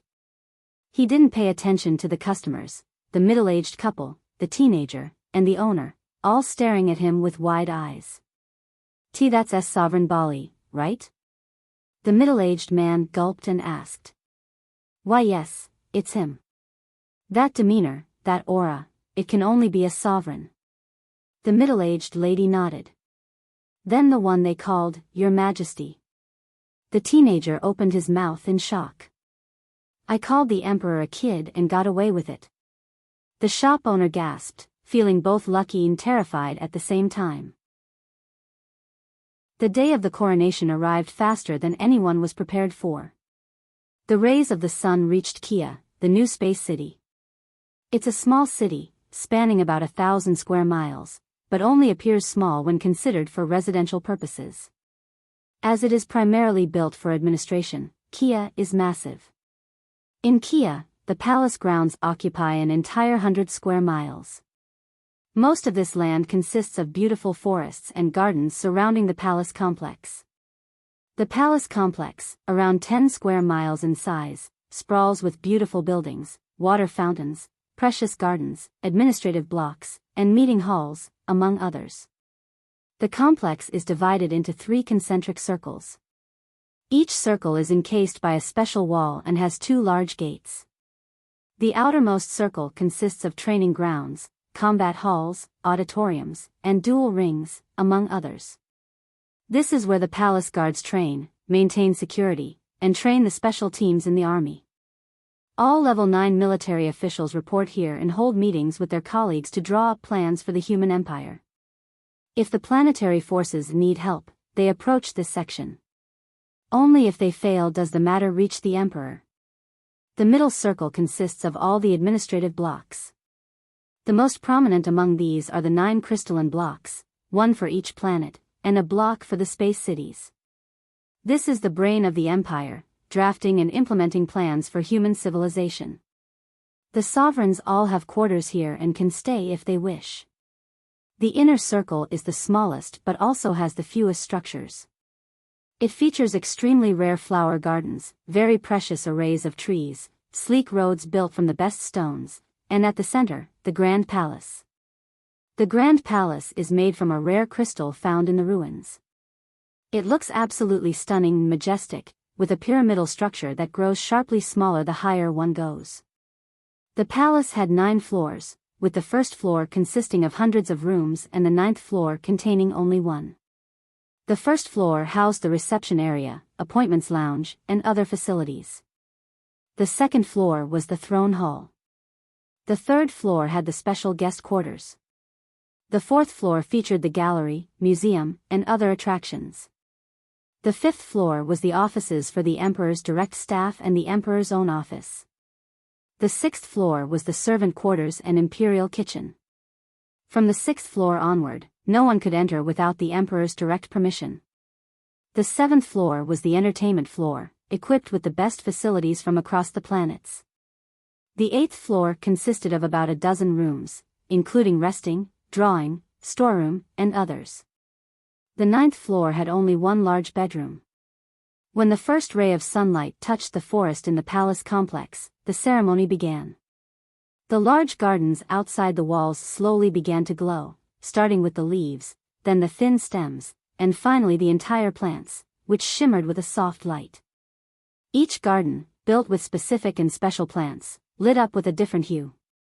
Thousands of colorful little birds, considered auspicious by some traditions, flew from the forest and circled the palace complex, singing melodious songs.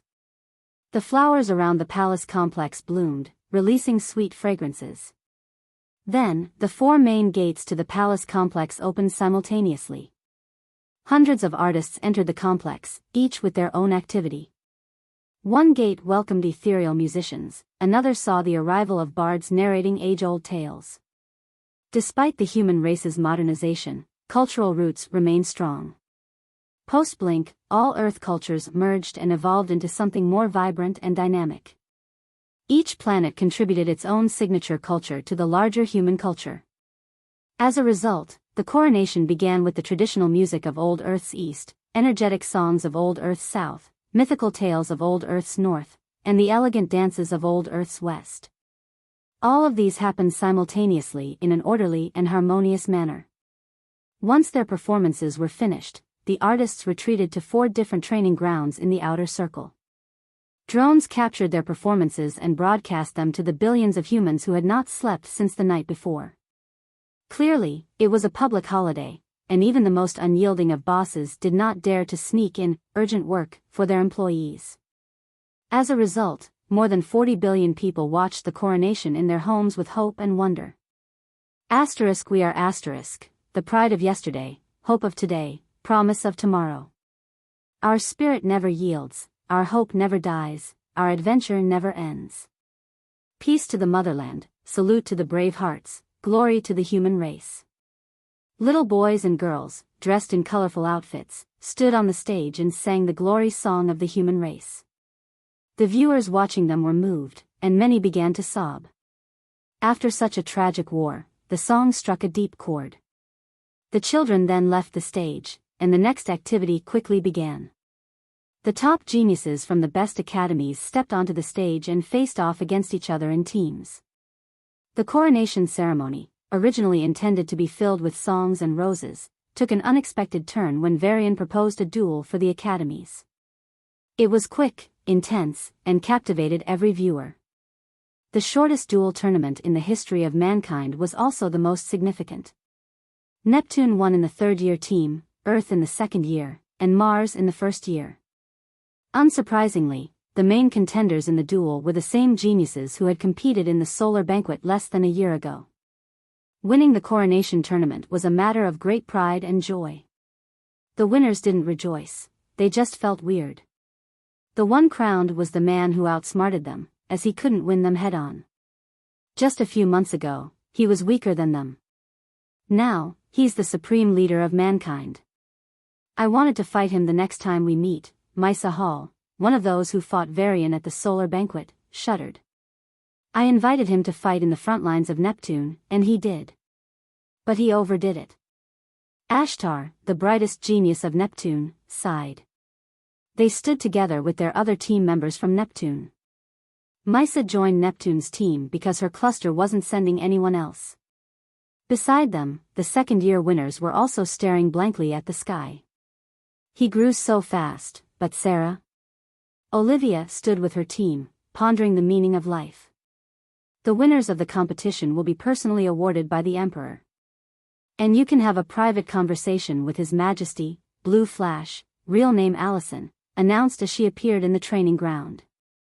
The next activity began quickly, and the ceremony continued. Allison managed the event along with Richard.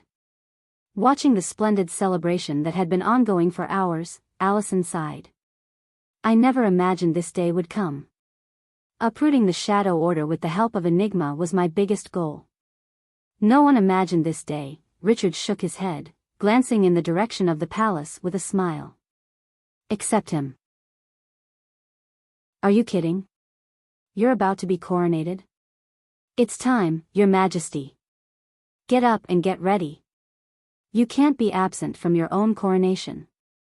Sia, 5 minutes, please. Varian rolled over in bed and pulled up the sheets, refusing to open his eyes.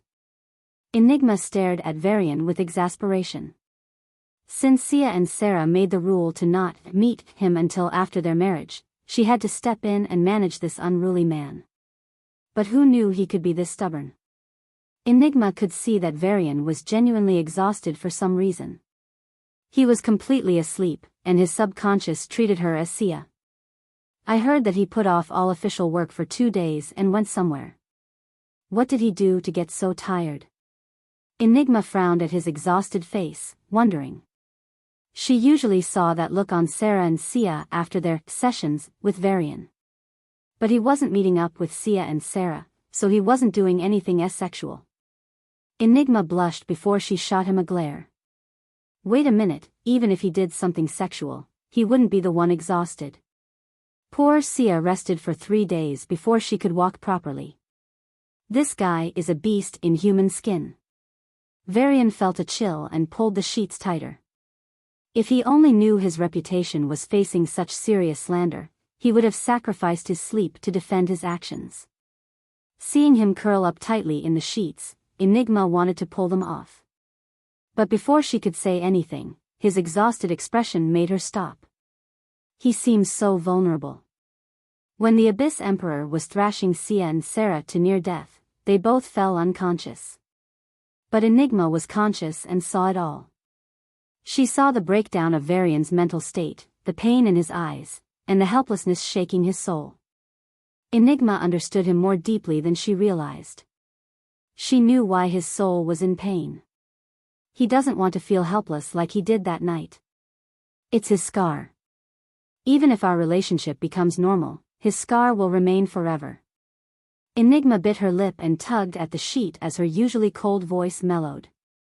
I've already given you 3 hours. Any longer, and we'll risk the ceremony starting late.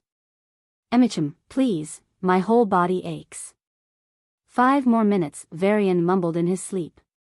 Enigma's calm flashed, and she received a message from Blue Flash. There's only 1 hour left. Ha, Enigma sighed and pulled his sheets hard. No. Varian's strength pulled the sheets back instinctively, taking her with it. Thud. Enigma landed beside Varian and felt his arm wrap around her. VVA, she was pulled into a hug, her head resting against his chest. Whenever Sia tried to wake him up during their school days, Varian would instinctively do this to silence her. Unconsciously, he did it again, and it worked, silencing Enigma. Enigma's indifferent expression crumbled as her cheeks heated up and her heart pounded. His warmth surrounded her as he held her in a protective embrace. The intimacy was too much for Enigma. She wanted to resist, but her body didn't cooperate. Instead, she closed her eyes and listened to his heartbeat. Hugging me on your wedding day, you rascal. She cursed him, but her arms went around his waist, hugging him tighter. It was only when her calm rang again that Enigma jumped out of his embrace, looking around flustered. There's 30 minutes left. For heaven's sake, don't tell me the Emperor is going to miss his own coronation? Enigma's eyes widened in sudden realization. I stayed like that for 30 minutes? Focus, 30 minutes is still good. We just need to speed everything up. Enigma didn't bother with the sheets, she snapped her fingers, and a hand of darkness shredded them to pieces. Then, she threw Varian into the bathroom and poured a bucket of special freezing water on him. It could have frozen a level 8 creature to instant death. But Varian merely rubbed his eyes and yawned. Turn off the AC. It's a bit cold, whoa. Enigma. Varian exclaimed as the woman's face was mere inches from his. But that didn't stop him from saying, don't tell me you're going to wake me up with a morning kiss? Very funny, Mr. Emperor who's about to miss his own coronation, Enigma said with an indifferent face. Coronation, oh, wait, Varian's eyes widened as he quickly checked the time. With his clothes flying into the air, he jumped into the large hot bath and yelled, why didn't you wake me up? I trusted you, Enigma.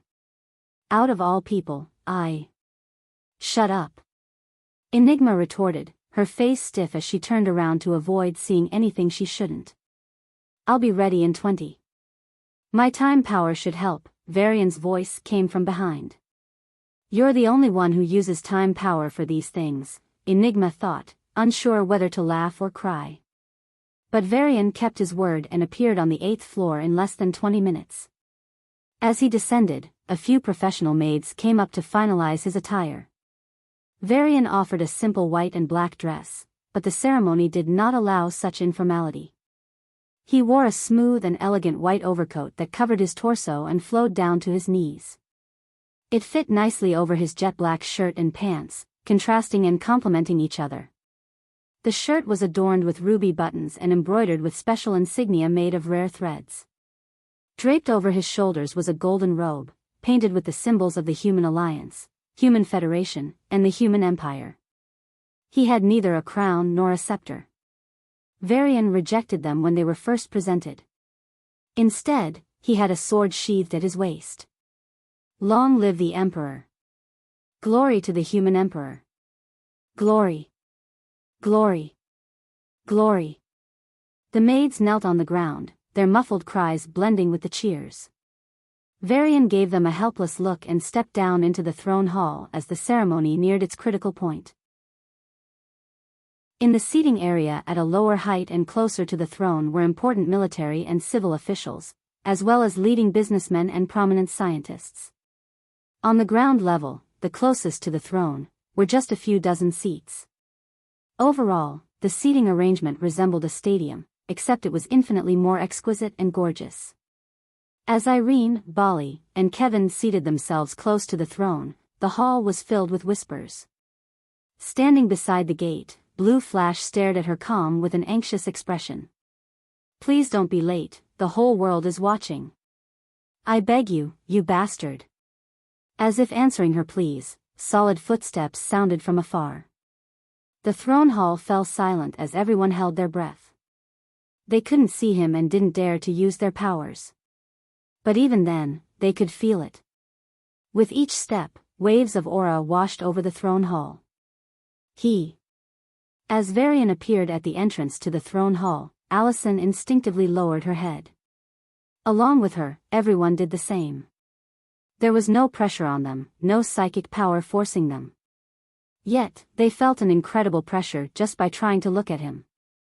It was as if a mountain rested on their shoulders, and they lowered their heads and held their breath. Tap. Tap. Tap. The footsteps continued, regally, calmly, peacefully. Everyone kept their heads down the entire time. Some tried to look up, but their bodies refused. Finally, they heard a deep but friendly voice. "It is time." Ha. Huff. Ah. Everyone gasped and took quick, short breaths. Then, their gazes instinctively turned to the man on the throne. He wore no crown, but just by looking into his eyes, they felt convinced. This man should be the ruler. There was something in the way he presented himself that set him apart from everyone else. Was it because of his incredible experiences, each of which could very well be a legend by itself? Or was it because of his talent? Or his power? No one could tell for certain. But looking at the man on the throne, they all subconsciously felt it was natural, as if it should be that way. The public watching the broadcast was dumbfounded by how everyone responded when the Emperor simply walked to the throne. "Your Majesty, please finish the ceremony and declare your rightful position," Allison bowed lightly and said. The audience, whether in the throne hall or in their homes, straightened their backs and glued their eyes to the man on the throne. Varian stood up from the throne and unsheathed his sword. Gripping the handle, he slammed it right next to the throne.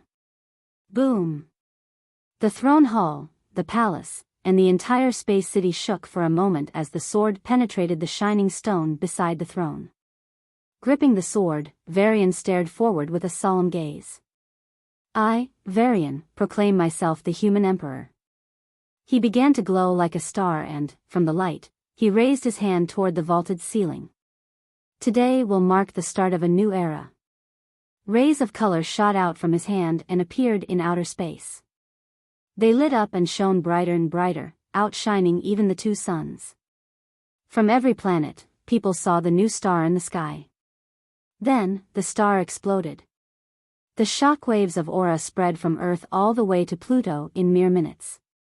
Every sky above every planet was bathed in a multitude of colors. It was beautiful, breathtaking, and promising. Even as people were still reeling from the shock, Varian continued. As your emperor, I will not promise eternal peace. Many of us would like to believe that the end of the Abyssals is the end of the war.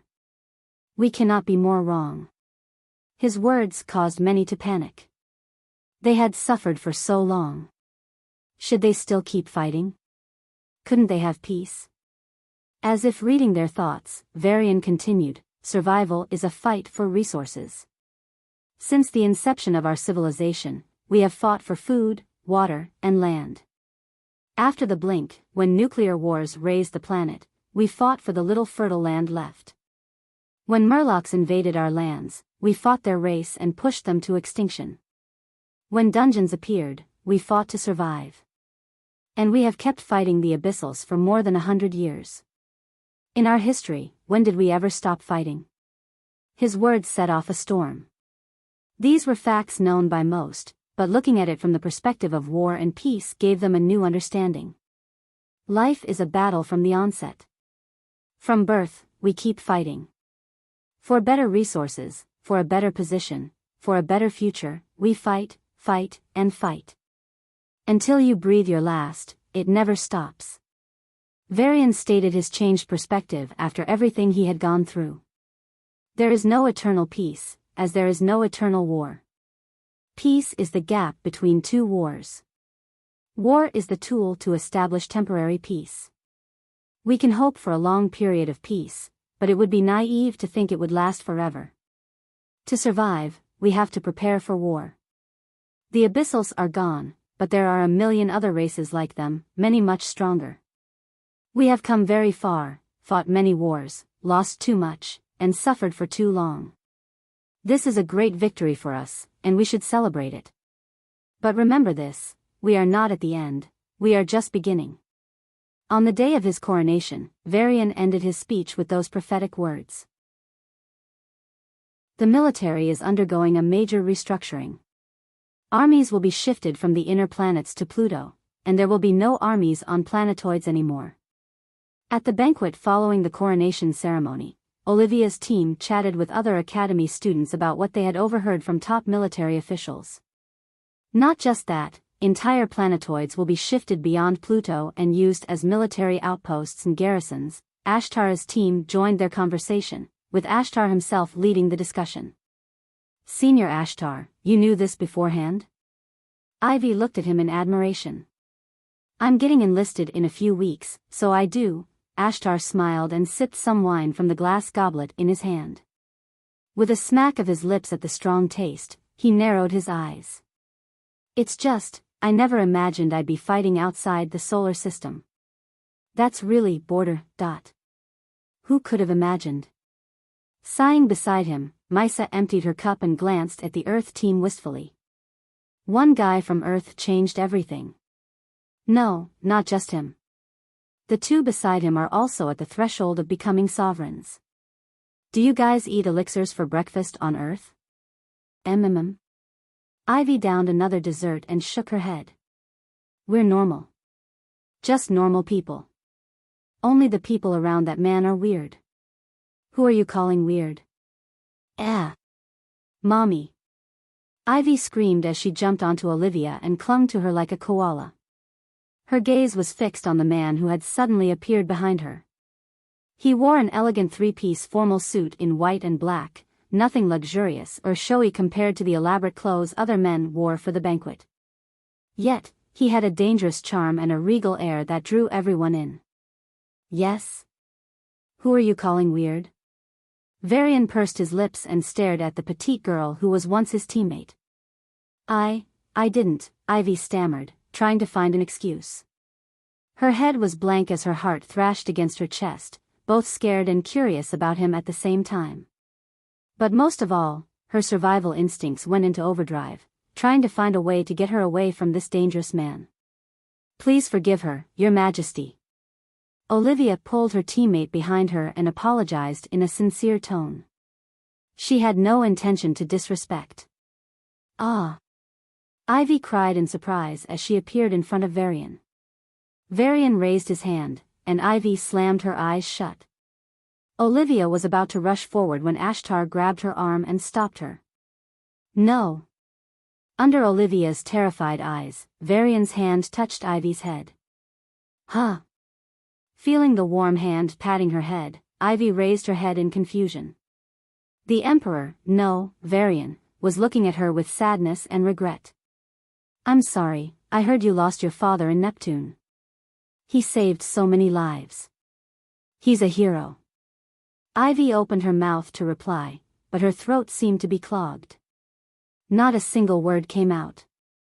All these days, she had been doing her best to just forget the incident by focusing on other things. She wanted to treat it like it had never happened. Because her father, her biggest hero, couldn't just die. For that reason, she had stopped Olivia and others from bringing up the topic. But when this guy, whom she hadn't seen for months and who had no reason to care for her given his strength, expressed his condolences, her shoulders shook, and tears rained down her cheeks. Your Maj. Ivy wiped her tears furiously, but they just kept coming. Varian rubbed his head in pity and said to the Sarah team, I'm glad I can see you all today. Being alive is a really great thing. Olivia and the others nodded with complex expressions. It felt strange talking to him. He wasn't as aloof as they expected, but even though he was friendly, he seemed different. Perhaps it had something to do with his level of maturity. You too, Varian turned to Ashtar's team. Neptune has suffered the most in this war. The losses cannot be undone, but I'll do my best to make you all strong and prevent another tragedy. Neptune will have priority for special resources. Thank you, Ashtar said through gritted teeth. His home planet's slaughter would forever remain his scar. And you, Varian addressed the lady in the purple gown who was slowly slipping away. Yes, Your Majesty. Mysa turned around with a smile that looked no different from crying. Varian smiled in amusement. Didn't you say you wanted to fight the next time we met? Come on, you can fight.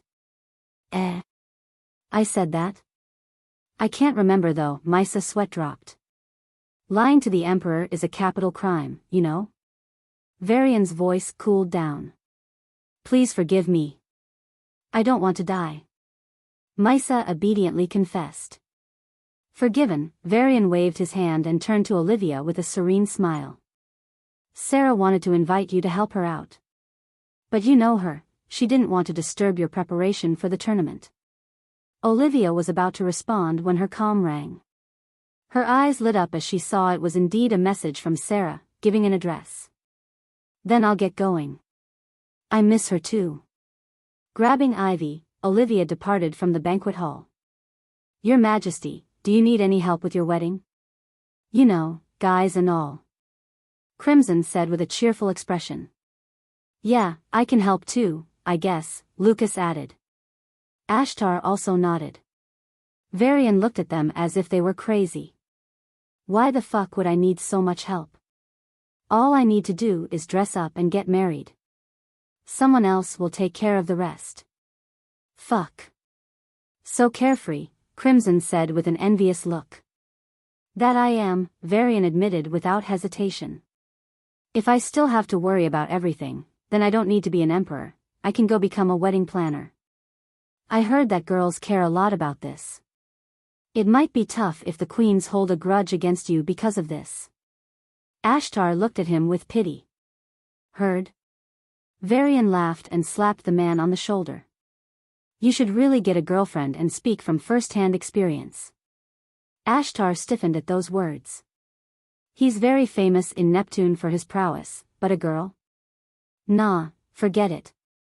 He's a piece of wood, Your Majesty. I've seen droves of women flock to him, and he rejected them to watch some weapon exhibition. Mysa betrayed her friend. Varian looked at Ashtar with a strange expression. Somehow, he felt like he was staring at himself. No, I'm not a piece of wood. Never was. Speaking of, Varian rubbed his forehead. I should get some policies to increase the birth rate. We lost too many in the war. Paid leave should work, someone suggested. Cash rewards for more children. Lower the age of marriage to 16. Varian, Ashtar, and Mysa all turned to Lucas. What? I read in some novels that it keeps the birth rate high. Lucas scratched his head and explained. Young parents who can't take care of themselves would be terrible role models and guardians for children. Varian rejected the idea outright but wondered how he'd feel about having a child. If I can't even guarantee the safety of my civilization, should I bring a new life into the world and risk its life? Shaking his head to clear that thought, Varian joined the brainstorming. People were pleasantly surprised that Varian spoke to them in such a casual tone. In their opinion, sovereigns felt more aloof than he did. Varian didn't bother with pretenses either. Humanity had enough problems. He wanted to solve the existing problems, not add to them. Of course, he's not the kind of person who'd tolerate everything. Wilson, Varian walked to a thin, middle-aged man wearing a black suit and golden spectacles. Ah, Your Majesty, what a pleasant day it is, the man greeted with a smile. Varian smiled back, but something about the smile seemed off. One of the richest industrialists on Neptune and the owner of some of the best housing societies in the entire empire. Why yes? Wilson blinked in confusion before speaking in a friendly tone. If you need something, please let me know. When the Abyssals attacked Neptune, they killed indiscriminately. But they didn't kill any of your people, even when they could have, and in fact, escorted you to safety. In exchange, you revealed the information about the children and grandchildren of the military officers whom the Abyssals brutally killed. Wilson's face paled, and his eyes bulged. Looking at Varian's cold eyes, he knew any excuse was useless. I didn't have a choice. They'd have killed my children and wife if I didn't do that. In fact, if the military had done their job properly, things wouldn't have come to this point. Wilson yelled, his face red. Varian gestured in the air, and blue flash appeared next to him in a blink. Your Majesty. What would his punishment be if this happened before my coronation? The court would grant him a short prison sentence at worst, or declare him innocent since he did it to save his family at best. The people who died weren't descendants of strong awakeners, so it's not uncommon for people like him to get away with it, Allison explained. There is an entire segment of lawyers who train solely for such criminal cases. I see. Varian rubbed his chin and nodded. Your Majesty, I want to appeal my case in court. I didn't cause major damage to the military, only some kids. In exchange, my service is enormous. I pay a lot of taxes every year. Give him a public execution. Investigate all the betrayers in the war and do the same. Unless it's a special case, such bugs don't need to exist. Just report after it's done.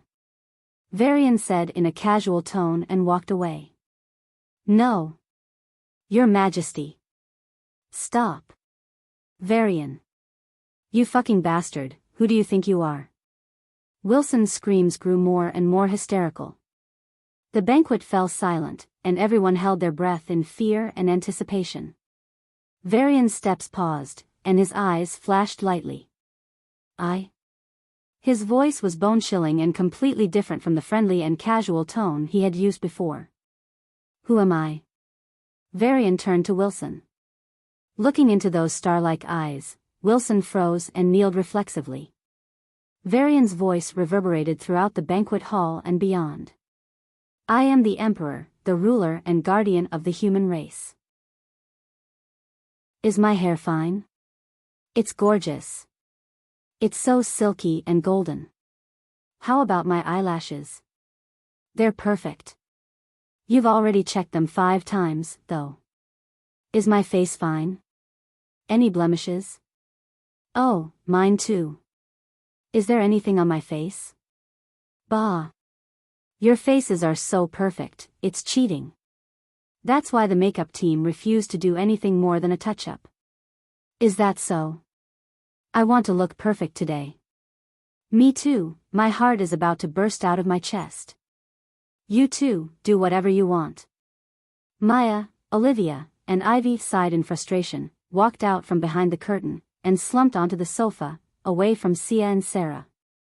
Behind the curtain partition, the 2 brides were checking themselves in the full-length mirror, trying hard to find something to improve but failing for an hour. Only their shadows were visible, but even those shadows seemed elegant. I want to punch the guy who told me to come here. My self-confidence has taken a severe hit. Olivia leaned on the armrest and complained with a resentful tone. Self-confidence, ha ha ha, what does that taste like? Ivy gave a self-deprecating laugh. Her small frame had always been her insecurity, and coming here had completely shattered it. Come on, I'm petite too. My boyfriend never once complained about it. You'll find someone who will love you just the way you are. Maya hugged the smaller but older girl.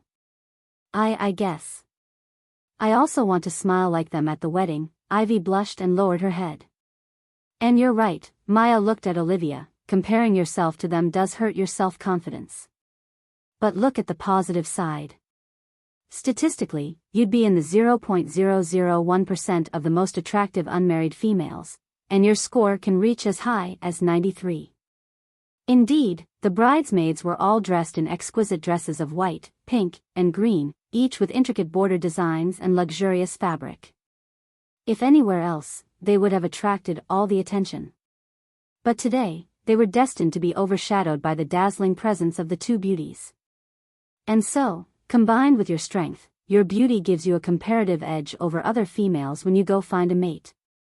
Wait, Olivia waved her hands at Maya, who had gone into research mode. I get it, I'm so lucky, I'm really grateful. Maya nodded in satisfaction. Are the brides ready? With 3 knocks on the door, Anna, in an elegant yellow dress, entered. Aunt Anna, I don't know if I'm ready. I'm so nervous. Sarah replied in a tense tone. They're both freaking out. Give them some tips from your experience, Olivia said before Maya could stop her. Experience? Anna's lips twitched. What is this painful feeling in my chest? Never mind, I'll ban all dating in the Earth Academy and punish all those sneaky lovers. That day, the new dean of Earth's military academy decided on a painful policy that would cause academy couples to curse her for years to come. Where is Blue Flash? Sia's flustered voice came from behind the curtain. Here, Allison appeared in front of the curtain and looked inside for a full minute before walking away. Wait, Sia's voice sounded anxious. Aren't you going to say anything? You're too beautiful, Allison sighed. To the point, I wondered if it was an illusion.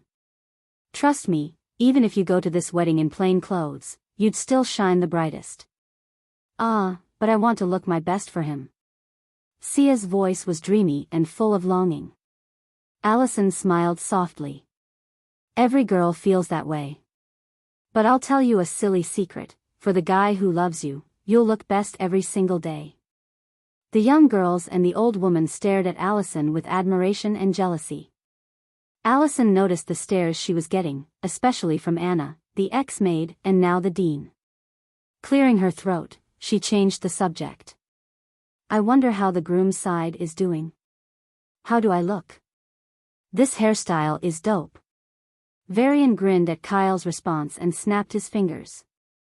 His hair transformed from smooth to curly and rearranged itself into another trending style. Like this? Cool. And this? Awesome. The spikes are just perfect. Change my hair, too. Do we look like the criminal brothers from that show last night? You're right. I just look more handsome, but that's a given. And I look smarter, but that's also a given. Hearing the conversation of the two young men, Evander slumped on the sofa and stared at the ceiling as if questioning the meaning of life. Gareth patted him on the shoulder in sympathy. Bolly munched on the snacks like a squirrel relaxing after a long time. He really wanted to become a sovereign, but once he achieved it, he felt exhausted from the endless wars. Seth, meanwhile, was adjusting his mustache and newly grown beard. Watching his pupil get married, he felt proud. I should look cool today, too. Emperor, are you ready? A soft voice asked from outside. Oh. Varian stopped playing around and changed his hair back to its original style. Then, he replied in a dignified voice, Yes, I am. Then please enter the venue. It's time, Irene's voice rang softly. Hey, let's go. Kyle cheered and walked to the door with full energy. But realizing that Varian wasn't beside him, he turned back and said, "Let's go." "I'm suddenly nervous," Varian smiled awkwardly. "You'll be fine. Just don't change your hair in the middle of the wedding." Evander walked out of the room, waving his hand. Even though he gave the advice, his own legs and arms were shaking. "He's also nervous," Varian mused and looked at himself in the mirror. The nervousness was showing on his face, and he couldn't stay that way. Taking a deep breath, Varian clenched his fist. "I'll fight till death. For fuck's sake, this is not a battle, and no one's going to kill you." "Habits from work," Varian chuckled, feeling less unnerved, and walked out of the room in relaxed strides. The venue was ready and already filled with guests. There weren't many, though, less than 60. Some of them were people Varian, Sarah, and Sia had met at the academy, Dhruv, Mia, and others. Billy from Valos was also invited. The little boy sat in a seat customized for him and marveled at the wonderful venue. There were some people Varian knew from work. Sia had only blue flash on her side but didn't feel lonely thanks to Sarah's presence. On Sarah's behalf, Evander and a few of his close friends were present. Even though it was the wedding of the emperor and the two queens, fewer than 10 people were invited based on their positions. "Brides, please enter." The pavilion-like venue was situated in the middle of a sea of beautiful flowers. Petals from the flowers fell every second, dancing with the wind to create a breathtaking scene. In the center of these flowers lay a long, plush red carpet, leading all the way to the venue. Evander walked with a smile, leading Sarah and Sia. Upon seeing them, everyone stood up from their seats and stared in awe for a moment before looking away. Just that one look made everyone feel as if their hearts were about to burst. It was as if they were witnessing a scene from a painting, beautiful to the point of sublimity. "Groom, please enter." In a black and white suit with golden embroidery, Varian walked toward the venue with a smile. Even though he didn't go over the top with preparations, his handsome face was like a bright sun, lighting up the mood of everyone present. His lean yet muscular frame, almost as if it was sculpted by the heavens, stirred the hearts of the maidens. Yet, more than his physical appearance, he exuded a sense of royalty, nobility, and sacredness. None of the people could put it into words, but they felt awed by his presence.